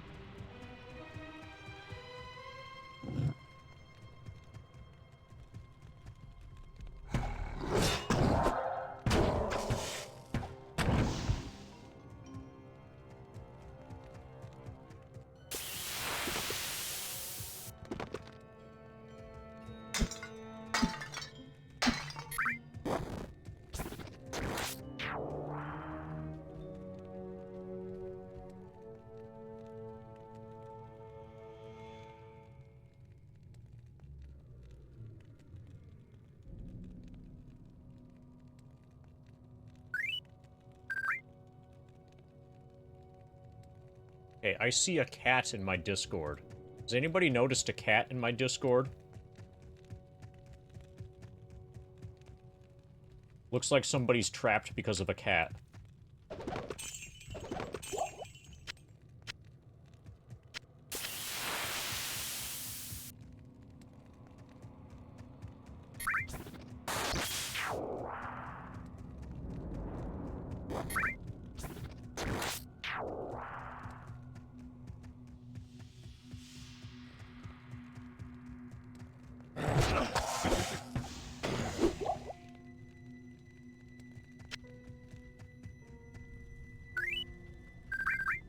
$40,000 experience points remaining until level 93.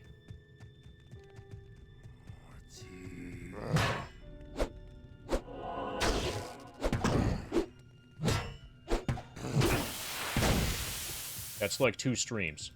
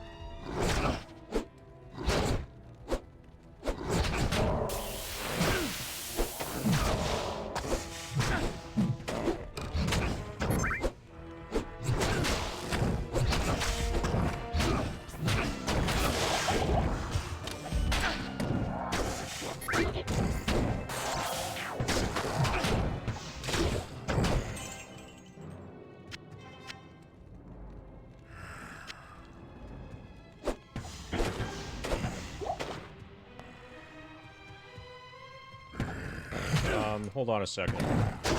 Once these people stop reviving themselves. I am overburdened. We're so high level that we're overburdened.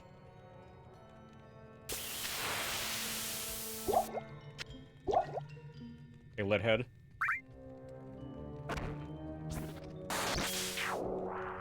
We're apparently level 31.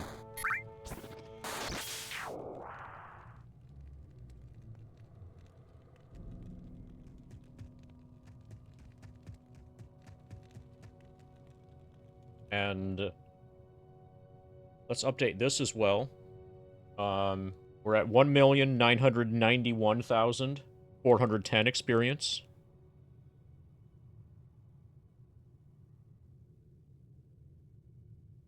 Which is 81.19% complete. And I'm going to go reload Mountain Lightning and go to the bathroom.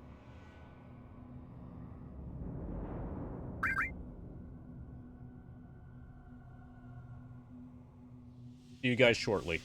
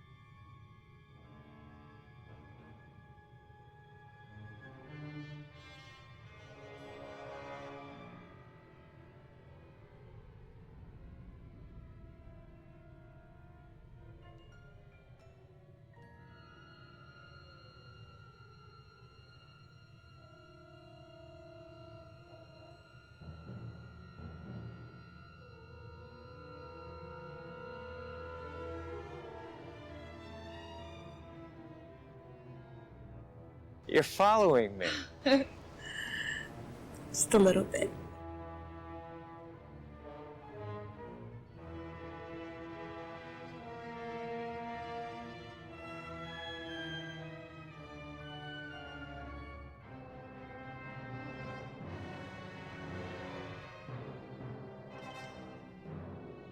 Hey, Turbulent.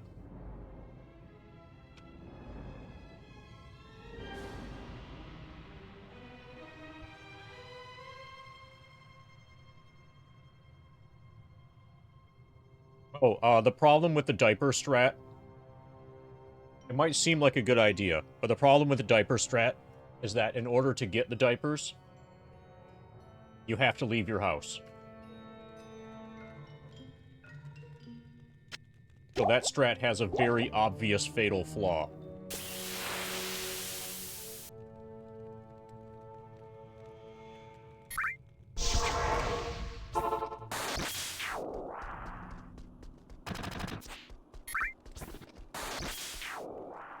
Hello. Level 92 and 81% done. Yeah, leave the house. Disgusting. Yeah. It's scary out there. Afternoon. Dude, there are other people, and one of them might try to talk to you.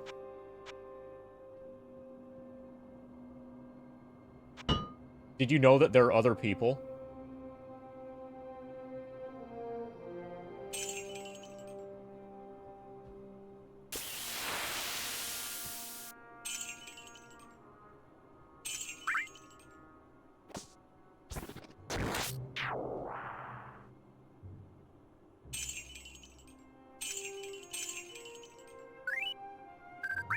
Okay, this seems decent.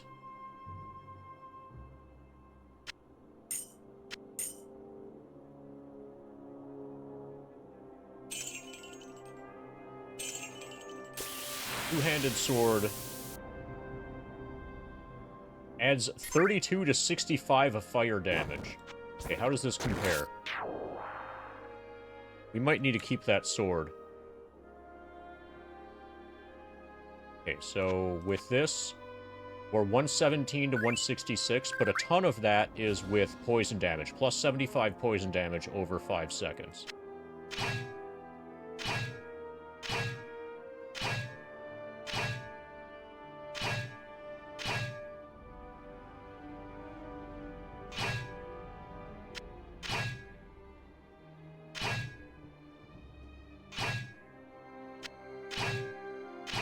I'm gonna keep this for now.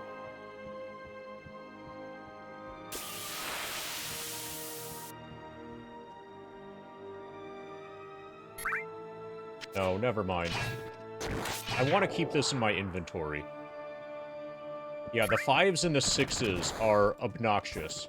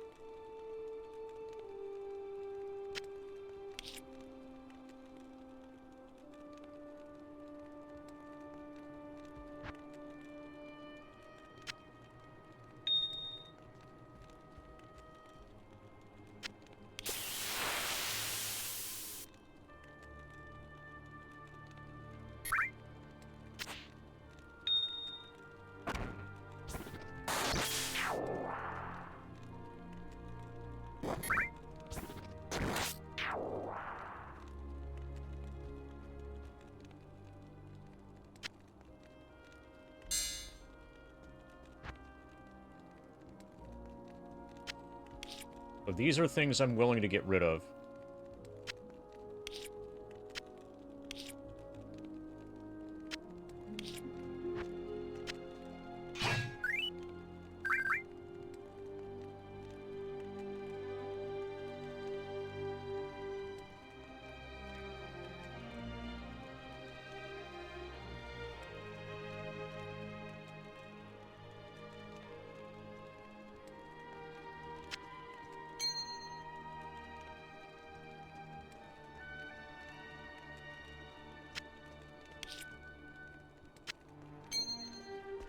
Okay, that's what we done.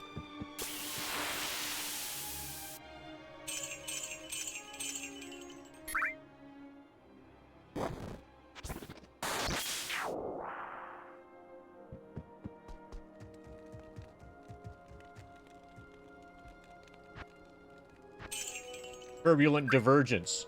Are you here to stay a while and to listen?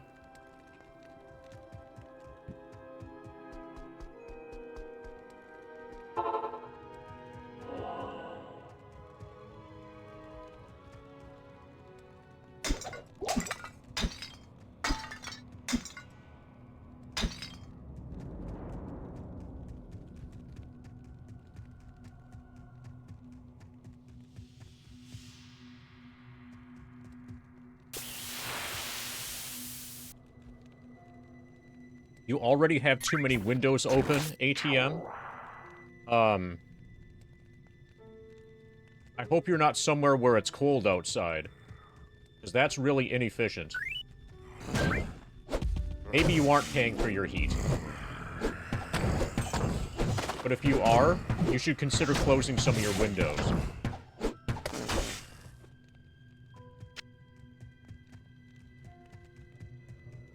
Can you tell I'm in training to be a dad someday?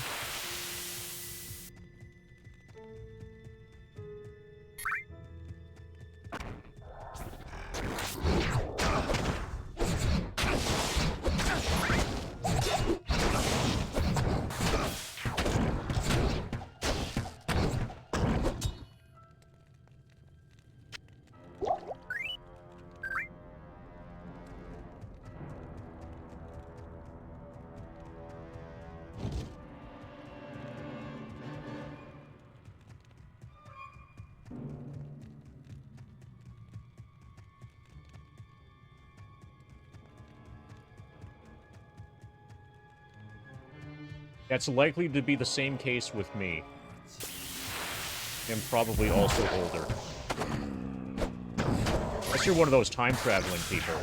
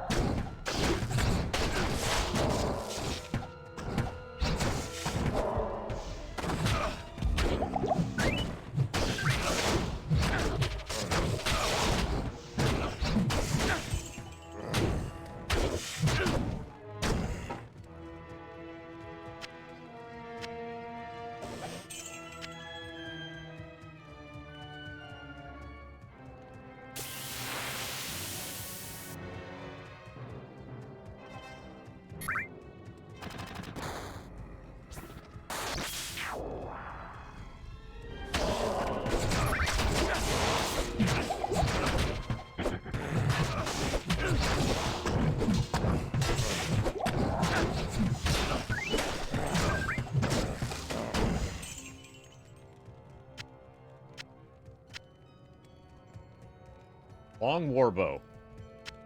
This might be good. Got 3 sockets. Okay, this is we're probably going to upgrade Ellie's weapon with this.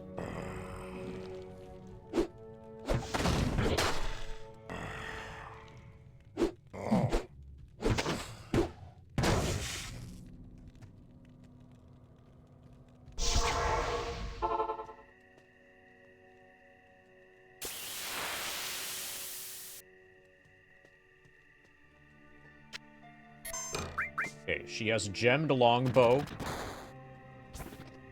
Base damage 3 to 10. This is 3 to 25. I'll put that to good use. She can put that to good use. The sockets here are for lightning damage, fire damage, and attack rating. Probably do better.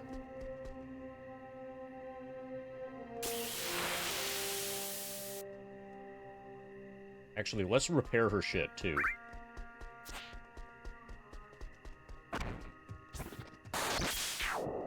At your service.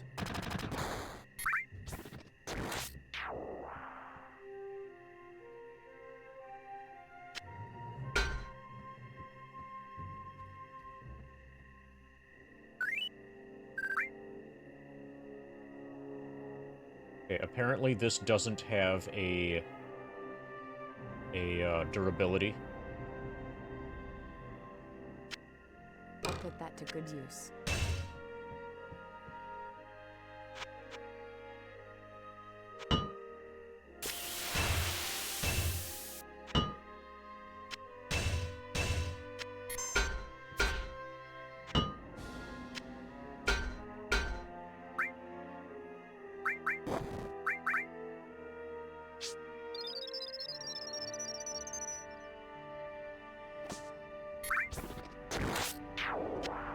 Put that to good use.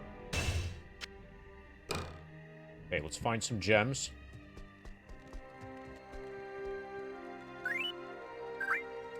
Okay, so what this has is a crappy amethyst, a crappy ruby, and a crappy topaz. So if we give her a flawless amethyst,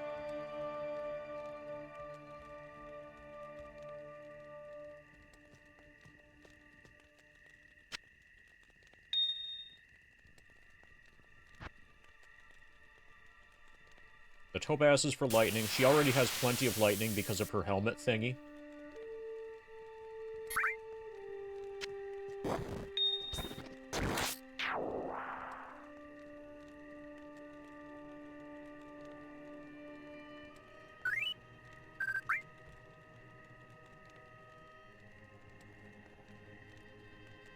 Get bonus damage to undead.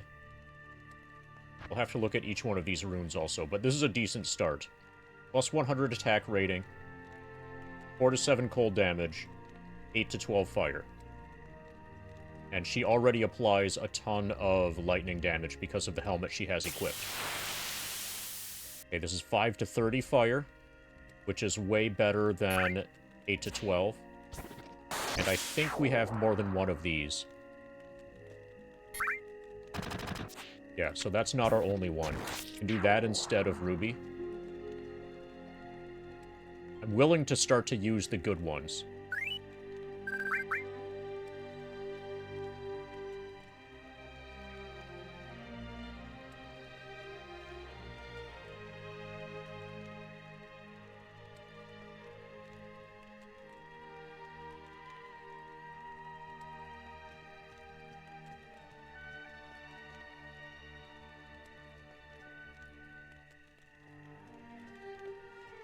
Plus 80 attack rating. Okay, that's worse than the good amethyst.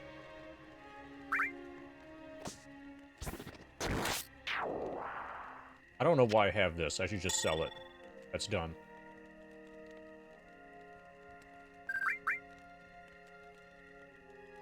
Also, we have a bunch of these. Let's sell that.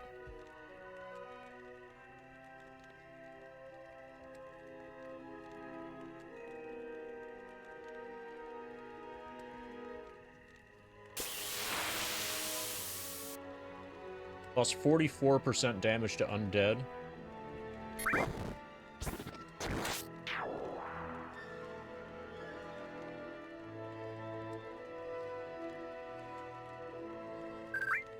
Okay, so it's... This is what we do. Plus 100 attack rating. Plus 4 to 7 cold damage. Plus 5 to 30 fire damage. Okay, she's gonna murder everything.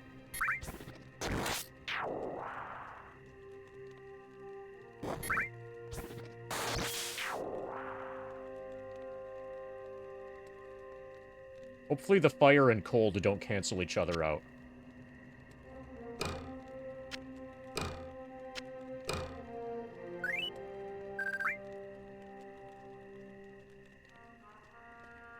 And these we're just gonna sell.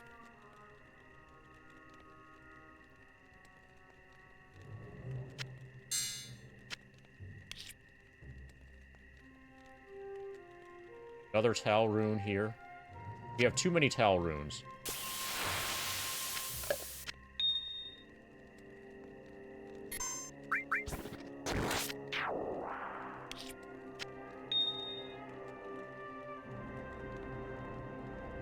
Let's dump this as well.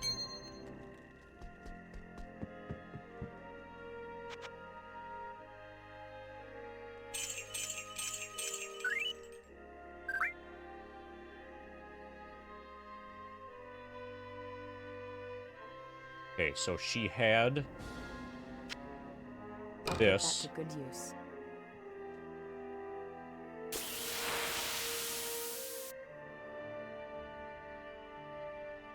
Damage 26 to 156.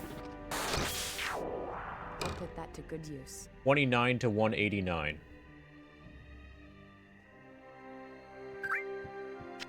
I'll put that to good use. That's the only number that's changing. I'll put that to The good news is that she has strength 69. I'll put that to good use.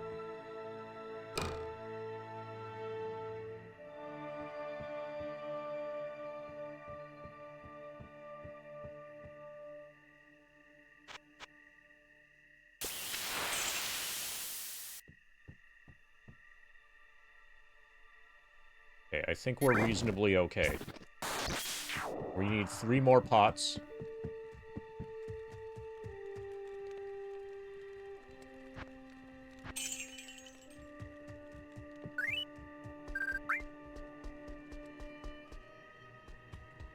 Salutations.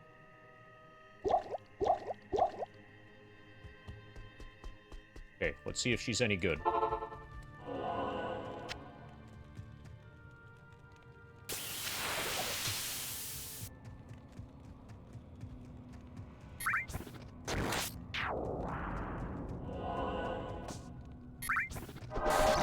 Feel ready for battle.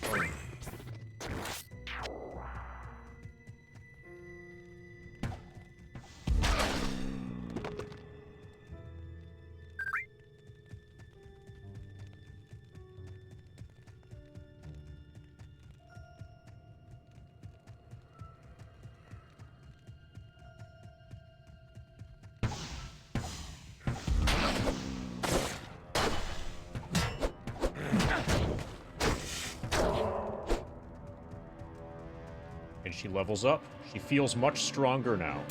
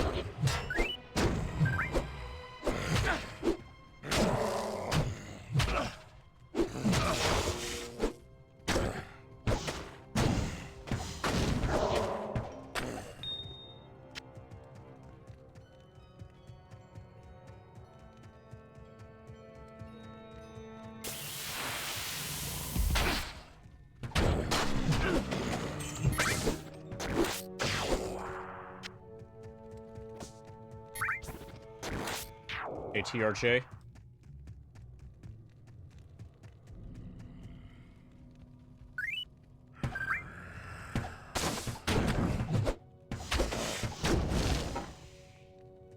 I did it. I finally became a Hammerden.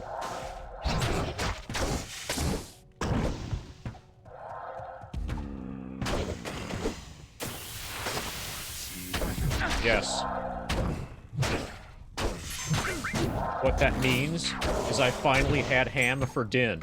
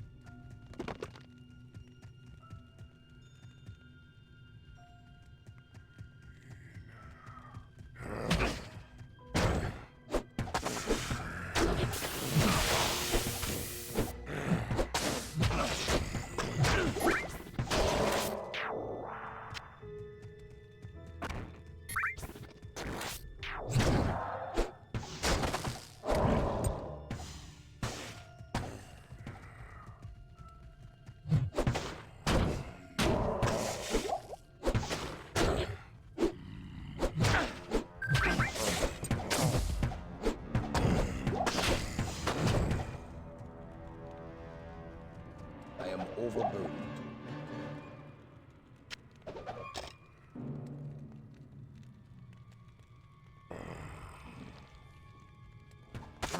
$135.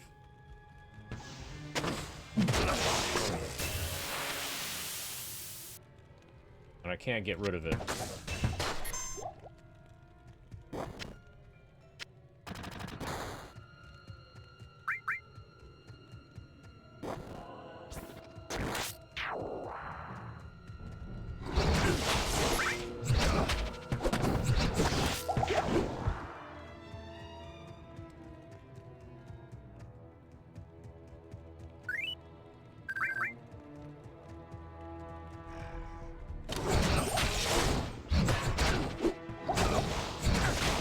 One of these must be a special Night Lord.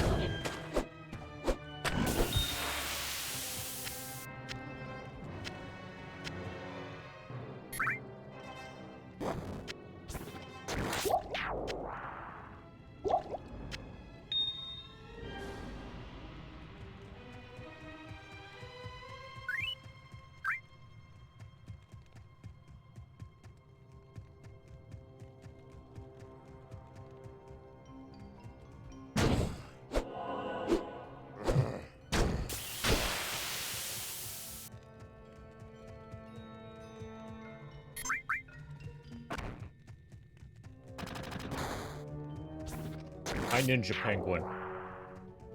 I appreciate your username. So, do you need to dress up? Or, like, when you play as when you be a ninja, and you are a penguin, do you do anything to cover over your white to make you all black?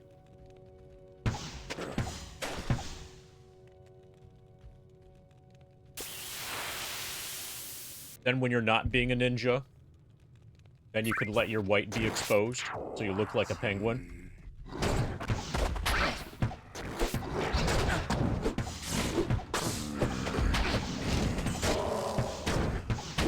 That's how I would do it.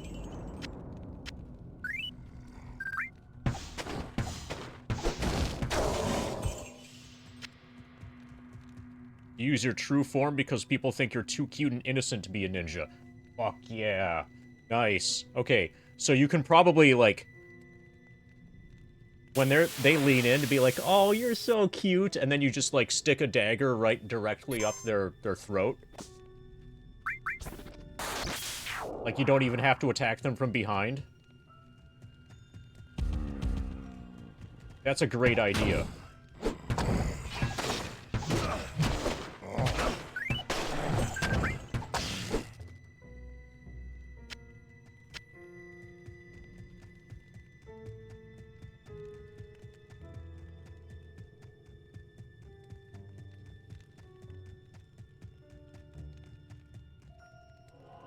You're like a Tonberry? Yeah.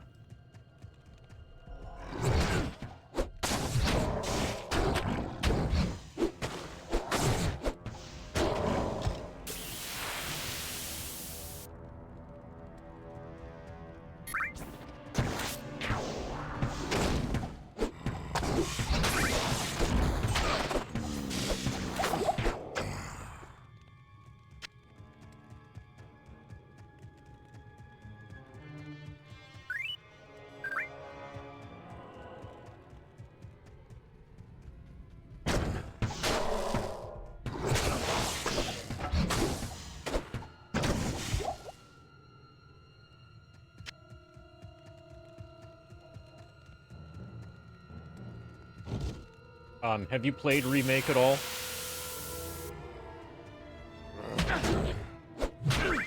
Have you already spent money on Remake? I guess, that's the important question. Have you spent money on it? Yes, you have. I'm sorry. I'm sorry to have heard that.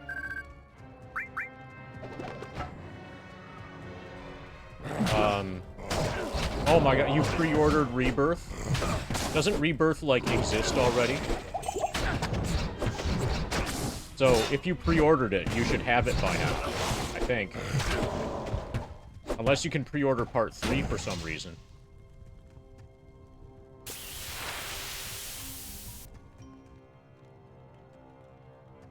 Okay, I need to find out what this Kuhab is.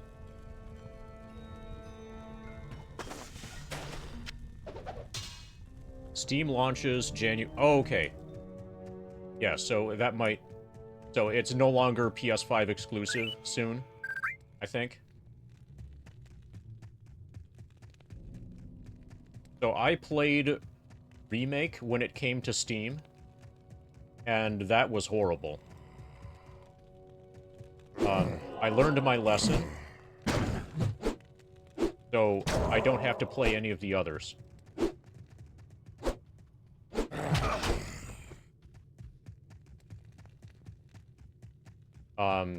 Some people like it. Hopefully you're one of those people. But if you really like FF7, then you're probably going to dislike Remake. It depends. If you're like a casual, hey, I remember 7 was decent, I liked it, then you might be the right audience for Remake. But, like, if you seriously like FF7, then Remake is probably going to rub you the wrong way, for a variety of reasons. Like, if you actually know what the characters are like, then when their personalities are different in Remake, you'll notice that they're, like, Barret isn't Barret, Eris isn't Eris, Tifa isn't Tifa, you know? They're, like, fanfiction versions of the actual characters. That's one of the problems. But that... You only detect that problem if you actually know enough about FF7 to know what Eris is actually like.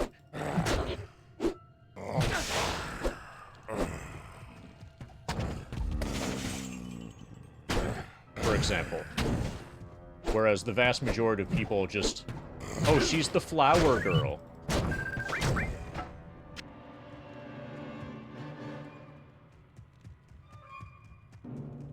And don't remember her actual personality.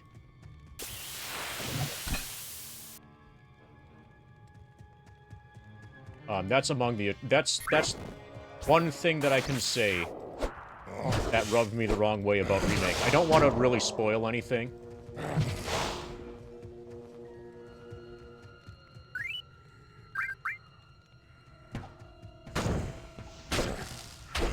And yes, there is stuff to spoil. I can spoil that there is stuff to spoil. I can't carry anymore.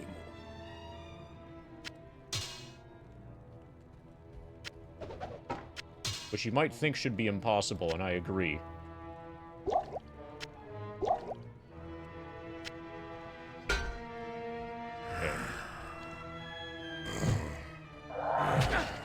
You've not played FF7 Original since you bought it on Steam 9 years ago. I would recommend playing through the original then.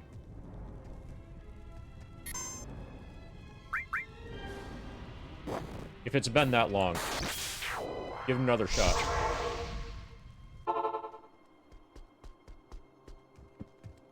Also, it feels like you might be the target audience. There's a good chance that you will like Remake. Good to see you. So sometimes, if you're really deep in a playthrough of FF7, then you should do an FF7 playthrough, like, during your FF7 playthrough.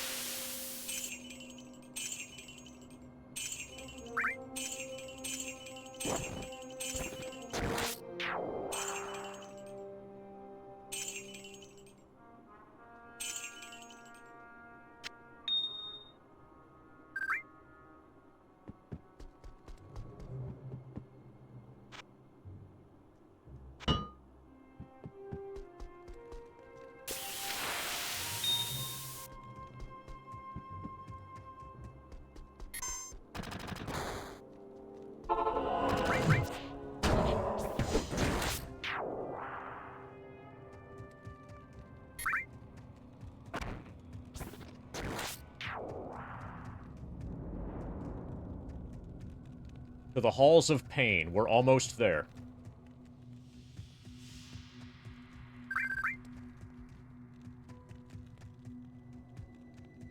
Actually, we need the Halls of Avat. So right now we are in the Halls of Anguish. Next will be the Halls of Pain, and then the Halls of Avat, probably. So we're not almost there yet.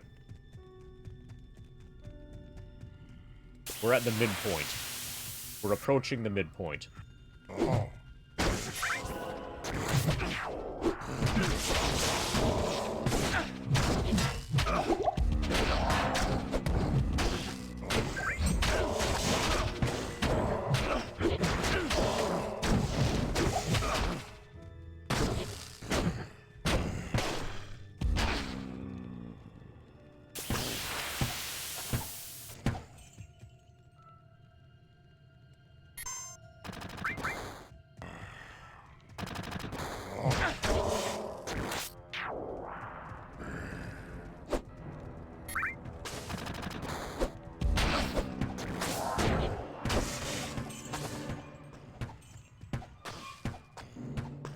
So I don't have any experience with Hellfire, and it's been a really long time since I played original Diablo. When I say really long time, I mean, I think Diablo 2 hadn't released yet.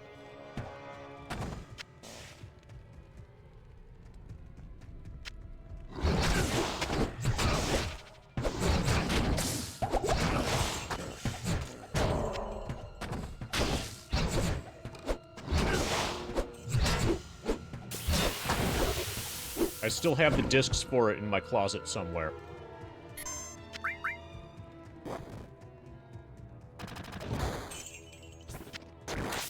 And I have a Windows XP gaming machine. Superior long battle bow. Okay, this is what I should have used. Oh, but it only has one socket.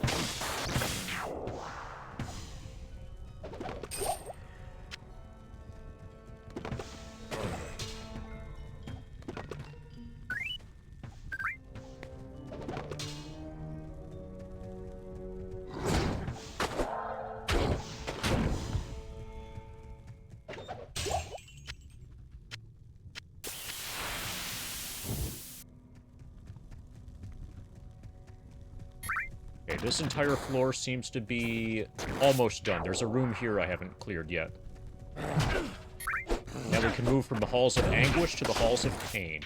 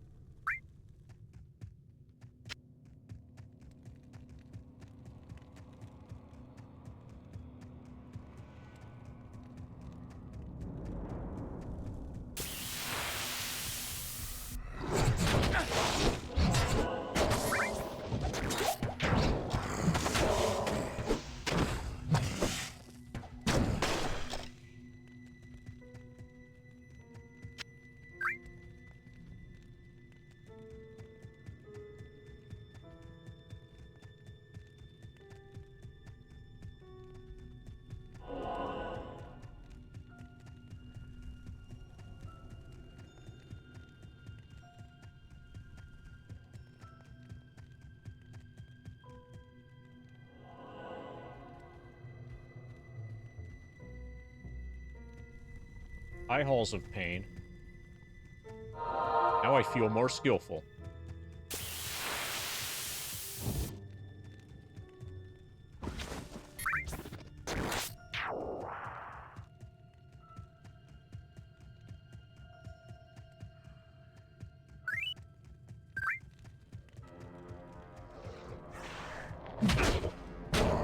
Unholy Corpse. Okay, we have different enemies down here.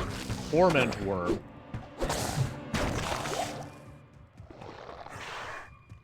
Torment Worm is running away.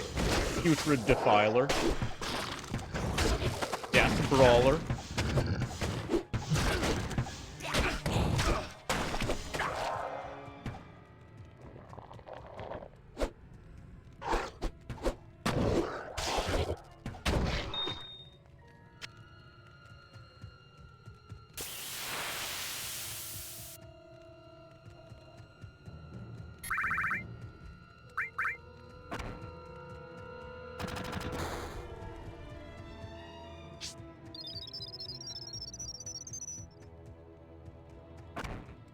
Okay.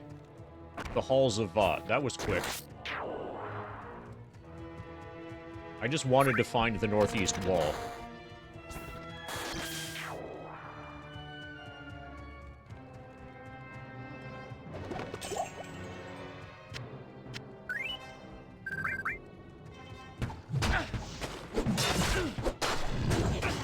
Now we can kill all the death brawlers.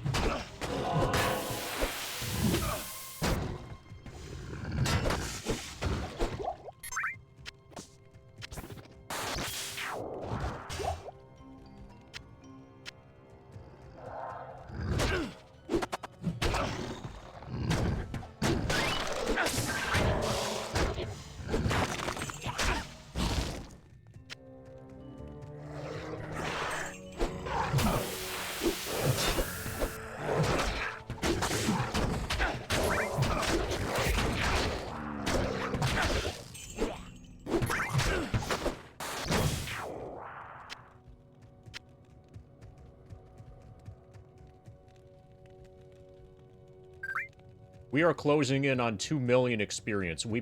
There's a decent chance that we'll hit 2 million experience today. We're at 1,990-some thousand.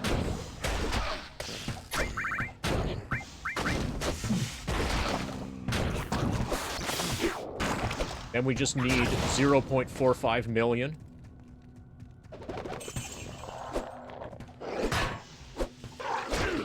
Yeah, we're 1,992,000 right now.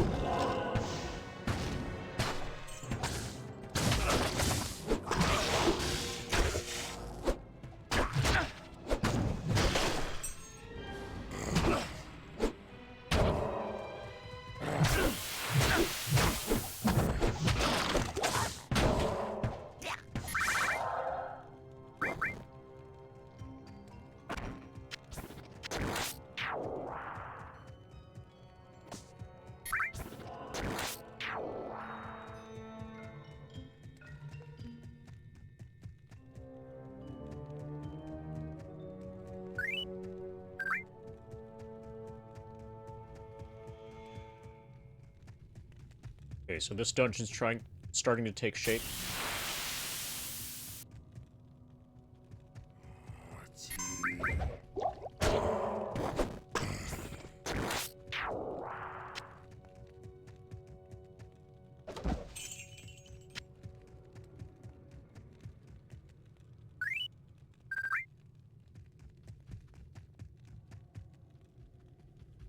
Hey, Gambit Neo.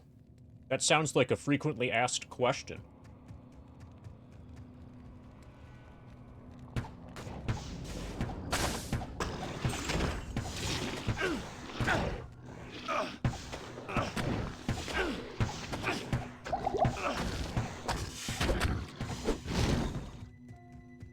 So I just linked to a document that includes a frequently asked questions thing.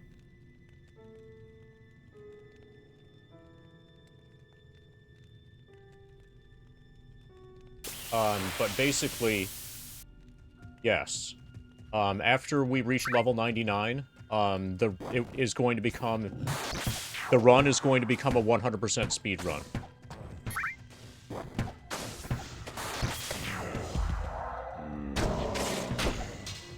So, there'll be like another 15 hours of content.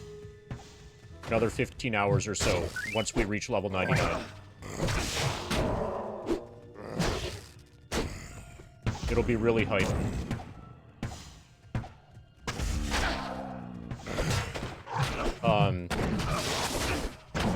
It's going to be a very unique hundo.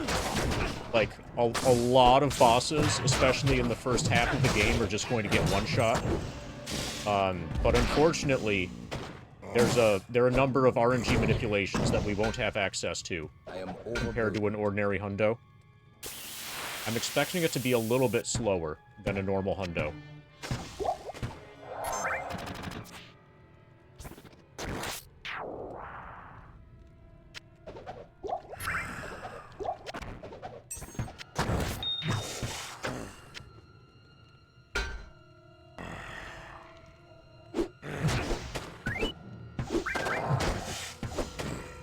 But yeah, we'll finish with a hundo for sure. It would be criminal not to.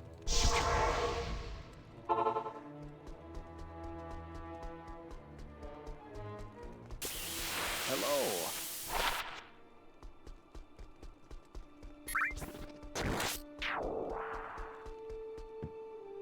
Can I help you?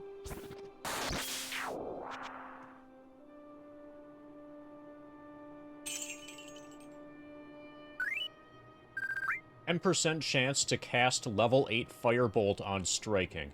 That sounds like it's actually kind of okay. Not okay enough to keep, though.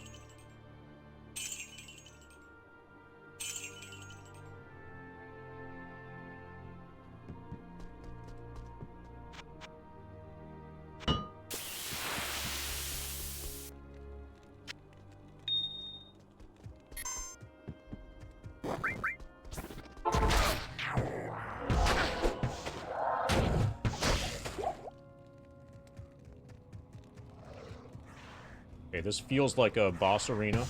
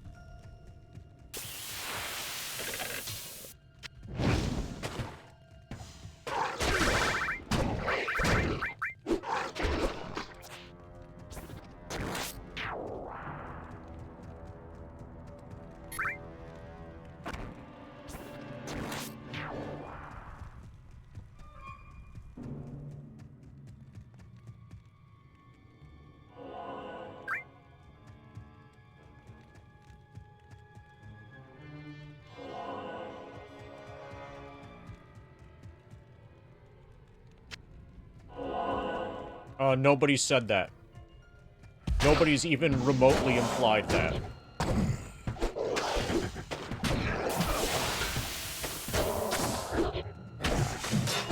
Also, hey, MC.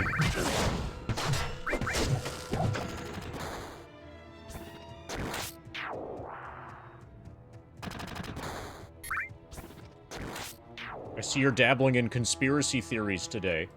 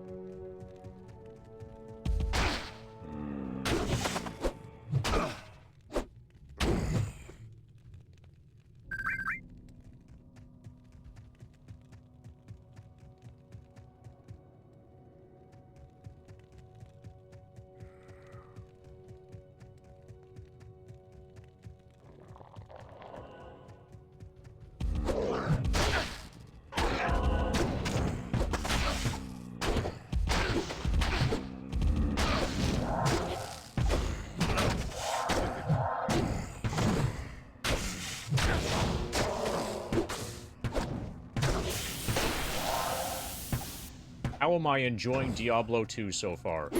I like it. It's a much better game than I was expecting, and my expectations were relatively high to begin with because, you know, the game gets extremely universal acclaim and praise. Everybody says it's awesome. Turns out it actually is pretty good. It would probably be even more enjoyable if I was actually playing it and not doing some bullshit just left-click on everything passive aura build.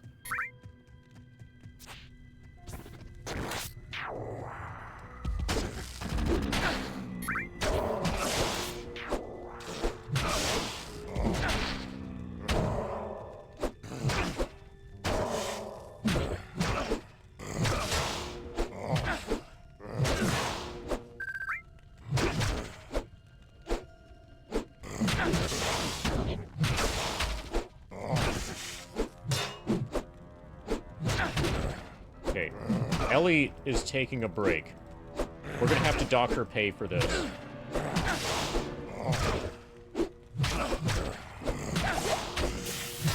I did not authorize a smoke break for you, Ellie. You really expect me to kill these enemies myself? Just because I'm the protagonist? Okay, thanks, Ellie.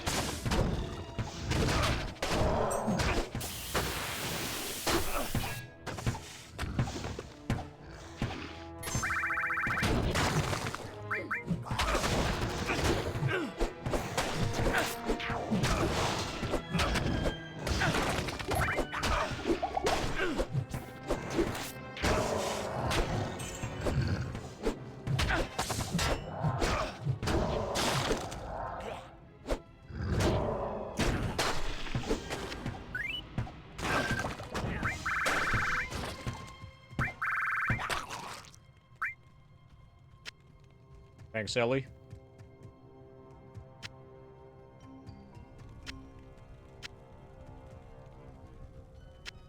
Nice pile of 69 gold.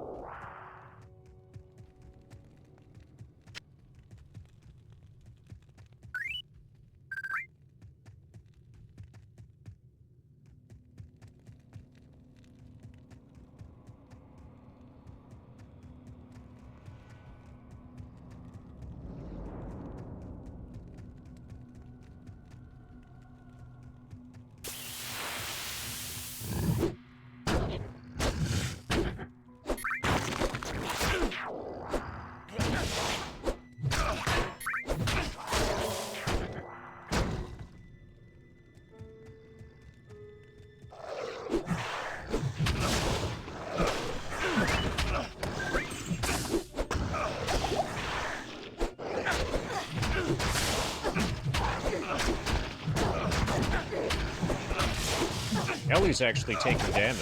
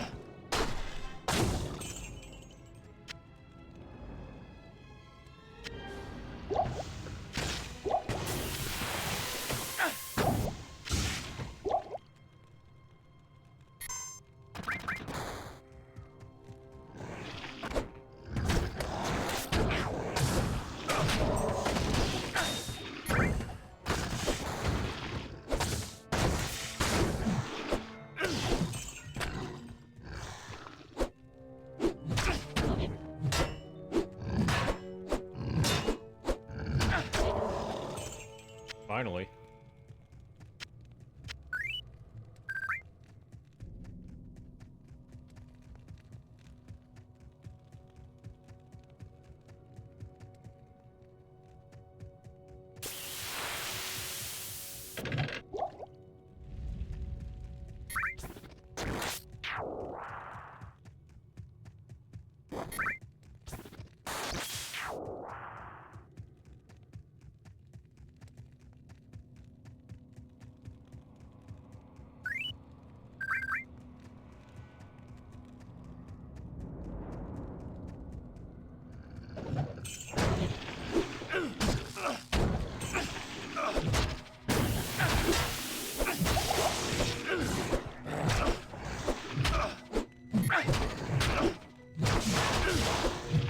Okay, we're low on Ellie right now.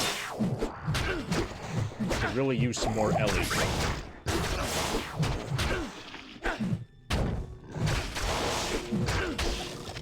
Ellie went out for cigarettes. Thanks, Ellie.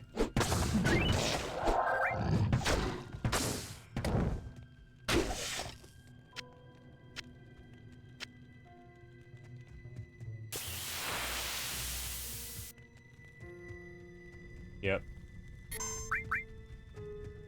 I mean, she figured out that I'm a Hammerdin now, so I probably don't need her as much.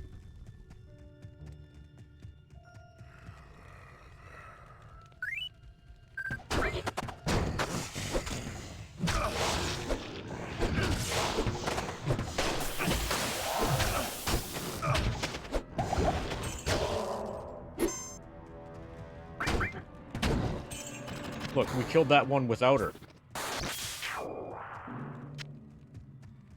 I hope she's proud of me.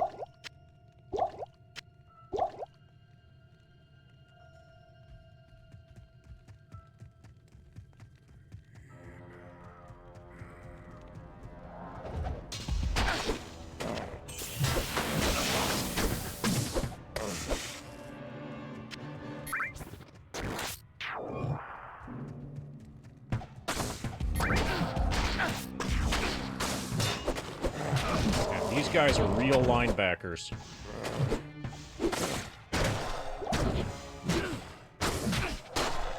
Good thing they're here and not helping Bale steal the evil football.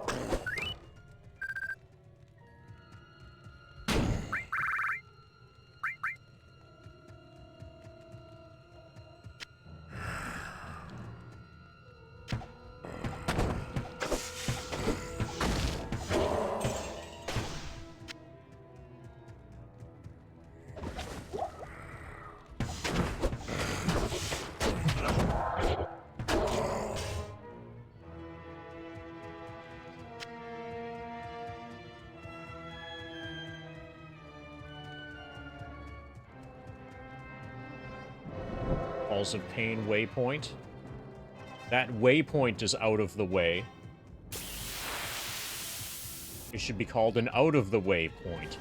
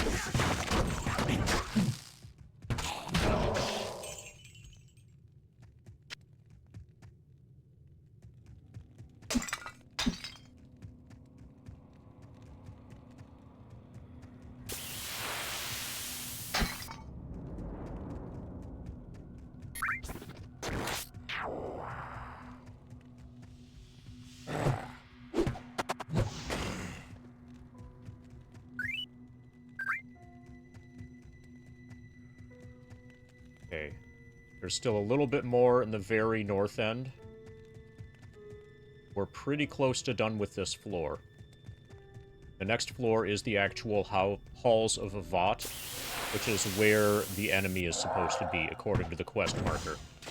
The enemy whose name starts with the letter N. Probably that's why they call him the enemy.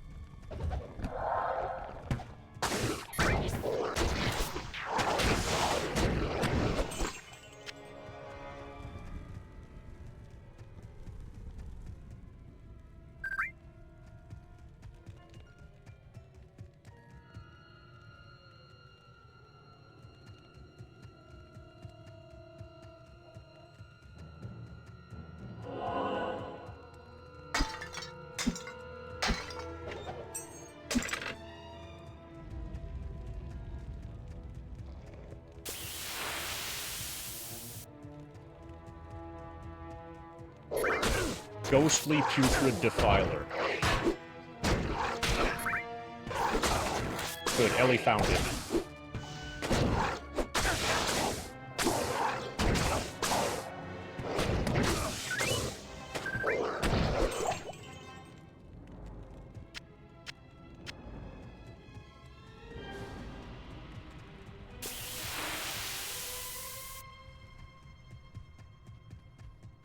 I think we're basically done. We'll move on to the next floor.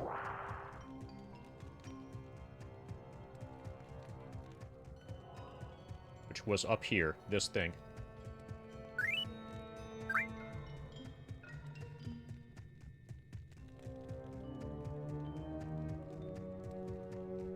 To the halls of Avat.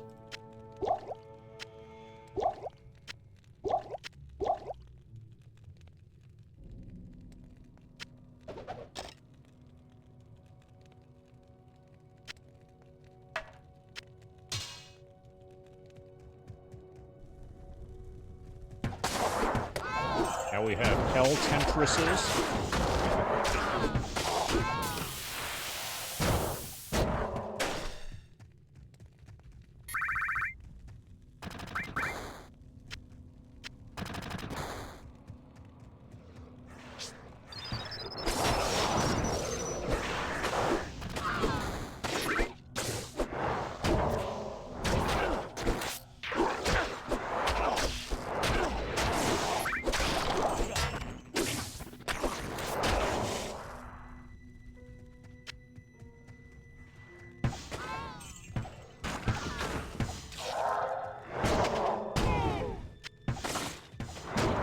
Okay, these Hell Temptresses are really good at dying.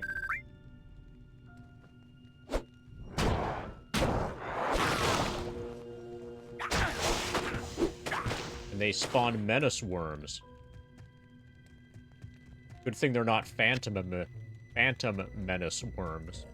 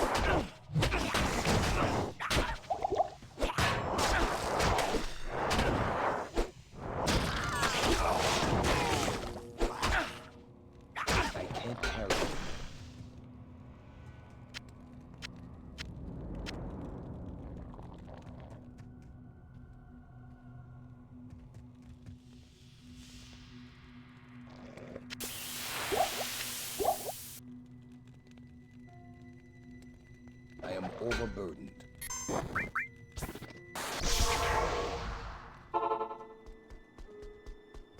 Right, let's get some more pot. Good day. 1,994,000. Afternoon.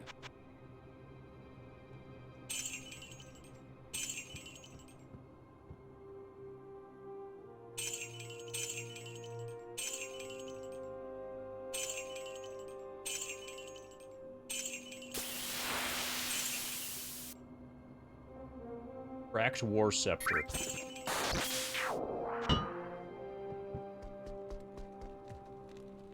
Okay. Not keeping any of that. I'm interested in this crown. Apparently there's a crown that's socketed on the floor.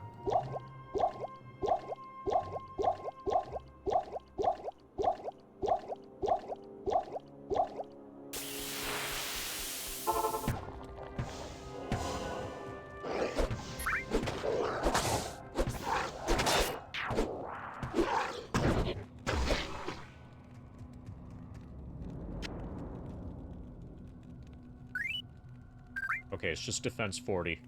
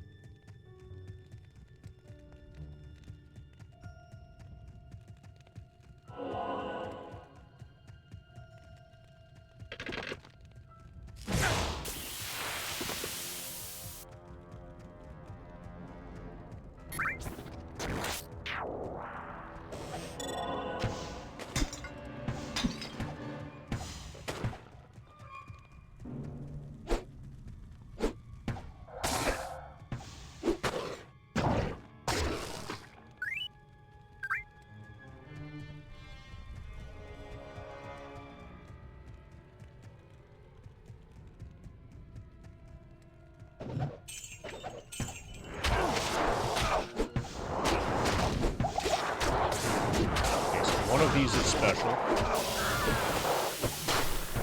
Sin Tongue.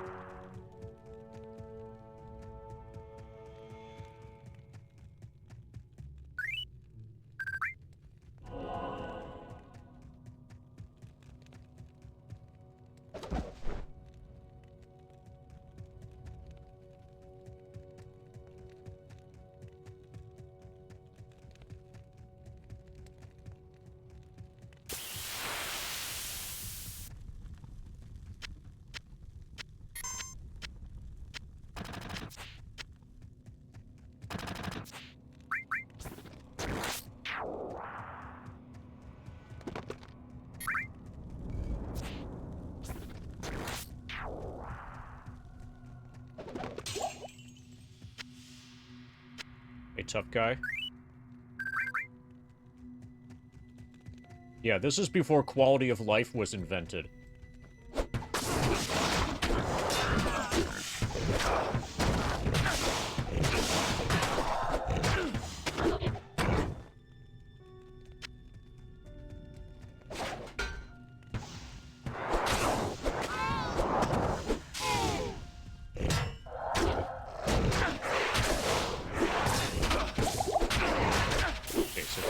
defilers especially. There's a good chance that we die here.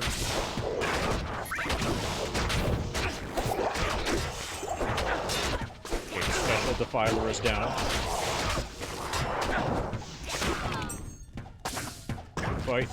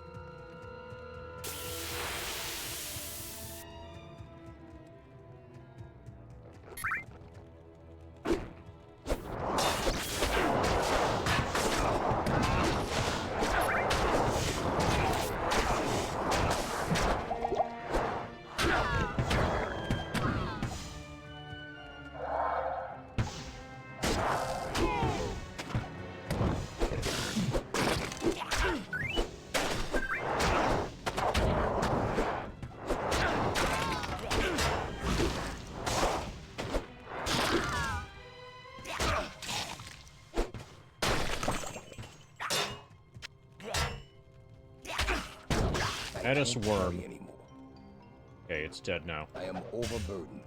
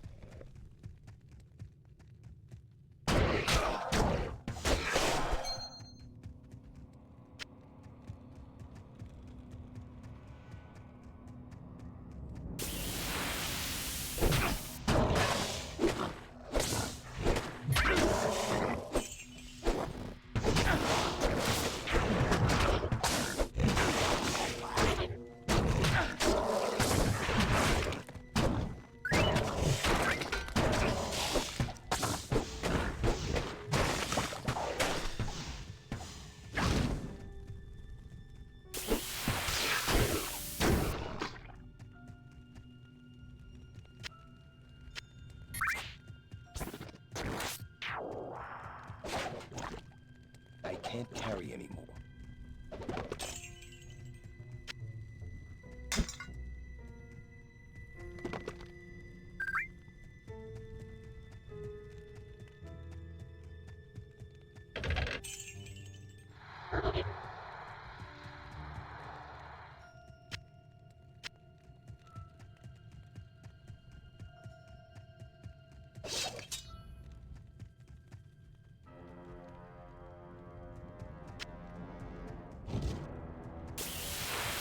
Okay, so it has to be to the lower right.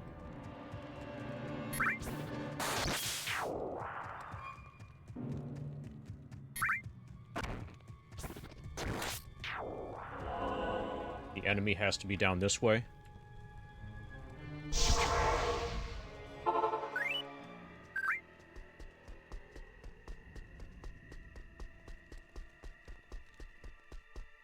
Stay a while and listen.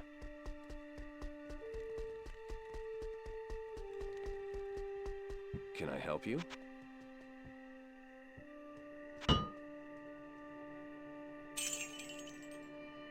Fiend spawn.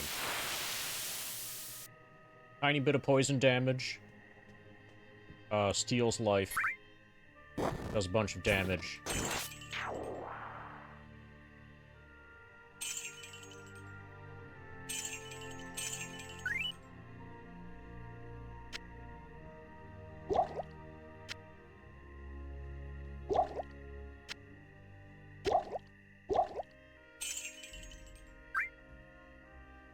Cast rate, I don't care about whatsoever. Okay. We're good, and we don't even need to buy pot.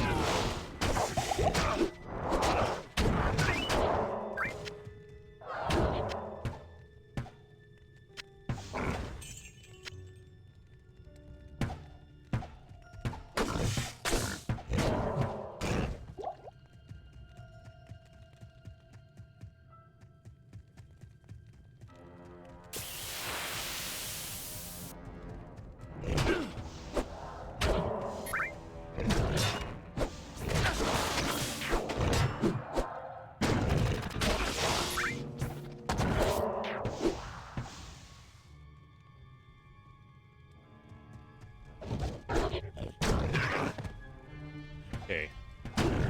Quest indicator thing came up, so I'm probably getting close.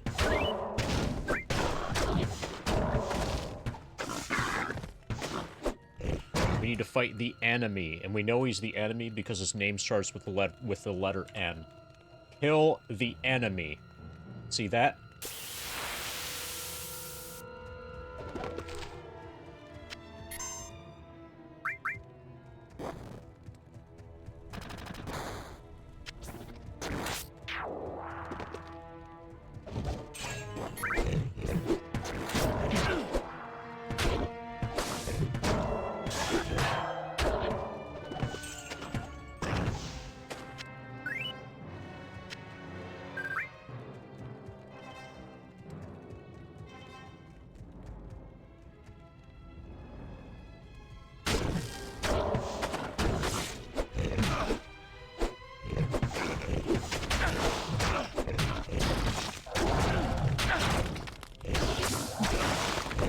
Something here is hitting really hard.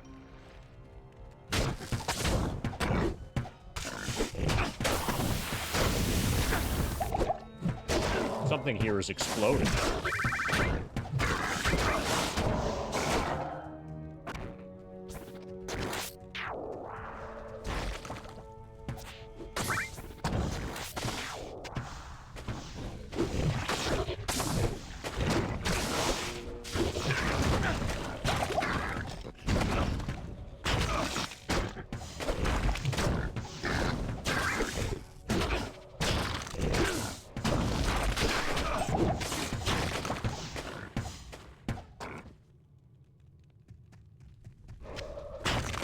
Oh, hey. This is the enemy. You have no idea of the power you face. I'm gonna left-click on you.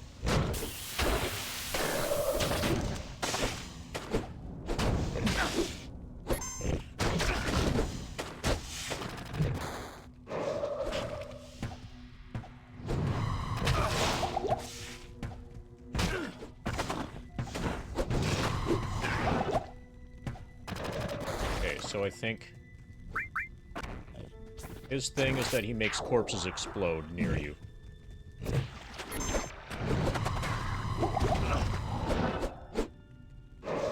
Also, something that minimize his freeze duration would be good here.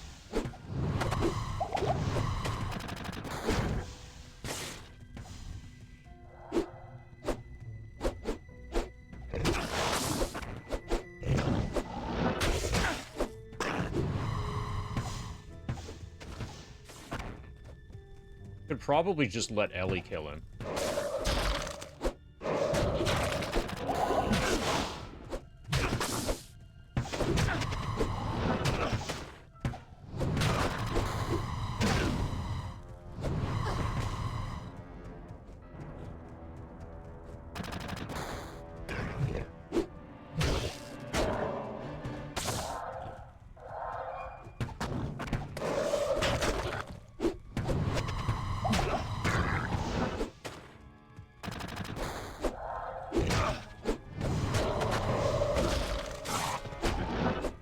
Okay, he's down to the TH.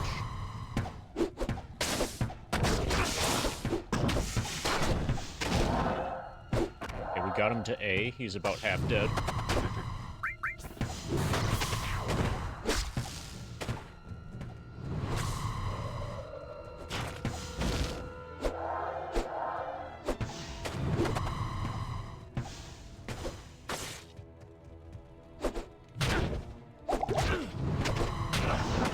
I feel like Ellie's destroying him.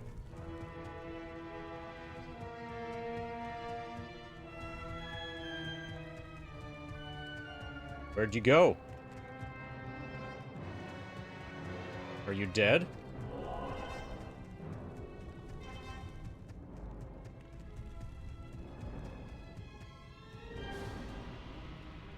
Maybe he's dead.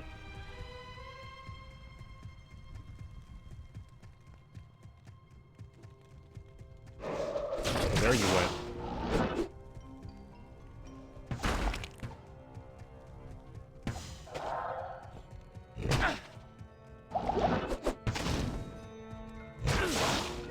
Trying to hide from Ellie.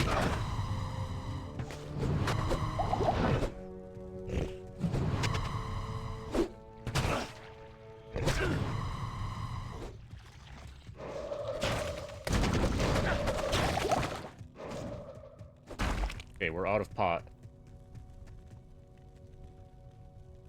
Gonna have to play careful.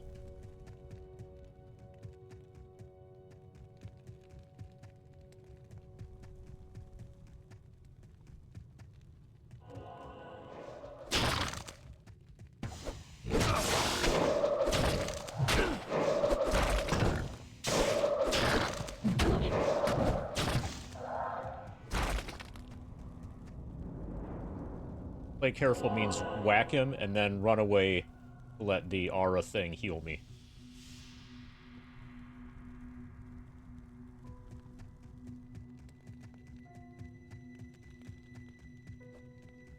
You ready for a whacking? Okay, we whacked him.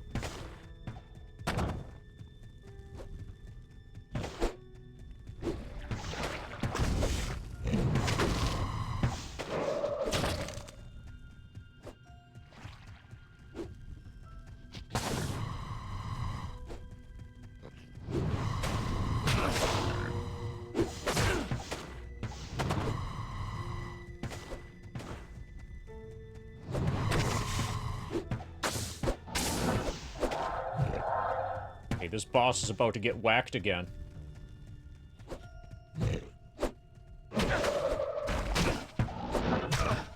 Yeah. I only died about 69 times. That's the number you were expecting, right, Urgo?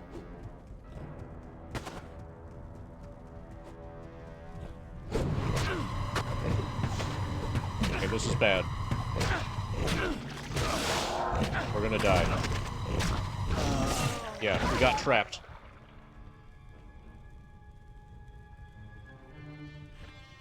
We got body blocked and frozen.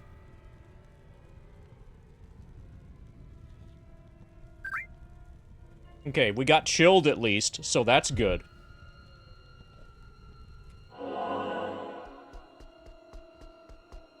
It would be really unfortunate to do that and not get chilled.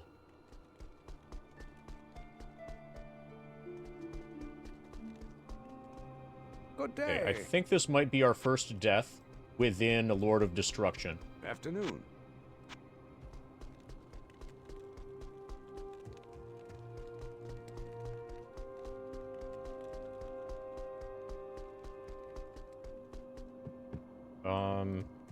No, we just buy a little bit of pot. Salutations.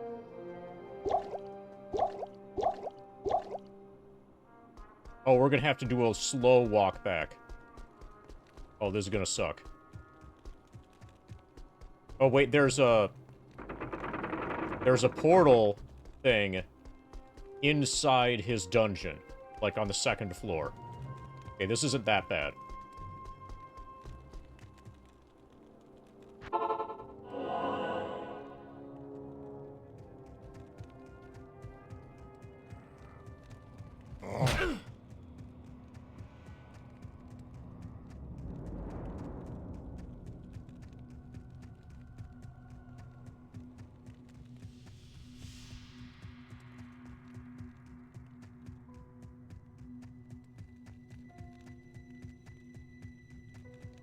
This could have been a lot worse. And then his floor is really short.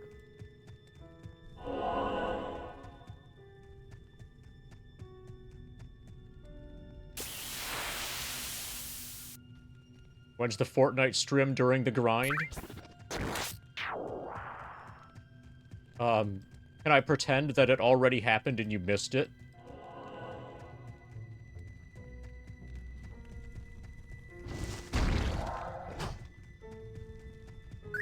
If so, it already happened and you missed it.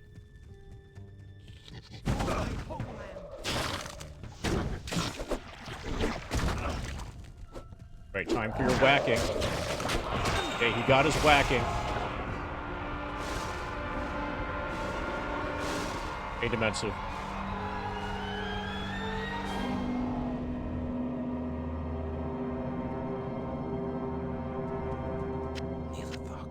What led you to this end?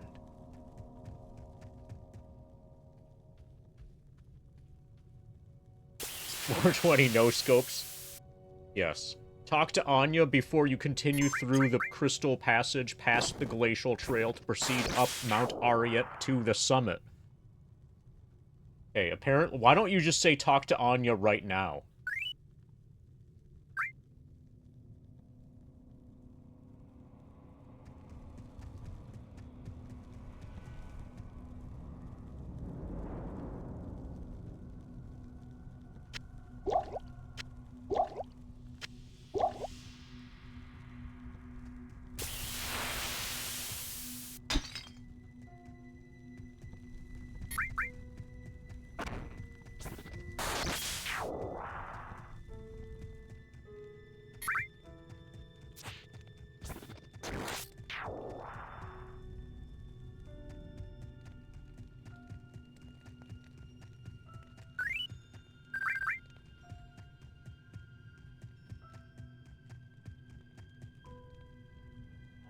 Okay, this area appears to be cleared.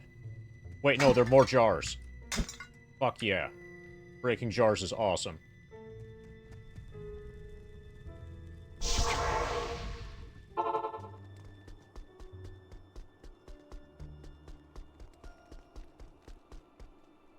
Good to see you.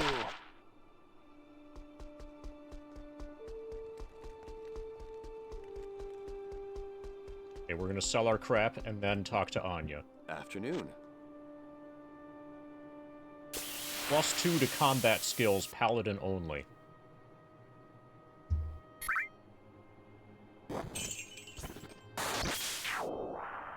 Cedar bow.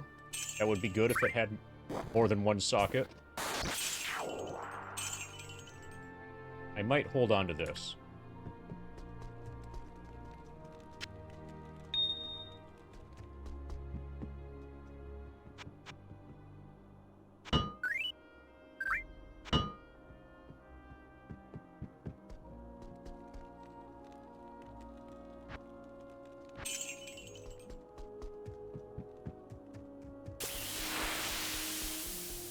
Good afternoon.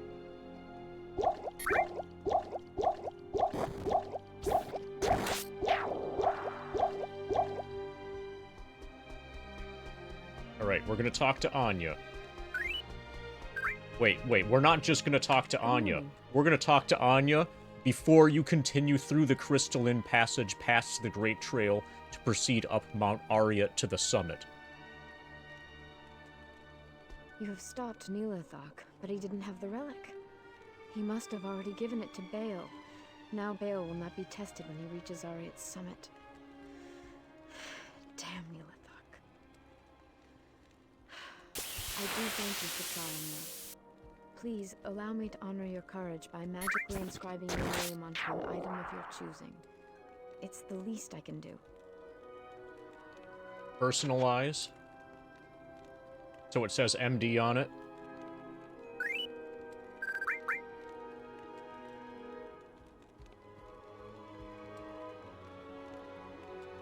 Well, I like the Bramble Blaster.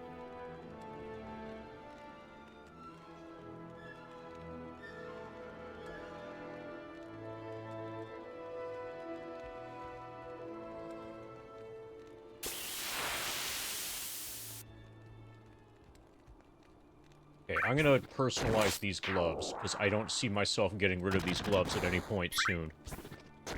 Mostly because of the half-freeze duration.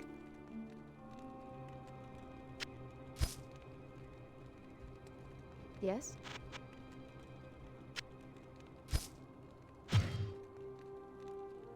Okay, they say my name on them? Monetary's Ghoul Hole, the chain gloves. Yeah, they do. Okay. So no gameplay mechanics. Good thing I didn't, do the Bramble Blaster, because then it would say Monetary's Bramble Blaster, but actually it's Bramble Blaster's Bramble Blaster.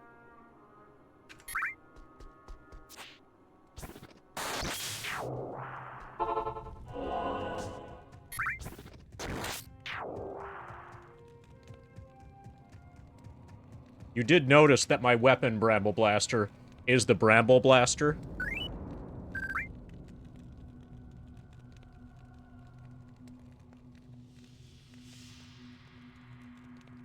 You can't make this up. It's too awesome to make up.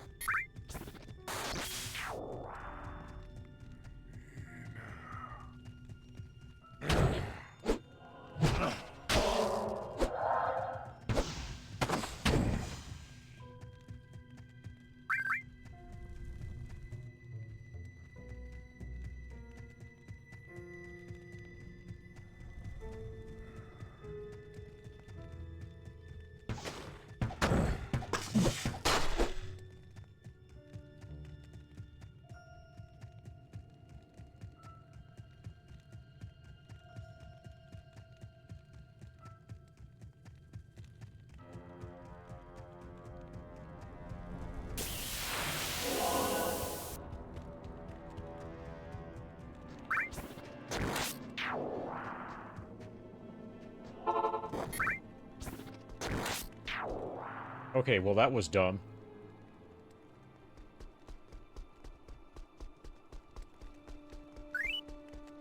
Okay, let's take this pathway instead. Crystalline Passage.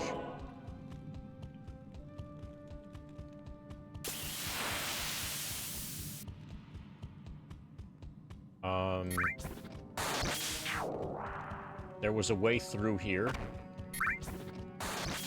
Feels like it's this, is progression.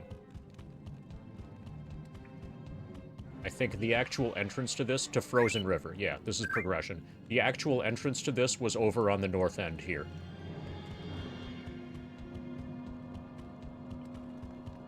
I think we've fully cleared this, but I want to take a look. Oh wait, no, there's more. Okay, so Frozen River is here. Glad I looked. I think this was the entrance.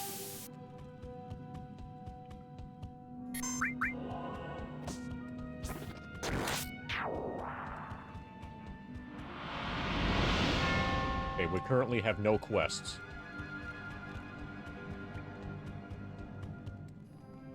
Glacial Trail.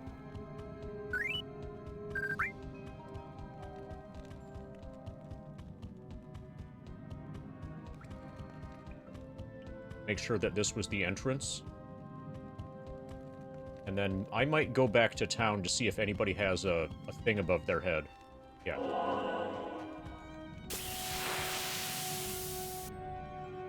Usually the game doesn't let me not have a quest. So somebody probably has a thing above their head.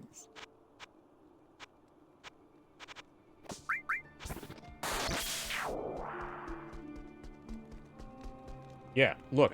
Every time He's got a thing. I hear of you, warrior, your deeds become more legendary. But take heed. You are approaching the very summit of Mount Ariat. I have never dared venture there. It is sacred, a most holy place. The legends say it is guarded by the Ancient Ones, who block the path of all who are unworthy. Your reputation here does not matter. It will be the Ancients who determine your worthiness. Good luck.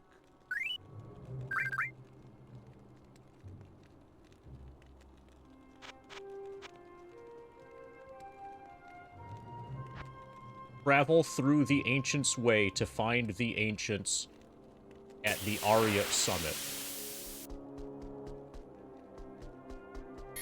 Anybody else with an exclamation point?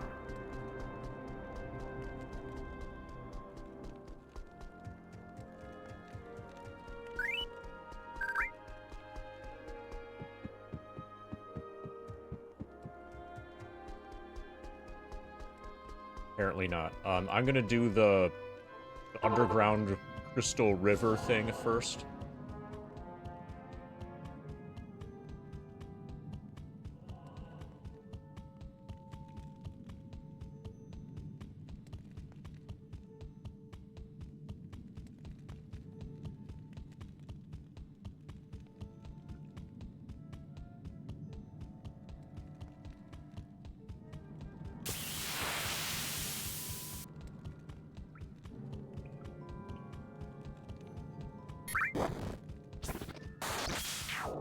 The Frozen River. Oh, we've been here already.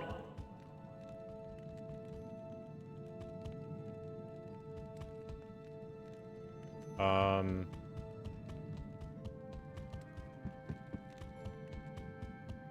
think we fully... Yeah, this is where we found Anya. This is a dead end. Okay, so the only way to go is to the northeast.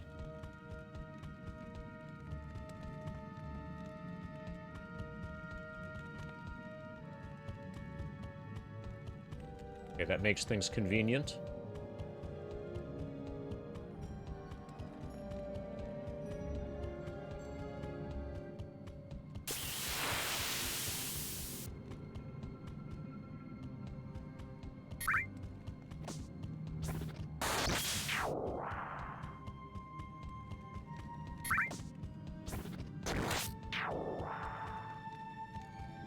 Glacial Trail. A new area.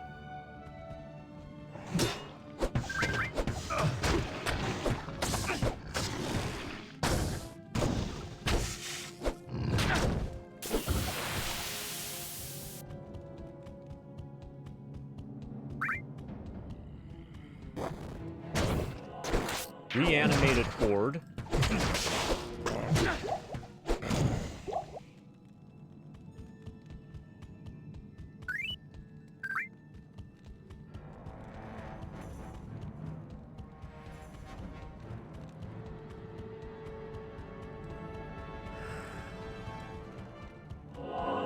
He's living up to his name. He's animated again. Ellie feels much stronger now.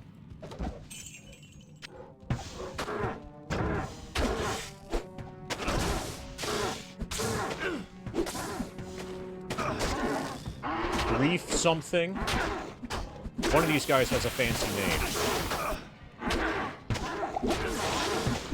Grief Grumble the Hungry. Okay, that's definitely the best name that we've had so far. Grief Grumble the Hungry. Oh, hey, the girl died. We're probably gonna die, too.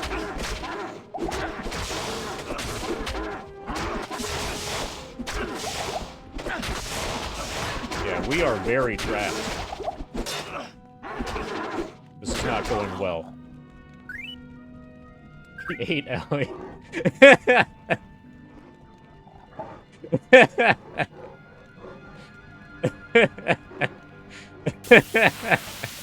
Yeah.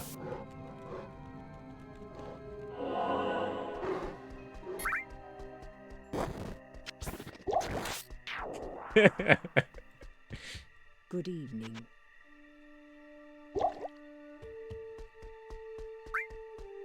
And unfortunately, Hello. he was still hungry after Ellie. What is it? Ellie needs to put on some weight.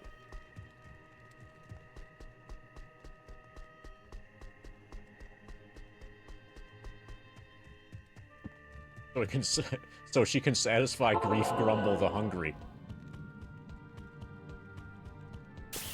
Yeah, I needed one more gold coin.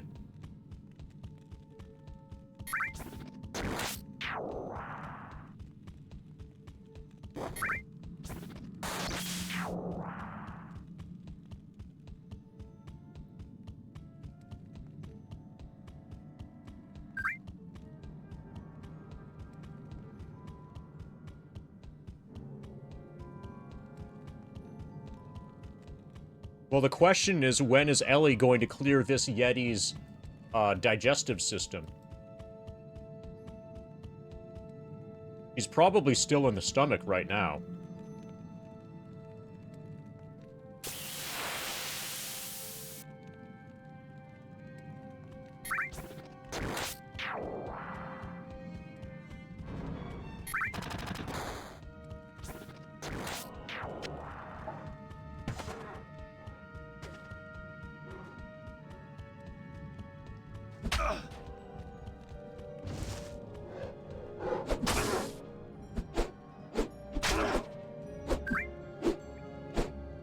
Okay, we lost Ellie already. Okay, we found a new final boss. It's Grief Grumble the Hungry.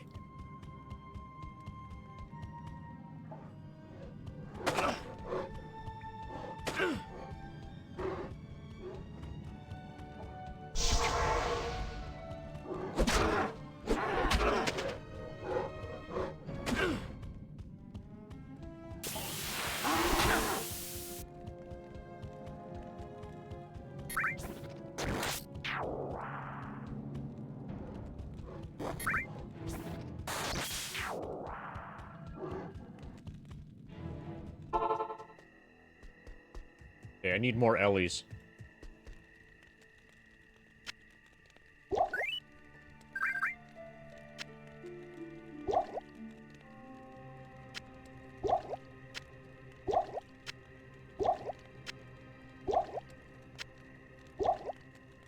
So after we kill Grief Grumble the Hungry, I think I might consider ending the stream for tonight. Evening. Or maybe we'll clear this area. I think we're probably going to end relatively... Like, I don't think I'm going to make this be a 10-hour stream, basically. Evening. Oh, are you unhappy that I just declared that I intend to kill Grief Grumble the Hungry? Salutations. If I don't kill him, he'll remain hungry forever. And that's bad, I think. Hey, Soup. Oh, Soup! Do you want to feed Grief Grumble the Hungry?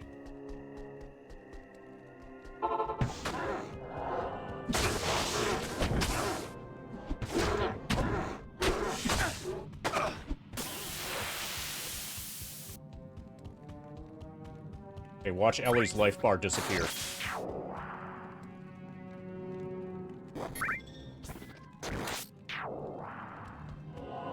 Okay, she's still here. Here's Grief Grumble.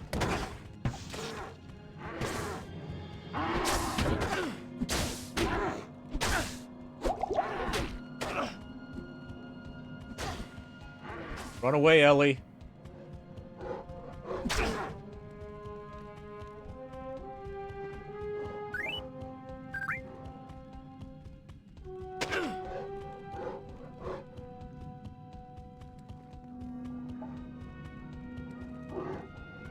Ellie, are you still alive? Okay, there she is. She's getting whacked by Grief Grumble.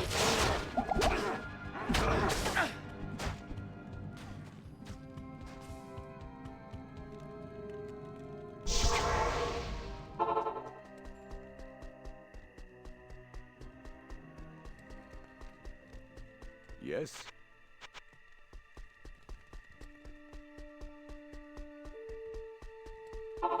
Okay.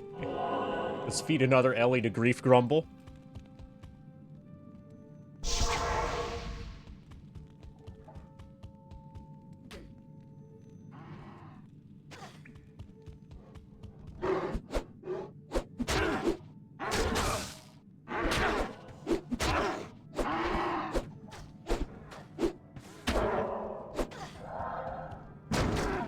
Okay, we got one of them. We're making progress.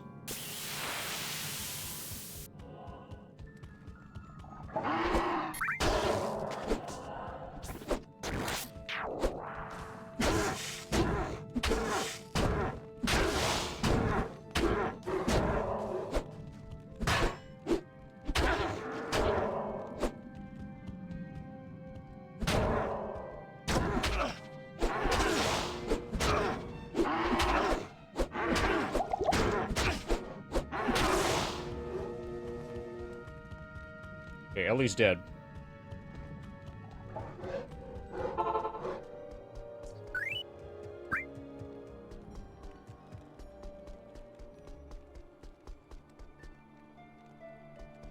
Afternoon.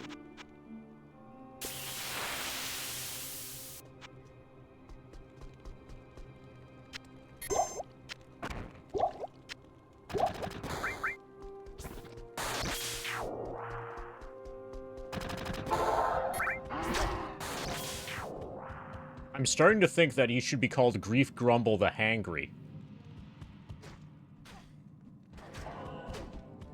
Okay, she's not gonna last long.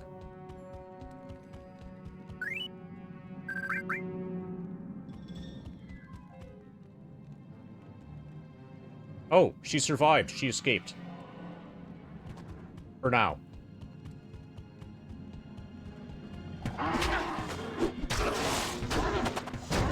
Got? We killed two of them. Okay, here's Grief Grumble.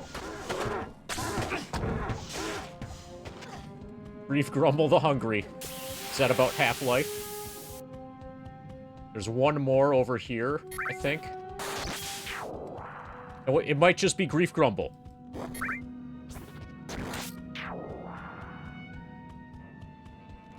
Where are you, Grief Grumble? Oh, yeah. So one ordinary enemy. And we need to find Grief Grumble. Fuck yeah. Okay. Where are you, Grief? There he is. Grief Grumble. Oh, he regenerates.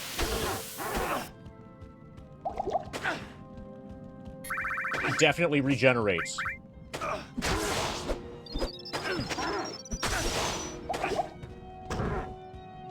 Okay, so if I have him chasing me and Ellie shooting him, we should eventually win. Also, I don't know what's happening, but it's really bad. It's like I'm permanently frozen and taking damage. Okay, good. Stopped. Now Ellie's probably gonna die. Yeah, he is totally regenerating.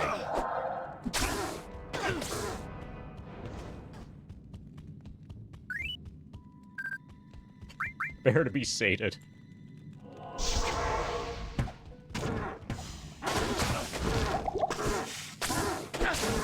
Okay, whatever she's doing is awesome. This is going really well.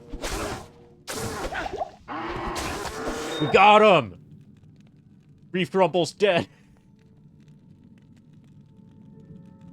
Let's fucking go.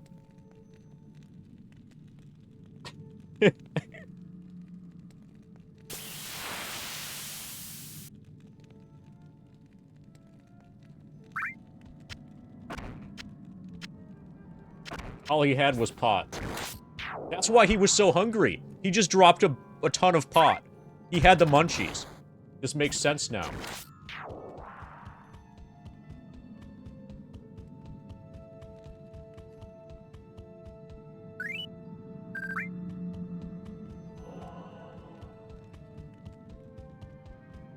This is why Pod is so dangerous.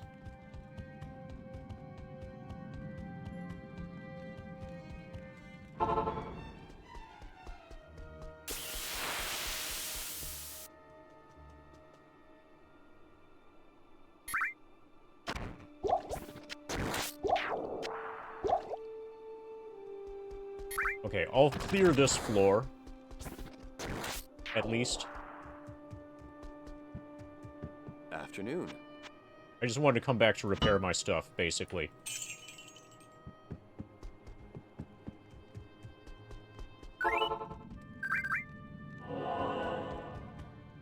Okay. That was a good fight.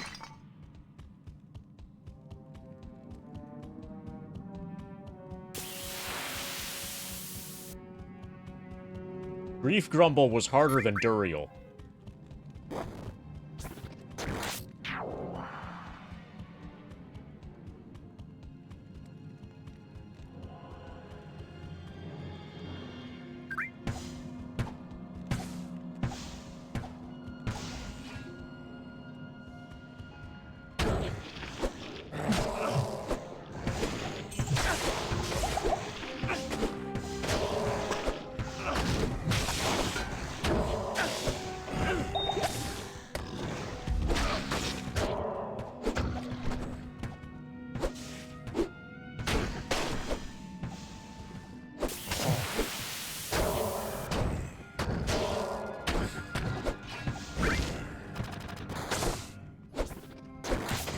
Okay, these are champion abominables.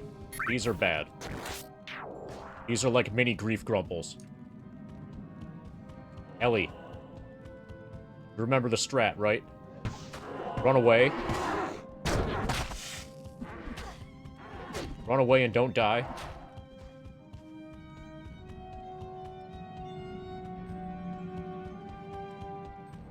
Okay, she's a little bit dying too much right now.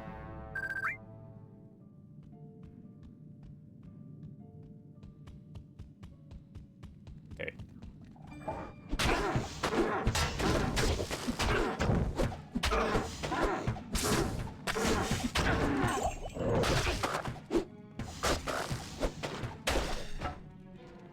Okay, we got another mini grief grumble.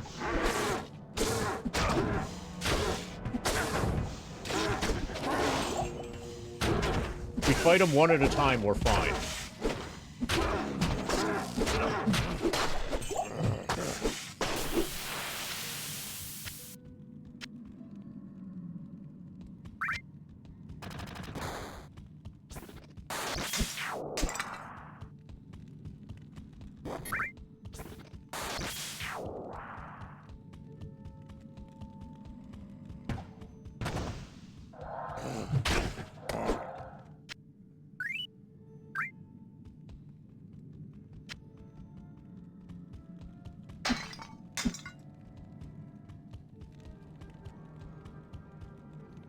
Okay.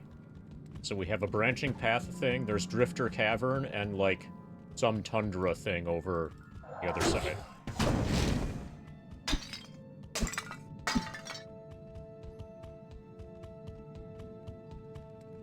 This feels like a dead end.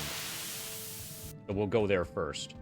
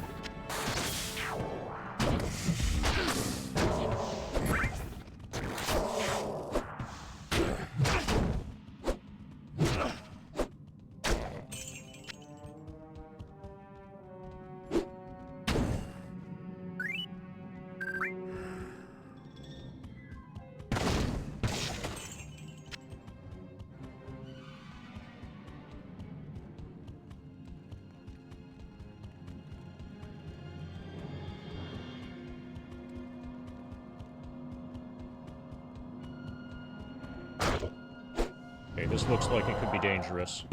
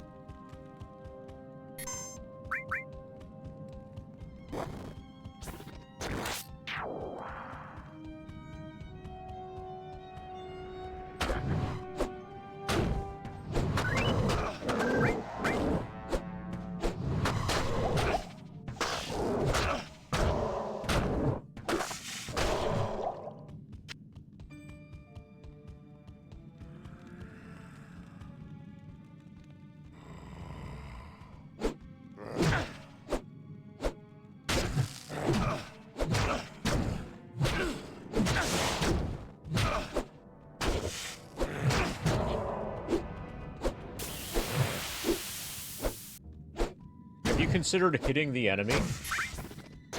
No? I suppose that would take effort.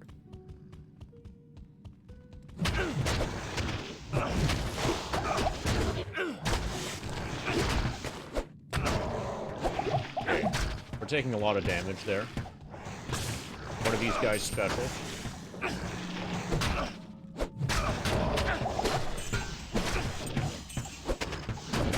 Or there's just a lot of them. I think there's just a lot of them.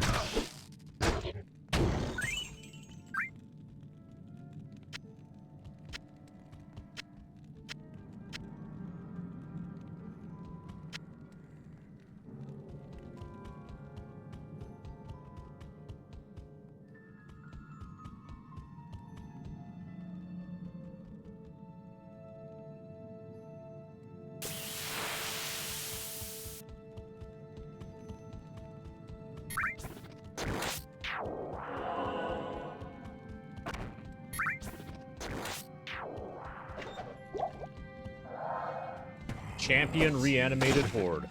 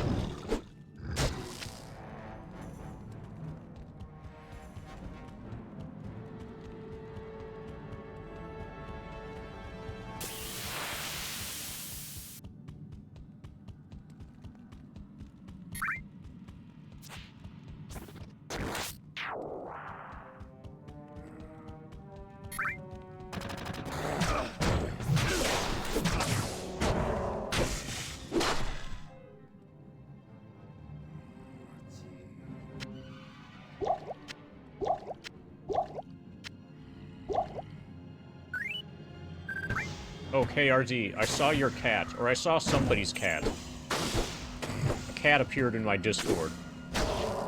Are you missing your cat? 2 cats. Oh, yeah. 2 cats appeared in my Discord.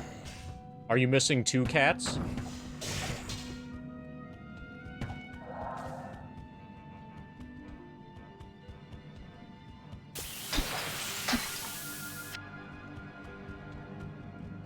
Hey, look, one of the teleporter thingies. Great. Frozen Tundra is apparently the next place to go.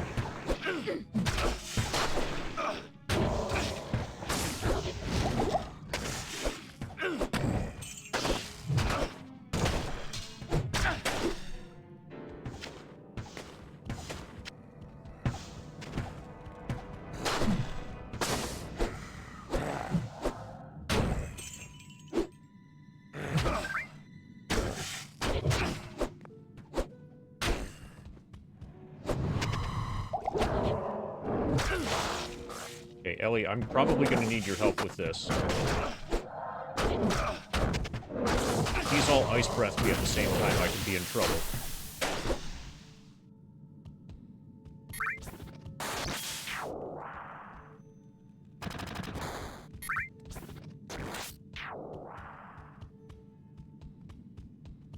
Yeah, I'm not sure if I'm a Cenobite yet. Don't let me know if I am. No spoilers, please.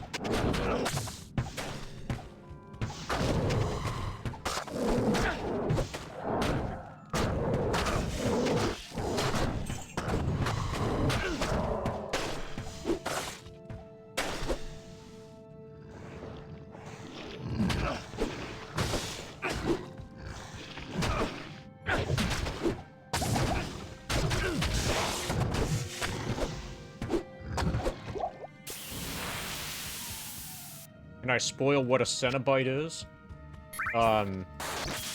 There are things in there's a movie series, okay?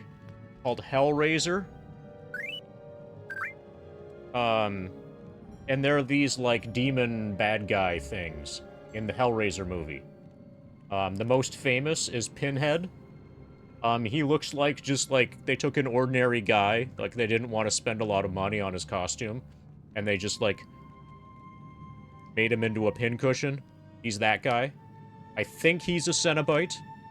But then the other ones, yeah, just take an ordinary guy, preferably some guy with pale skin, you know, who hasn't been outside in a really long. They took a Twitch streamer, and gave him acupuncture, and then he became a horror villain.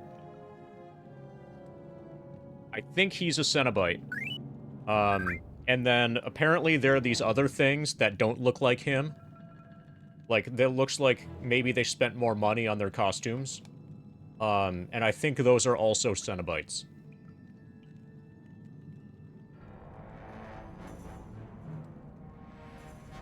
So I am not a scholar of that universe.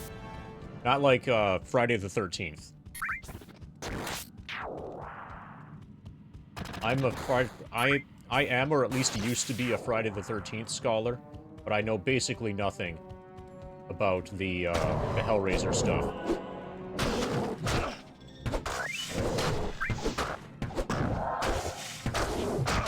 They derive pleasure from suffering? See, I didn't even know that.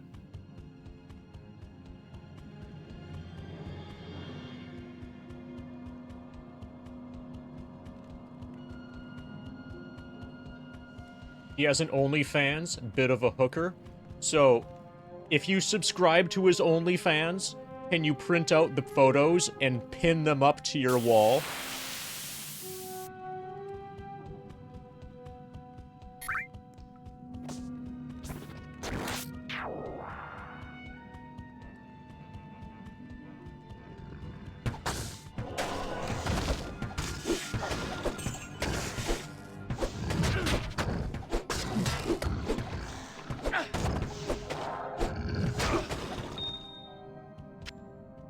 I can't carry anymore.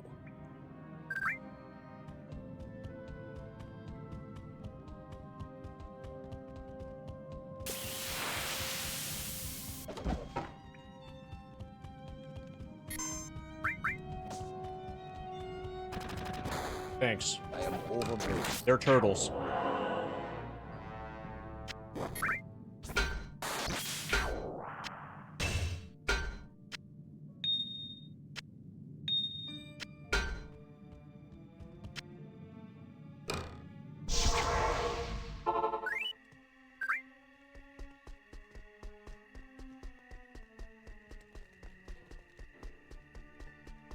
Good to see you.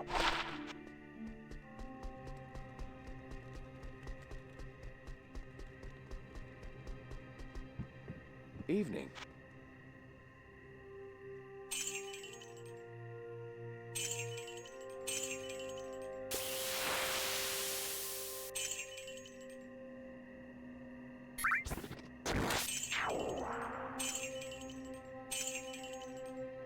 Okay.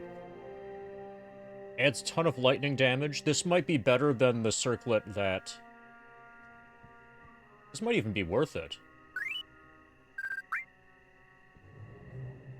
Replenish life. Light radius. This one might be better than the one that Ellie has right now. She has something like this. Okay, she has 1 to 89 lightning damage. I put that to good use. This is 1 to 89 lightning damage. 4% life stolen per hit. Enhanced to defense. Lightning resist plus 36%. Magic damage. This is amazingly awesome.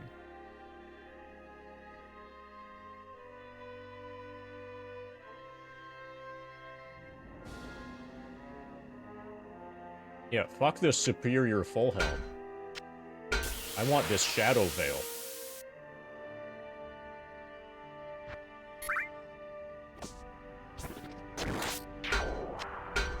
Yeah, that's godlike. Alright, we're finally gonna start killing enemies.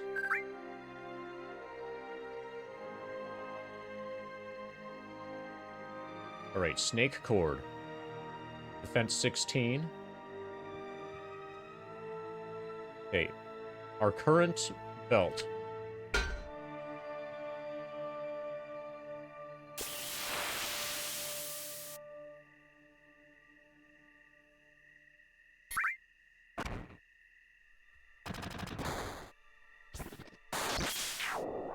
Okay, so I'm not sure...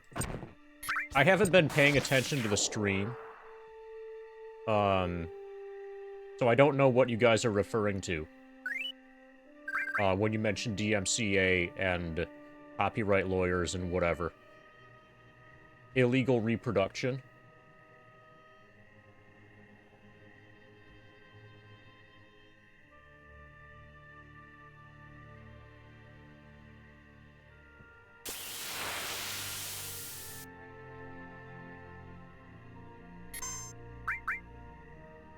Replenish life plus 6. That's good. I like that. Poison resist plus 25. Poison length reduced. Oh, printing out Pinhead's OnlyFans. Okay. What, you don't buy a license for that when you subscribe to his OnlyFans? Does that mean I'm gonna have to burn my Amaranth printouts? You know what would be great? If you printed them out using a dot matrix printer. That would be really appropriate.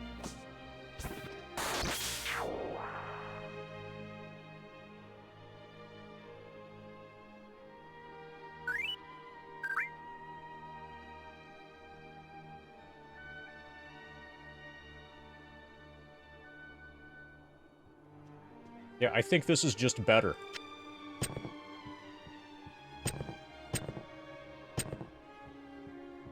Okay, so my cold resistance will go down. My poison resistance will go way up. And I do more damage. This adds poison damage. If I really care about cold resistance, I would take some kind of ring of cold resistance. I think I'm gonna hold on to this.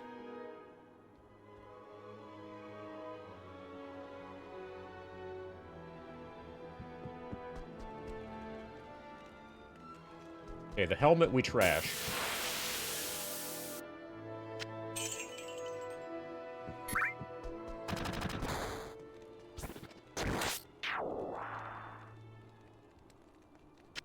That's cold resist 26. Let's see what I have available. Half freeze duration is pretty good. Cold resist 9, but plus 5 strength.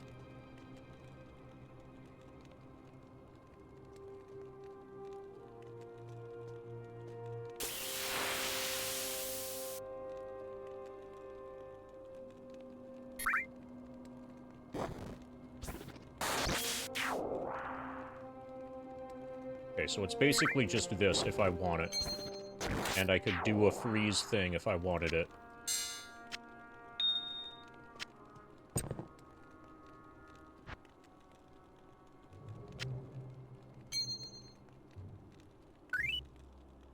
I could run those if I wanted. So, I'll keep them with me. I'm at level 47. Welcome to level 47, Soup.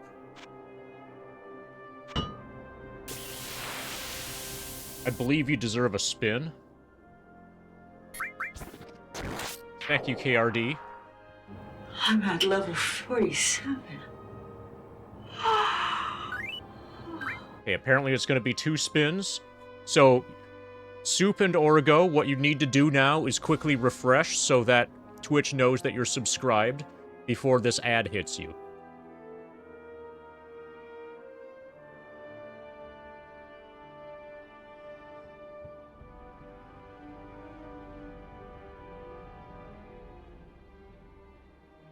Okay.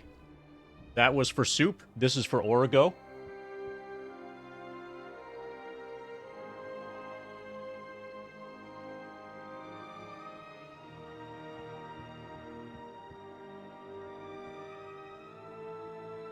Thank you, KRD.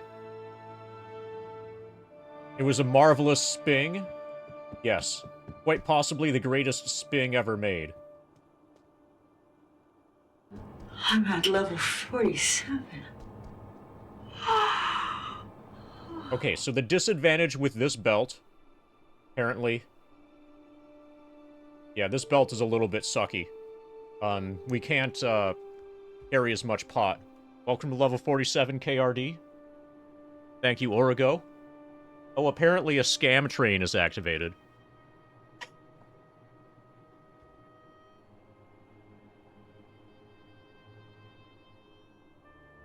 Someone gets spinged right round, baby, right round. Okay, I would rather have the big-ass belt.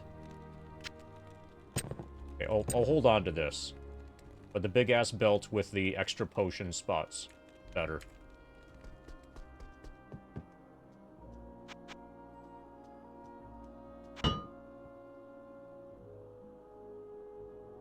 Given my current build, which consists of pressing the potion button while left-clicking the enemy.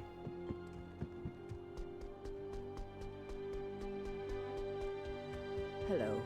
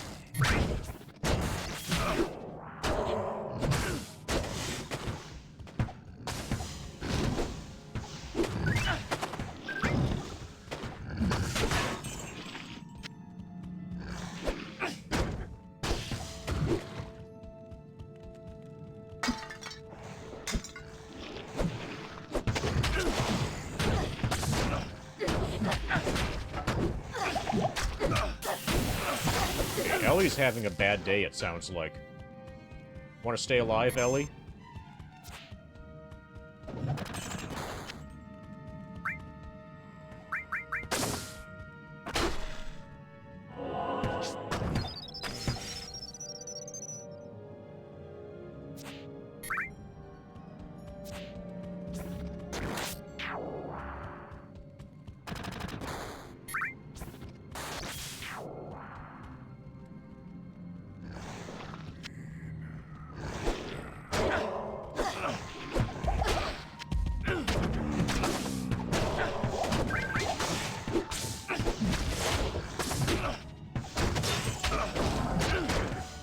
One of these is a special enemy.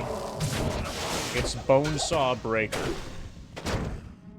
He was nowhere nearly as good as Grief Grumble.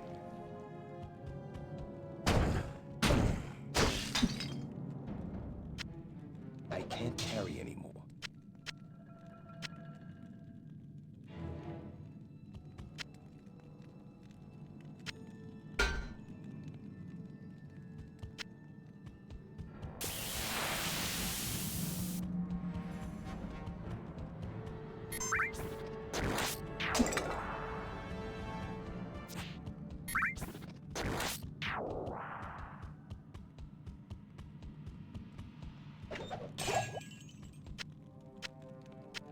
I can't carry anymore. I am overburdened. Okay, this place is done.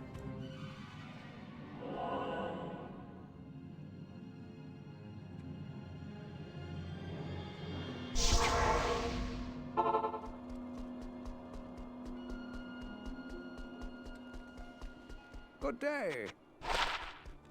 I'm gonna have to buy some more teleport scrolls soon, too. Afternoon.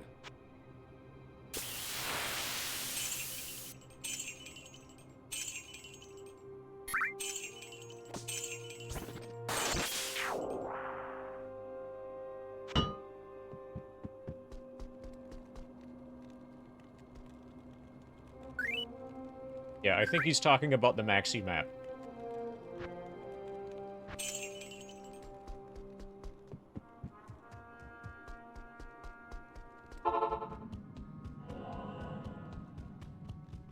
So it's way more annoying. This is less annoying than when you can't see it. The most annoying is when it really blends in with the background that you're... Like, if it really blends in with the floor of the area that you're exploring.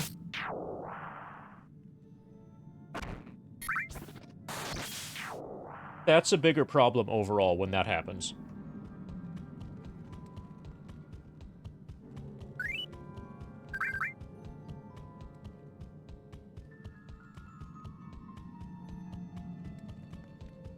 At least in my experience.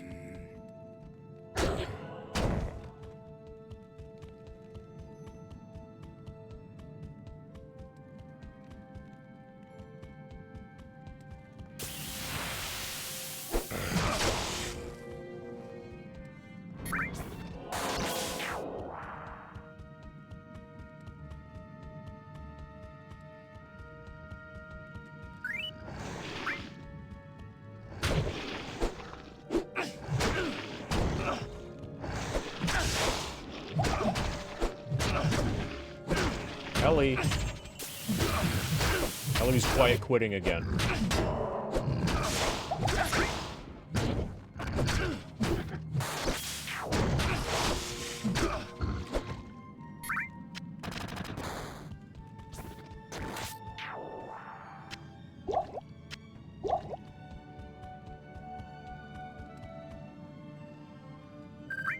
Okay, so we came in here, I think. And this is probably actual progression, and I think this is towards a dead-end dungeon thing.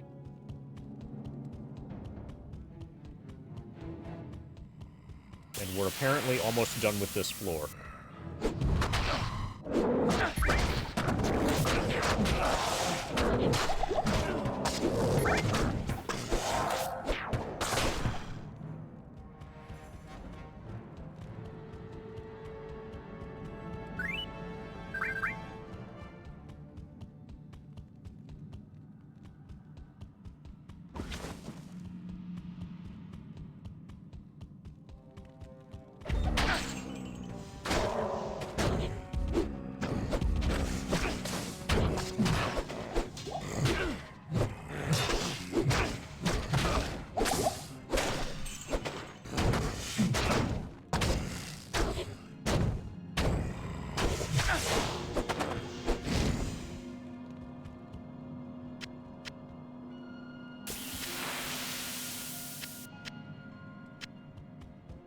Okay. We're gonna go up to this next.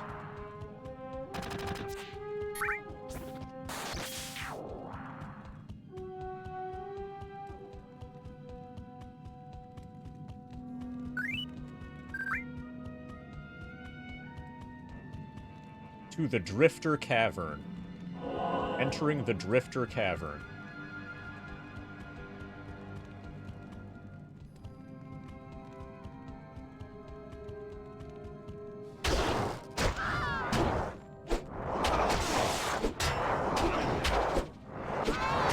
Ellie's hiding behind the corner. Trying to get out of shooting arrows.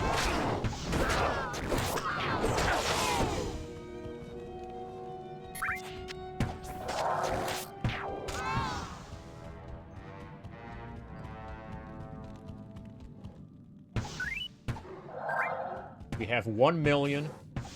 Oh, nice. Okay, go for it, Ellie. We have 1,996,000.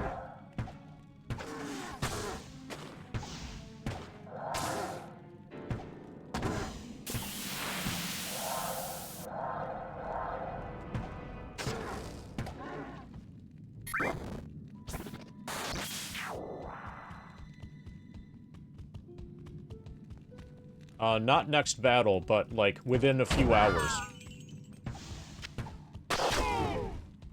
So, if not tonight, then definitely in the next stream.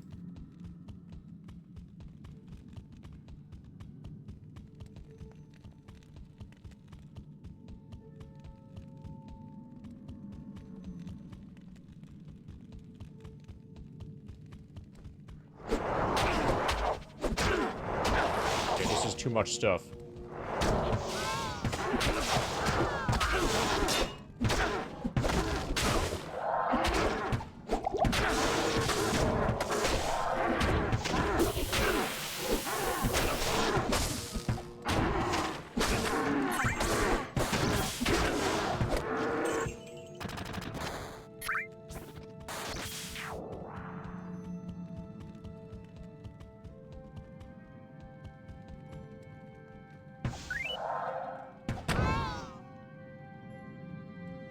When you see this? 1.996742 million.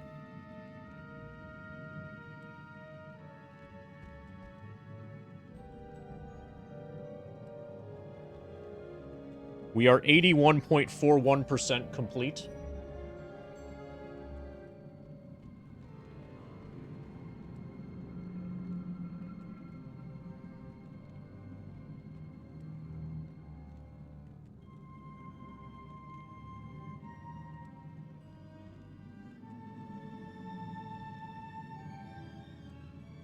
$2 million is gonna feel really nice.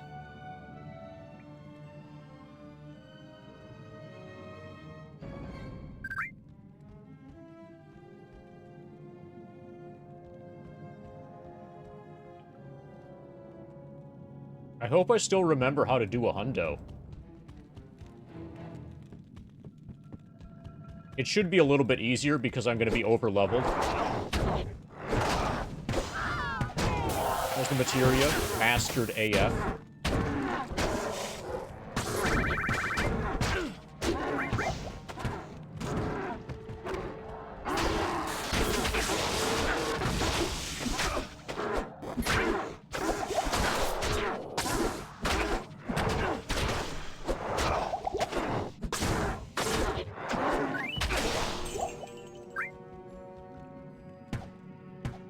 Less than 500,000 away, actually. I think just barely.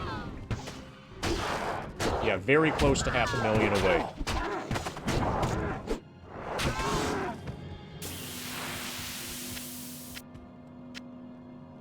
Yes. Something like that.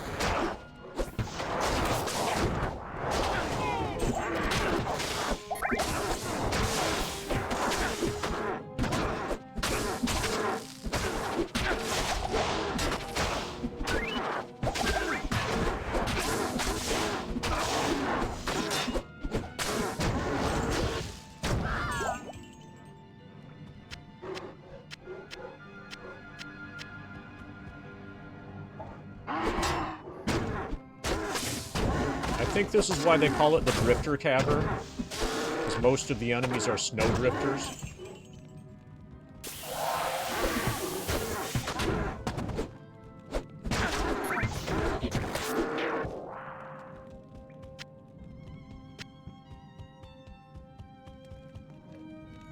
Oh, yeah, here's a lot of them.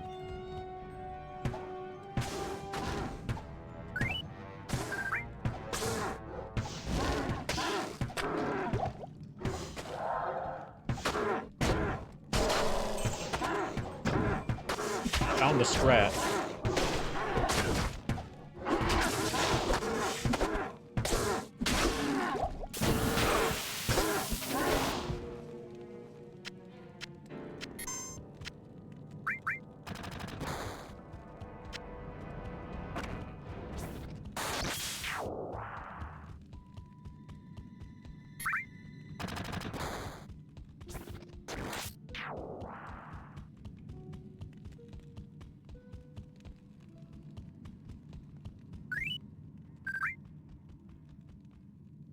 Yeah, I can't wait until enemies start dropping super duper healing potions.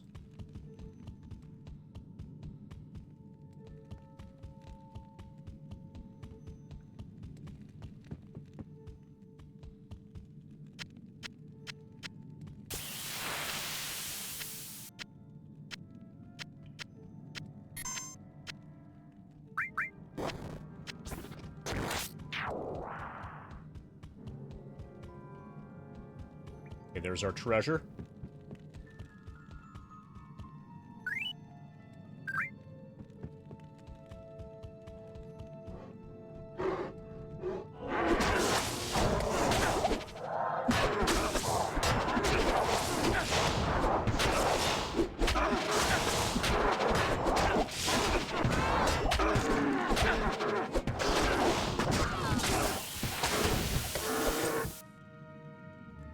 I can't carry anymore. I am overburdened.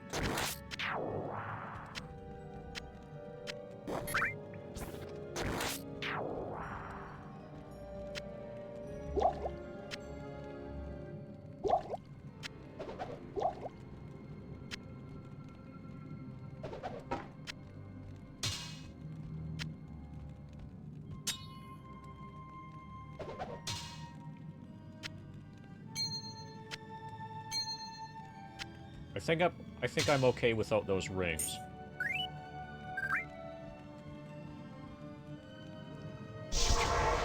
I'm gonna put those back in my box. Hello.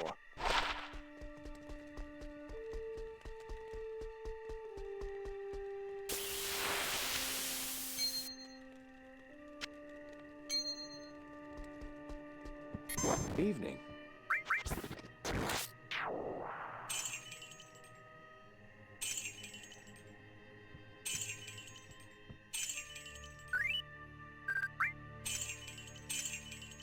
Okay, this is good.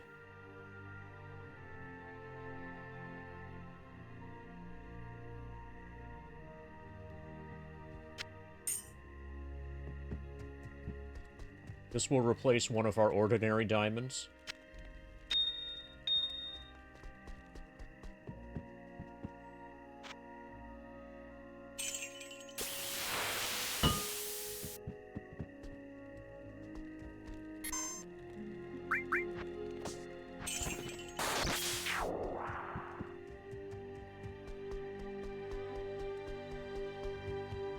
Good evening. Okay, we've got plenty of pot.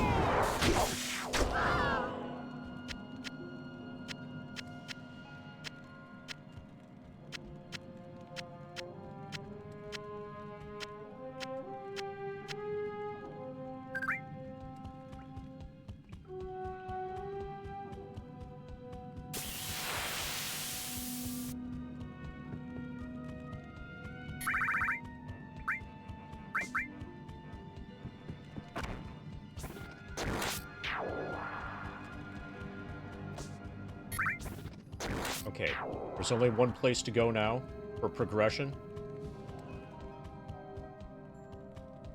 That's the exit from this dungeon up here. Alright, everybody, soup is burping.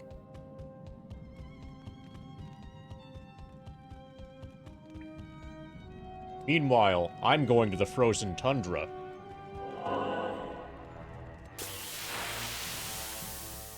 Right, we have impenetrable walls of trees.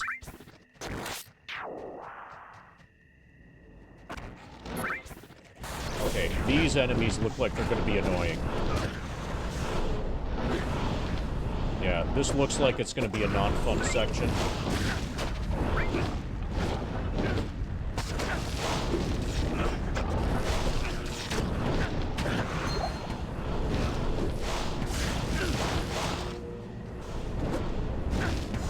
Ellie, can you kill all the enemies for me?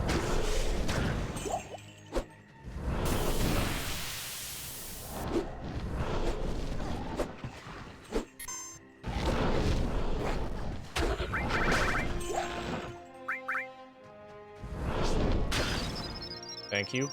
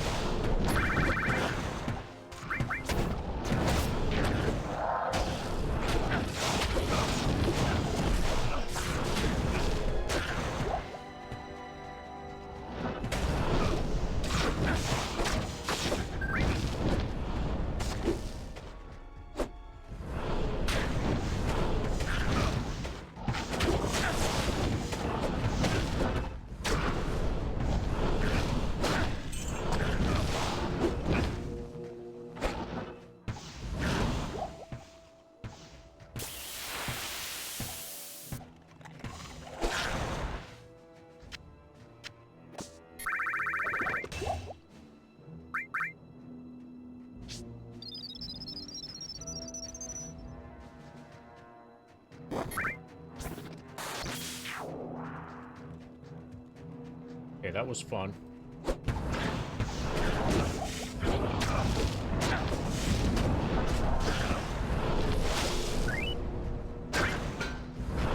Okay, these definitely aren't as annoying as the things in Act 3.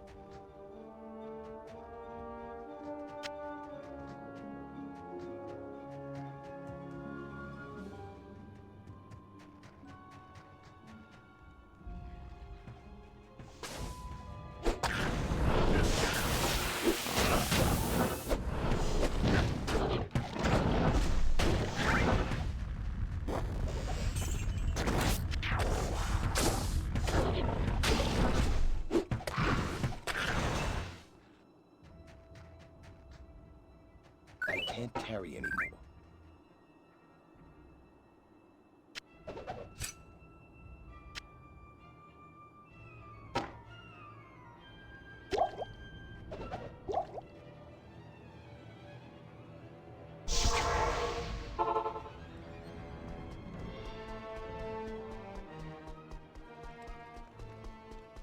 Good to see you.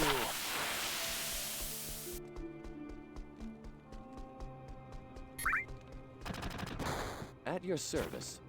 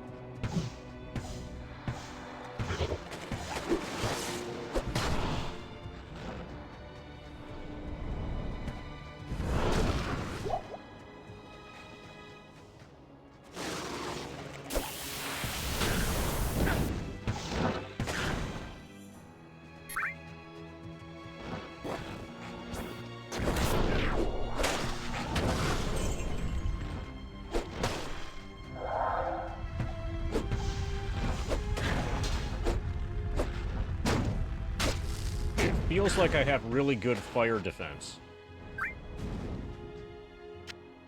That's why I'm just not noticing any of these attacks.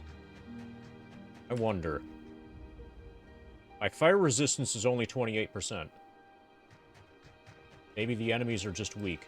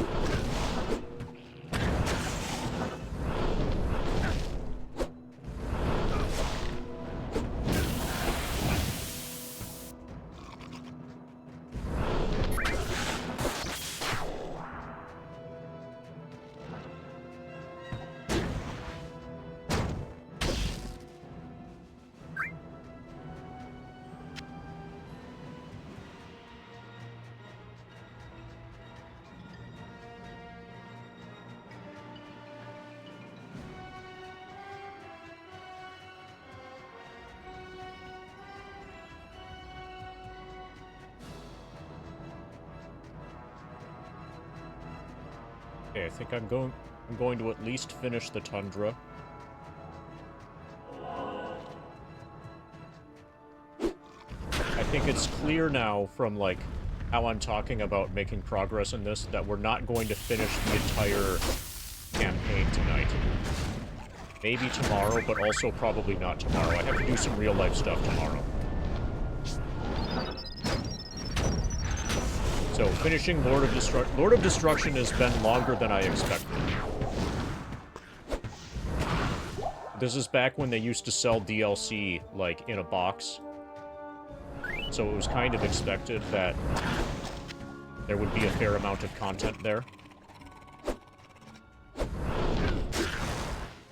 Like, the DLC box is the same size as the original box.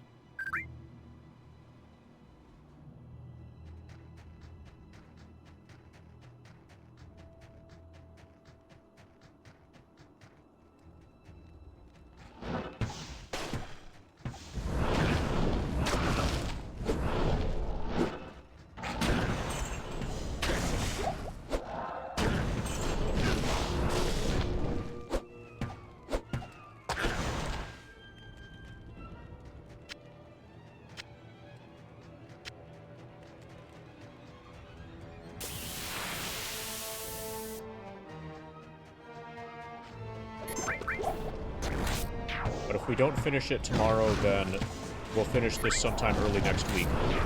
And then I'm thinking probably a boy and his blob next. We'll see how I feel.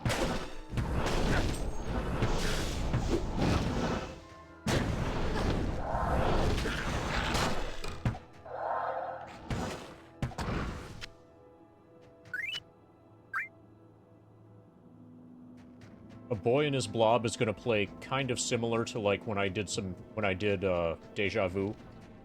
When I did Mac Venture stuff before. Basically a puzzle game.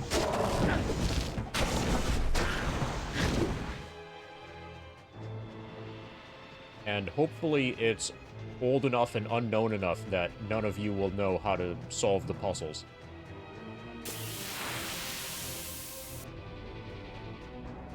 That's, like, one of the good ways to prevent backseating, is to play games that people don't know how to backseat.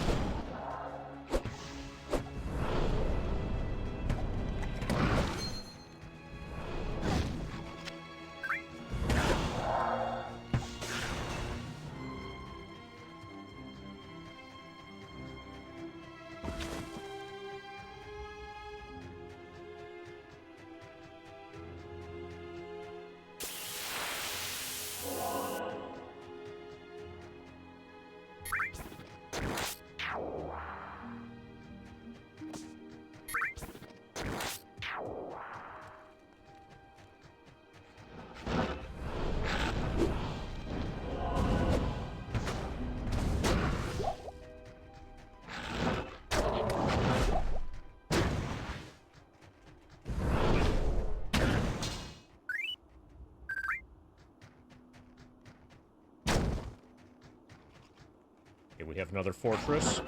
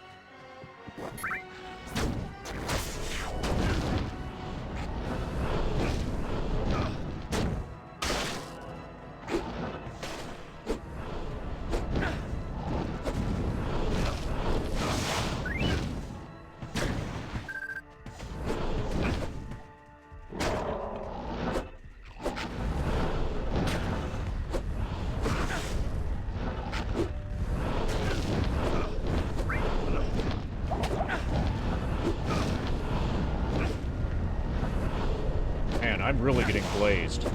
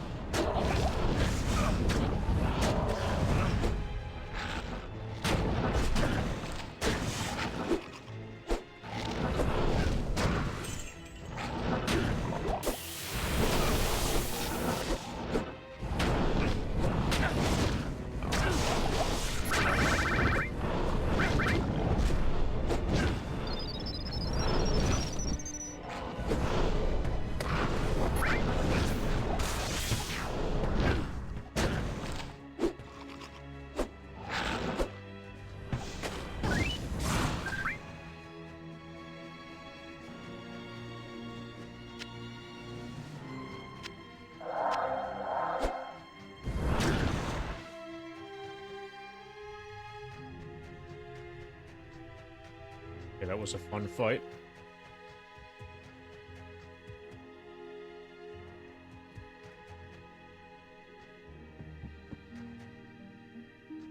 Start to pick up heal pots.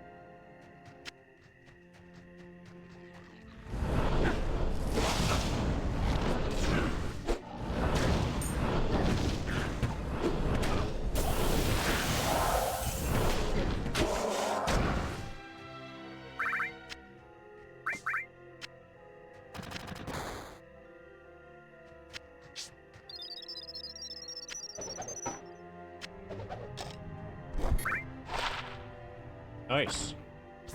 5% faster movement. I'll keep that around.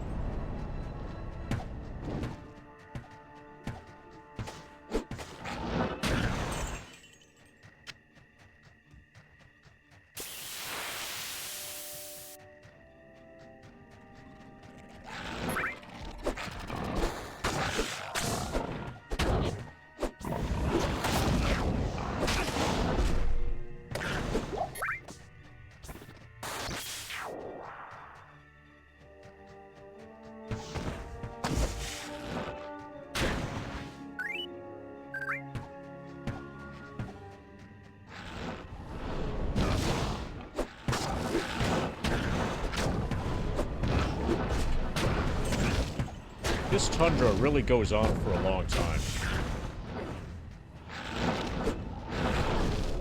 I feel like it should maybe end soon.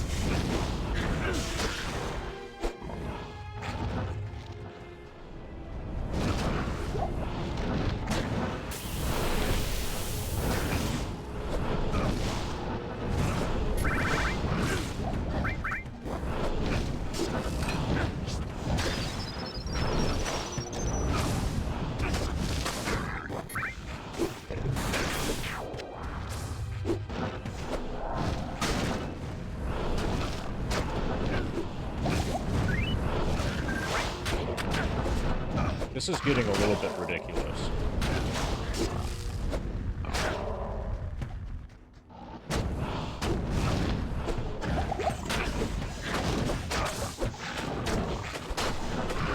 At least I'm gaining a bunch of experience, probably.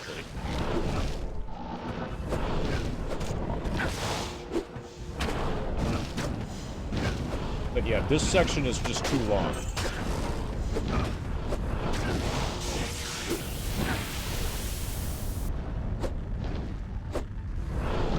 Okay.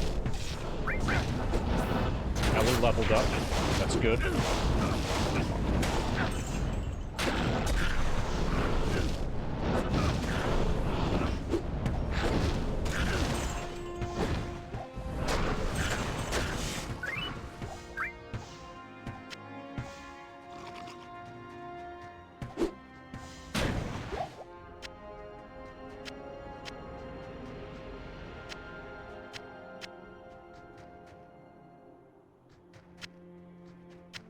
I can't carry anymore.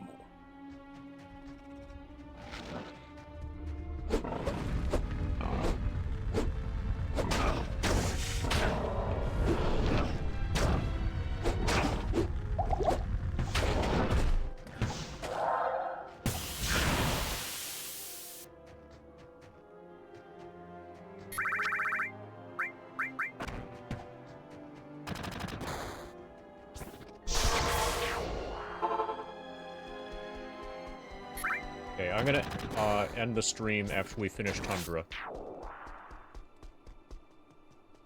Good day. I hope we're close to the end of this Tundra. Afternoon.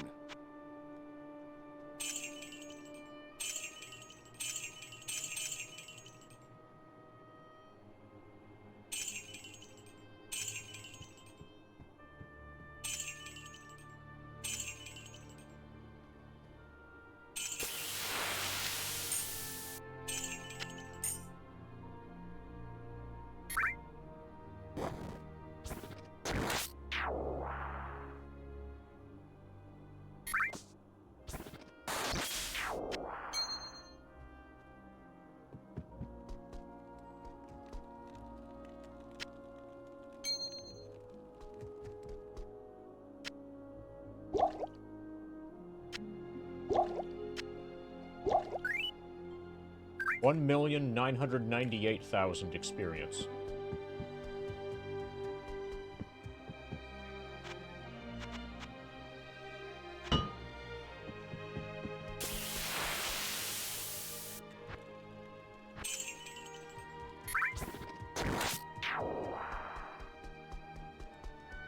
Good afternoon.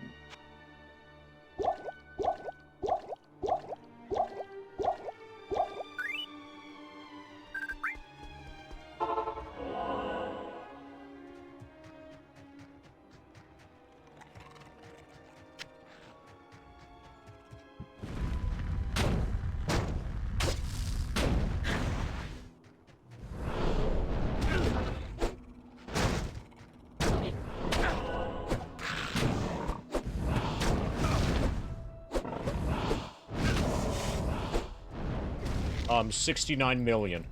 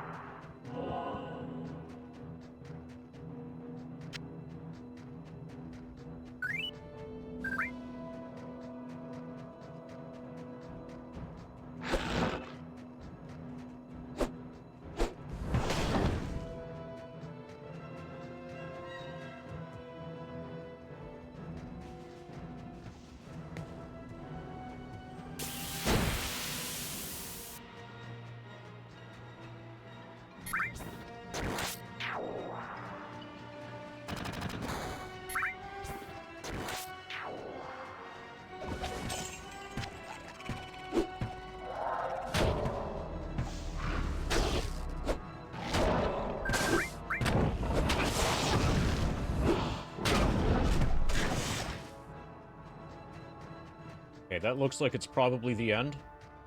Gotta be getting close.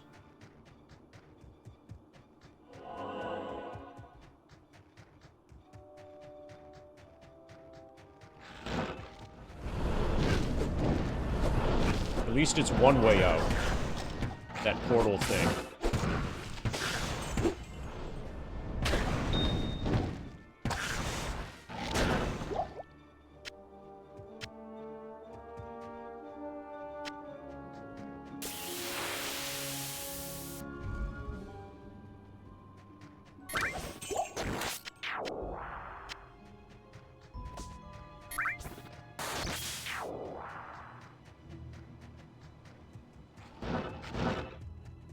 Portal to Infernal Pit.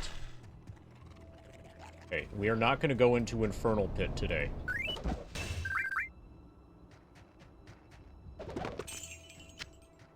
That'll be later. Maybe tomorrow. If not tomorrow, then Monday. Okay, and is this... Yes. This is our waypoint.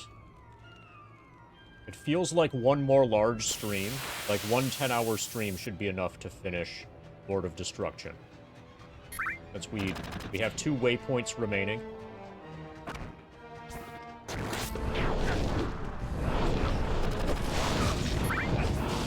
Who knows how long Bale is going to take to kill?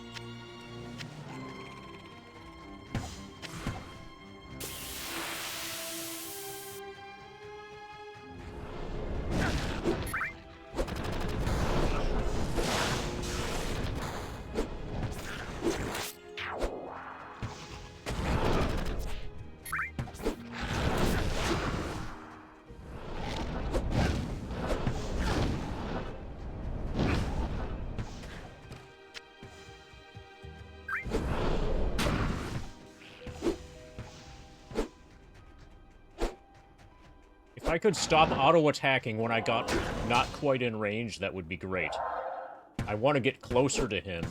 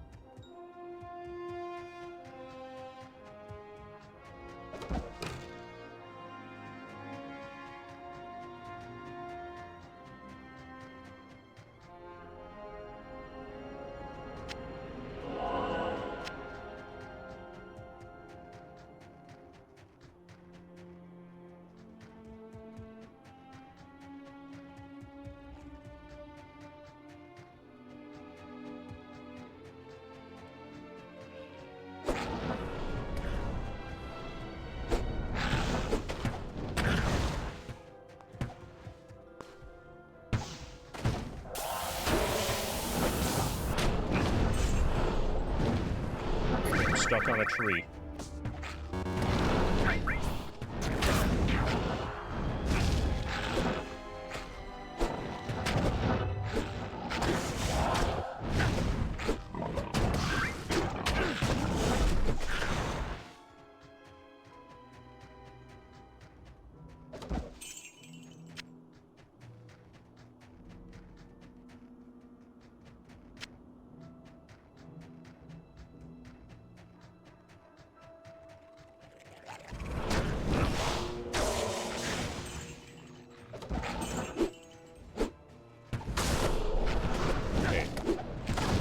One of these is special. Okay, several of them are special.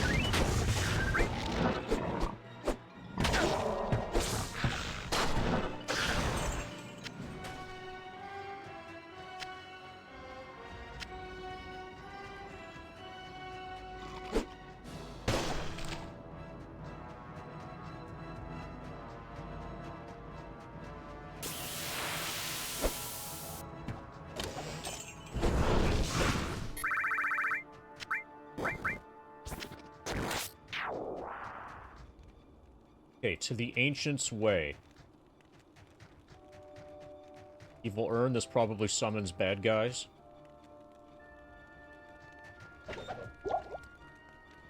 No. Should have summoned some bad guys.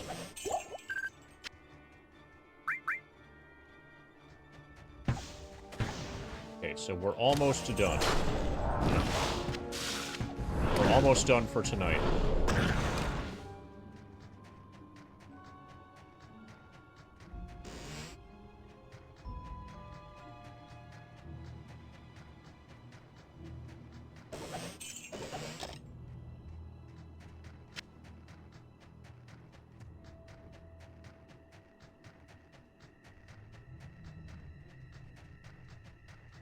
So progression is here. The Ancient's Way.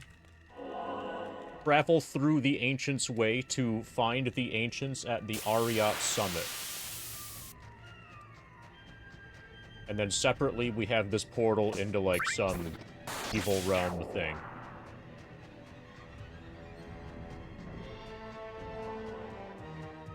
Infernal Pit. Okay, so we're gonna end here. If I stream tomorrow, then we start with Infernal Pit. If I don't stream tomorrow, then the goal will be to finish the goal will be to definitely finish Lord of Destruction within Monday's stream.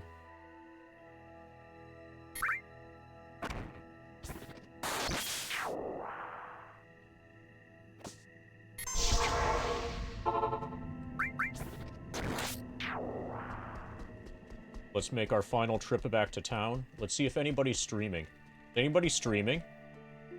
Hello. Or am I the only one? Evening.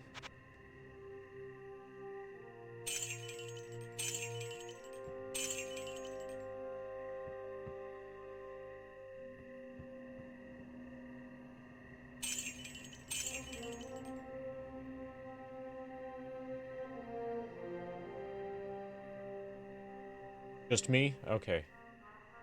Well... Okay, there's Cornfed. Cornfed's not a person? I guess he is a corn cob.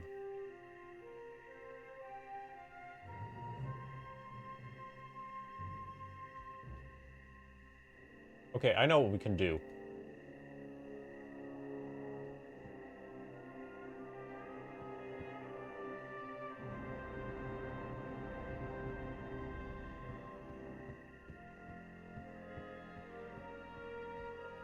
Alright. We are gonna raid Tristop. We're gonna raid one of the Tetris kids. After we put some stuff away and repair our equipment.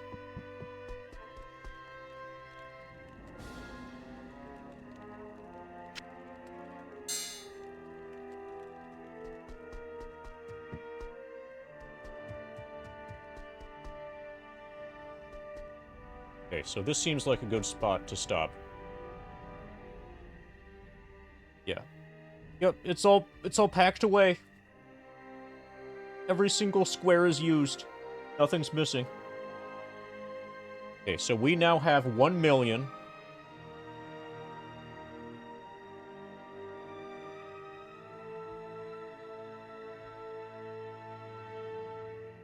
$998,362 experience.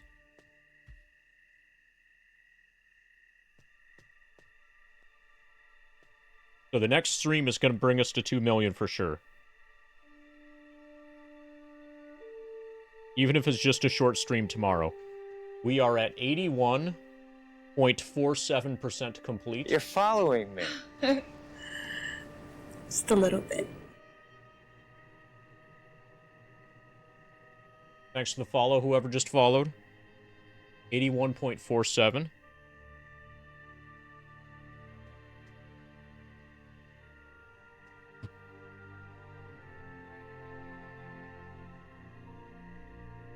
Okay, so we finished the Frozen Tundra. Yeah. Okay, so it is 12/14. December 14. Stream 102.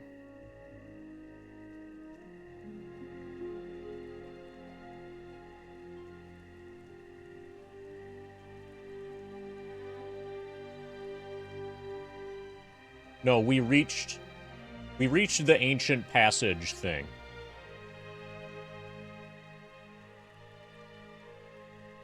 Alright, I'll say finished Frozen Tundra. We're level 92. With 1,998,362 experience.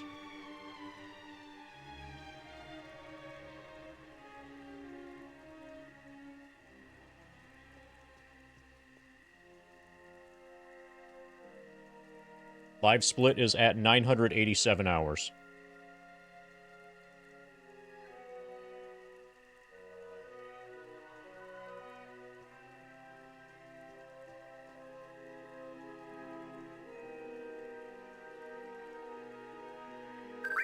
We got the pot. I'm gonna heal some.